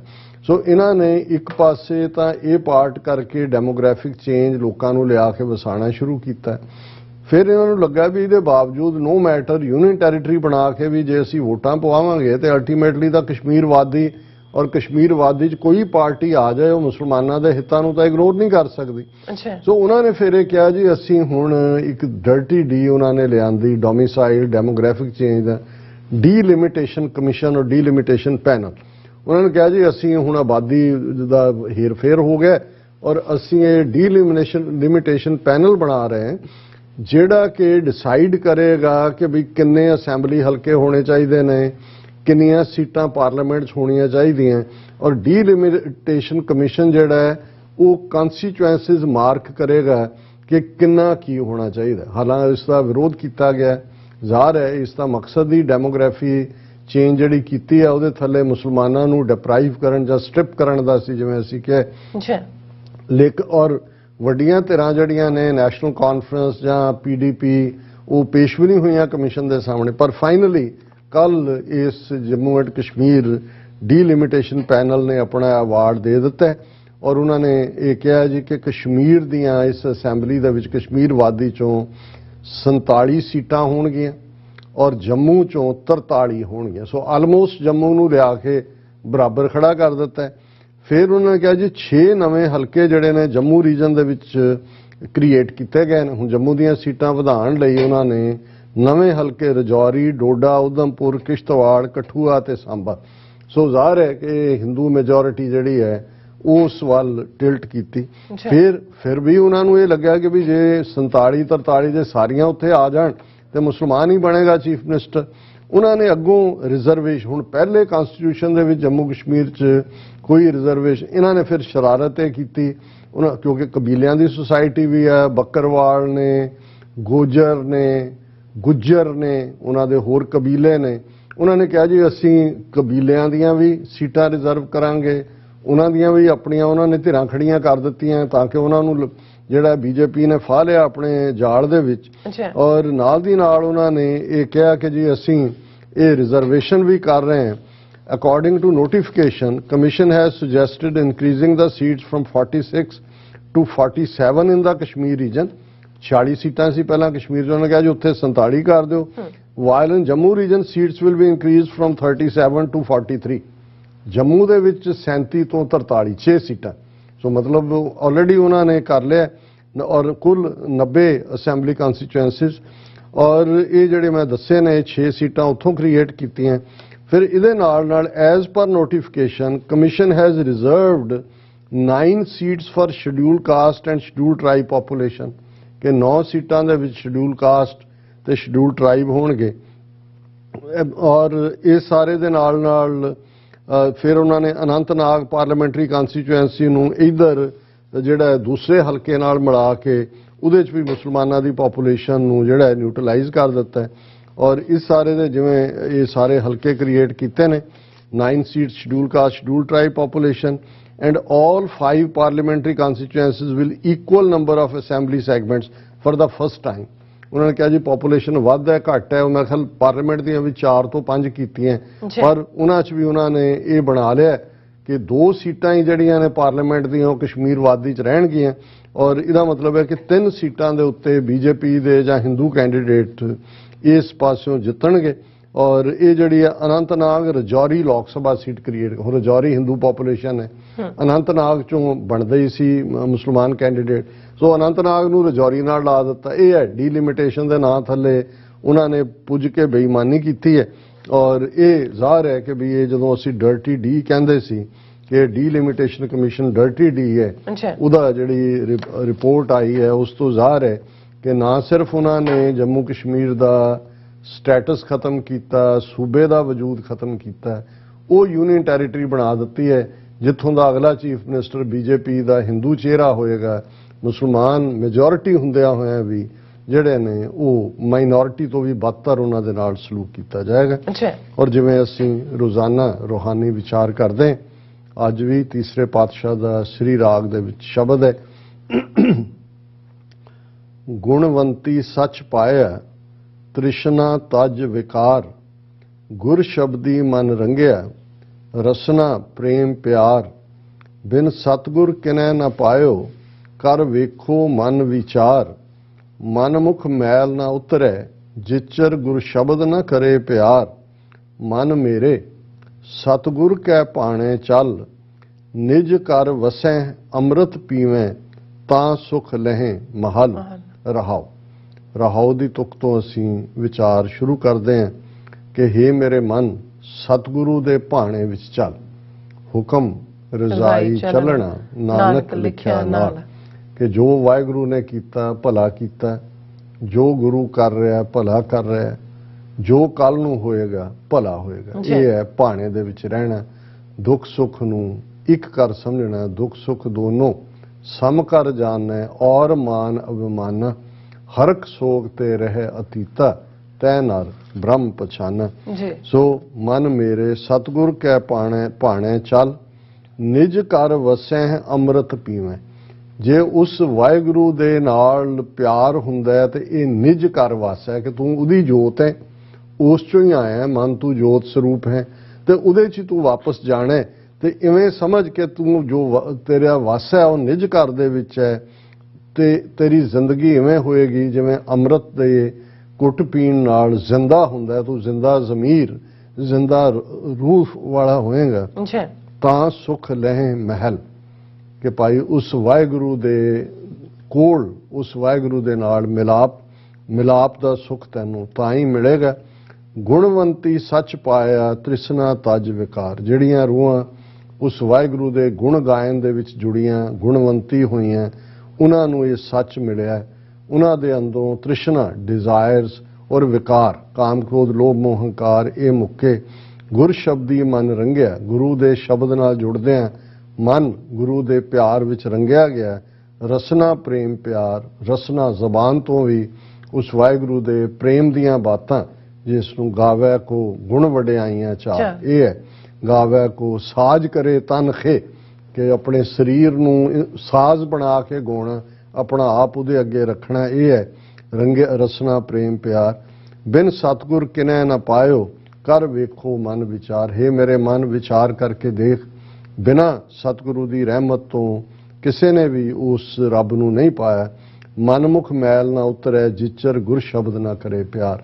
ਜਿਹੜੇ ਮਨਮੁਖ ਵਿਕਾਰਾਂ ਦੀ, ਮਾਇਆ ਦੀ ਮੈਲ ਨਾਲ ਲਿਬੜੇ ਹੋਏ ਨੇ, ਜਦੋਂ ਤੱਕ ਗੁਰੂ ਦੇ ਸ਼ਬਦ ਨਾਲ ਜੁੜ ਕੇ ਪਿਆਰ ਕਰਕੇ ਵਿਚਾਰ ਕਰਕੇ ਜੀਵਨ ਨਹੀਂ ਜਿਉਂਦੇ, ਇਹ ਉਹਨਾਂ ਦੀ ਜਿਹੜੀ ਮੈਲ ਹੈ ਕੁਕਰਮਾਂ ਦੀ, ਪਾਪਾਂ ਦੀ, ਵਿਕਾਰਾਂ ਦੀ, ਇਹ ਧੁੱਪ ਨਹੀਂ ਸਕਦੀ। ਔਗਣਵੰਤੀ ਗੁਣ ਕੋ ਨਹੀਂ, ਬਹਿਣ ਨਾ ਮਿਲੈ ਹਦੂਰ। ਮਨਮੁਖ ਸ਼ਬਦ ਨਾ ਜਾਣਈ, ਅਵਗੁਣ ਸੋ ਪ੍ਰਭ ਦੂਰ। ਜਿਨੀ ਸੱਚ ਪਛਾਣਿਆ, ਸੱਚ ਰਤੇ ਭਰਪੂਰ। ਗੁਰ ਸ਼ਬਦੀ ਮਨ ਬੇਧਿਆ, ਪ੍ਰਭ ਮਿਲਿਆ ਆਪ ਹਦੂਰ। ਕਿ ਜਿਹੜੇ ਵਾਹਿਗੁਰੂ ਦੇ ਪਿਆਰ ਤੋਂ ਸਖਣੀਆਂ ਰੂਹਾਂ ਨੇ, ਮਾਨੋ ਉਹ ਔਗਣਾਂ ਨਾਲ ਭਰੀਆਂ ਹੋਈਆਂ ਨੇ, ਉਹਨਾਂ ਨੂੰ ਰੱਬ ਦੀ ਹਜ਼ੂਰੀ ਦੇ ਵਿੱਚ ਕੁਰਬਤ, ਬਹਿਣ ਦੀ ਥਾਂ ਨਹੀਂ ਮਿਲੇਗੀ, ਕੁਰਬਤ ਨਹੀਂ ਮਿਲੇਗੀ। ਮਨਮੁਖ ਸ਼ਬਦ ਦੀ ਅਹਿਮੀਅਤ ਨੂੰ ਜਾਣਦੇ ਹੀ ਨਹੀਂ, ਉਹ ਅਵਗੁਣਾਂ ਦੇ ਵਿੱਚ ਭਰੇ ਹੋਏ ਉਸ ਰੱਬ ਤੋਂ ਦੂਰੀ ਬਣਾ ਕੇ ਰੱਖਦੇ ਨੇ। ਜਿਨ੍ਹਾਂ ਨੇ ਸੱਚ ਨੂੰ ਪਛਾਣ ਲਿਆ, ਸੱਚ ਵਿੱਚ ਰੱਤੇ ਹੋਏ ਨੇ, ਉਹ ਭਰੇ ਭਕੁੰਨੇ ਨੇ, ਔਰ ਗੁਰੂ ਦੇ ਸ਼ਬਦ ਨੇ ਉਹਨਾਂ ਦੇ ਮਨ ਨੂੰ ਵਿੰਨਿਆ ਹੋਇਆ। ਔਰ ਜਦੋਂ ਗੁਰੂ ਦੇ ਸ਼ਬਦ ਦੇ ਨਾਲ ਉਹ ਜੁੜੀਆਂ ਹੋਈਆਂ ਰੂਹਾਂ, ਪ੍ਰਭ ਮਿਲਿਆ ਆਪ ਹਦੂਰ, ਉਹਨਾਂ ਨੂੰ ਹਮੇਸ਼ਾ ਹੀ ਹਾਜ਼ਰਾ ਹਜ਼ੂਰ, ਜ਼ਾਹਰਾ ਜ਼ਹੂਰ, ਨਿਰੰਕਾਰ ਨਜ਼ਰ ਆਉਂਦਾ ਹੈ। ਔਰ ਗੁਰੂ ਦੇ ਹਜ਼ੂਰ ਉਹਨਾਂ ਨੂੰ ਜਿਹੜਾ ਉਹ ਥਾਂ ਮਿਲਦੀ ਹੈ। ਆਪੇ ਰੰਗਣ ਰੰਗਿਓਨ, ਸ਼ਬਦੇ ਲਿਓਨ ਮਿਲਾਏ। ਸੱਚਾ ਰੰਗ ਨਾ ਉਤਰੈ, ਜੋ ਸੱਚ ਰਤੇ ਲਿਵਲਾਏ। ਚਾਰੇ ਕੁੰਡਾਂ ਭਵ ਥਕੇ, ਮਨਮੁਖ ਬੂਝ ਨਾ ਪਾਏ। ਜਿਸ ਸਤਿਗੁਰ ਮੇਲੇ ਸੋ ਮਿਲੈ, ਸੱਚੈ ਸ਼ਬਦ ਸਮਾਏ। ਕਿ ਉਹ ਵਾਹਿਗੁਰੂ ਰਹਿਮਤ ਕਰਕੇ ਆਪਣੇ ਰੰਗ ਵਿੱਚ ਰੰਗ ਲੈਂਦਾ ਹੈ, ਸ਼ਬਦ ਨਾਲ ਮਿਲਾਪ ਹੁੰਦਾ ਹੈ। ਇਹ ਸੱਚਾ ਰੰਗ ਜਿਸ ਨੂੰ ਚੜ੍ਹਿਆ ਉਹ ਕਦੇ ਉਤਰਦਾ ਨਹੀਂ, ਉਹ ਹਮੇਸ਼ਾ ਸੱਚ ਦੇ ਨਾਲ ਲਿਵ ਲਾ ਕੇ ਰੱਖਦਾ ਹੈ। ਔਰ ਭਾਵੇਂ ਤੁਸੀਂ ਸਾਰੀ ਦੁਨੀਆ 'ਚ ਸਾਰੇ ਖੂੰਜੇ, ਚਾਰੋਂ ਕੁੰਡਾਂ ਜਿਹੜੀਆਂ ਨੇ ਉਹ ਭੰਭ ਲਵੋ, ਜਿਵੇਂ ਮਨਮੁਖ ਦੌੜਦੇ ਨੇ, ਉਹਨਾਂ ਨੂੰ ਇਸ ਹਕੀਕਤ ਦੀ ਸਮਝ ਨਹੀਂ ਆਉਂਦੀ। ਜਿਸ ਸਤਿਗੁਰ ਮਿਲੈ ਸੋ ਮਿਲੈ, ਸੱਚਾ ਸ਼ਬਦ ਸਮਾਏ। ਕਿ ਸਤਿਗੁਰੂ ਦੀ ਰਹਿਮਤ ਨਾਲ ਜਿਨਸ ਨੂੰ ਗੁਰੂ ਆਪ ਮੇਲ ਲੈਂਦੇ ਨੇ, ਉਹ ਸੱਚ ਦੇ ਵਿੱਚ ਸਮਾ ਜਾਂਦਾ ਹੈ। ਮਿੱਤਰ ਘਨੇਰੇ ਕਰ ਥੱਕੀ, ਮੇਰਾ ਦੁੱਖ ਕਾਟੈ ਕੋਏ। ਮਿਲ ਪ੍ਰੀਤਮ ਦੁੱਖ ਕੱਟਿਆ, ਸ਼ਬਦ ਮਿਲਾਵਾ ਹੋਏ। ਸੱਚ ਖਟਣਾ ਸੱਚ ਰਾਸ ਹੈ, ਸੱਚੇ ਸੱਚੀ ਸੋਏ। ਸੱਚ ਮਿਲੇ ਸੇ ਨਾ ਵਿਛੜੈ, ਨਾਨਕ ਗੁਰਮੁਖ ਹੋਏ। ਤੀਸਰੇ ਨਾਨਕ ਪਾਤਸ਼ਾਹ ਗੁਰੂ ਅਮਰਦਾਸ ਸਾਹਿਬ ਫਰਮਾਉਂਦੇ ਨੇ ਕਿ ਮੈਂ ਬਾਹਰ ਬਹੁਤ ਸਾਰਿਆਂ ਦੇ ਨਾਲ ਹਿੱਤ ਲਾਇਆ, ਪ੍ਰੇਮ ਲਾਇਆ, ਮਿੱਤਰਤਾ ਕੀਤੀ। ਮਿੱਤਰ ਘਨੇਰੇ ਕਰ ਥੱਕੀ। ਔਰ ਮੇਰਾ ਇੱਕੋ ਹੀ ਆਸ਼ਾ ਸੀ ਕਿ ਮੇਰੇ ਜਿਹੜੀ ਪੀੜ ਹੈ, ਮੇਰਾ ਦੁੱਖ ਹੈ ਵਿਛੋੜੇ ਦਾ, ਇਸ ਨੂੰ ਕੋਈ ਦੂਰ ਕਰ ਸਕੇ। ਮੇਰਾ ਦੁੱਖ ਕੱਟ ਹੈ, ਕੋਈ ਮੇਰੇ ਦੁੱਖ ਨੂੰ ਕੱਟੇ। ਮਿਲ ਪ੍ਰੀਤਮ ਦੁੱਖ ਕੱਟਿਆ। ਜਦੋਂ ਸਤਿਗੁਰੂ ਦੀ ਰਹਿਮਤ ਦੇ ਨਾਲ, ਪ੍ਰੀਤਮ ਨਾਲ, ਪਿਆਰੇ ਨਾਲ, ਪਹਿਲਾਂ ਉਹ ਵਿਛੋੜੇ ਦਾ ਦੁੱਖ ਸੀ, ਮਿਲ ਮੇਰੇ ਪ੍ਰੀਤਮਾ ਜੀਓ ਤੁਧ ਬਿਨ ਖਰੀ ਨਾ ਮਾਣੀ। ਤੇ ਜਦੋਂ ਪ੍ਰੀਤਮ ਮਿਲਿਆ, ਮਿਲ ਪ੍ਰੀਤਮ ਦੁੱਖ ਕੱਟਿਆ, ਸ਼ਬਦ ਮਿਲਾਵਾ ਹੋਏ। ਸ਼ਬਦ ਦੇ ਨਾਲ ਇਹ ਮਿਲਾਪ ਹੋਇਆ ਤੇ ਫਿਰ ਜੀਵਨ 'ਚ ਕੀ ਤਬਦੀਲੀ ਆਈ। ਔਰ ਇਹ ਸਮਝ ਆਈ, ਸੱਚ ਖੱਟਣਾ ਸੱਚ ਰਾਸ ਹੈ, ਸੱਚੇ ਸੱਚੀ ਸੋਏ। ਕਿ ਭਾਈ ਜੀਵਨ ਨੂੰ ਦੇ ਵਿੱਚ ਸੱਚ ਕਮਾਣਾ, ਸੱਚ ਦੇ ਧਨ ਨੂੰ ਇਕੱਠਾ ਕਰਨਾ, ਇਹੀ ਰਾਸ ਹੈ, ਇਹੀ ਇਨਵੈਸਟਮੈਂਟ ਹੈ। ਔਰ ਜਦੋਂ ਤੁਸੀਂ ਸੱਚ ਦੇ ਰਸਤੇ ਤੇ ਤੁਰਦੇ ਹੋ ਤੇ ਸੋਏ ਹੁੰਦੀ ਹੈ ਤੁਹਾਡਾ ਚੰਗਾ ਰੈਪੂਟੇਸ਼ਨ, ਤੁਹਾਡੀ ਜੈ ਜੈਕਾਰ ਕਿ ਤੁਸੀਂ ਰੱਬ ਦੇ ਰਸਤੇ ਤੇ ਹੋ, ਸੱਚਿਆਰੇ ਹੋ। ਸੱਚ ਮਿਲੇ ਸੇ ਨਾ ਵਿਛੜੈ। ਕਿ ਜਿਹੜੇ ਇੱਕ ਵਾਰ ਉਸ ਪਰਮ ਸੱਚ ਦੇ ਨਾਲ ਜੁੜ ਜਾਂਦੇ ਨੇ ਉਹਨਾਂ ਨੂੰ ਫਿਰ ਵਿਛੋੜਾ ਨਹੀਂ ਮਿਲਦਾ। ਨਾਨਕ ਗੁਰਮੁਖ ਹੋਏ ਉਹ ਗੁਰਮੁਖ ਹੋ ਨਿਬੜਦੇ ਨੇ। ਜੀ ਡਾਕਟਰ ਸਾਹਿਬ ਤੁਹਾਡਾ ਬਹੁਤ ਬਹੁਤ ਸ਼ੁਕਰੀਆ। ਤੁਸੀਂ ਅੱਜ ਦੇ ਅਹਿਮ ਇਸ਼ੂ ਤੇ ਅੱਜ ਦਾ ਵਿਚਾਰ ਸਾਡੇ ਦਰਸ਼ਕਾਂ ਨਾਲ ਸਾਂਝਾ ਕੀਤਾ। ਸੋ ਇਸ ਨਾਲ ਆਪਣੇ ਵਿਊਅਰਸ ਕੋਲ ਨੇ ਇਜਾਜ਼ਤ। ਵਿਊਅਰਸ ਸਾਡੇ ਪ੍ਰੋਗਰਾਮ ਦਾ ਸਮਾਂ ਇੱਥੇ ਸਮਾਪਤ ਹੁੰਦਾ। ਤੁਸੀਂ ਆਪਣੀ ਰਾਏ ਤੇ ਸੁਝਾਅ ਸਾਨੂੰ ਭੇਜਣਾ ਭੁੱਲਣਾ ਸਾਡੇ ਇਸ ਪਤੇ ਤੇ sos@tv4.tv ਤੇ ਅਸੀਂ ਆਪਣਾ ਪ੍ਰੋਗਰਾਮ ਲੈ ਕੇ ਫਿਰ ਦੁਬਾਰਾ ਤੁਹਾਡੇ ਰੂਬਰੂ ਹੋਵਾਂਗੇ। ਤਦ ਤੱਕ ਲਈ ਮੈਨੂੰ ਤੇ ਆਪਣਾ ਸੁਣਾ ਗਿਆ ਦੋ ਦੇਖਦੇ ਰਹੋ TV4। ਬੁਲਾ ਦਿਓ ਫਤਿਹ। ਵਾਹਿਗੁਰੂ ਜੀ ਕਾ ਖਾਲਸਾ ਵਾਹਿਗੁਰੂ ਜੀ ਕੀ ਫਤਿਹ। ਰੱਬ ਰਾਖਾ।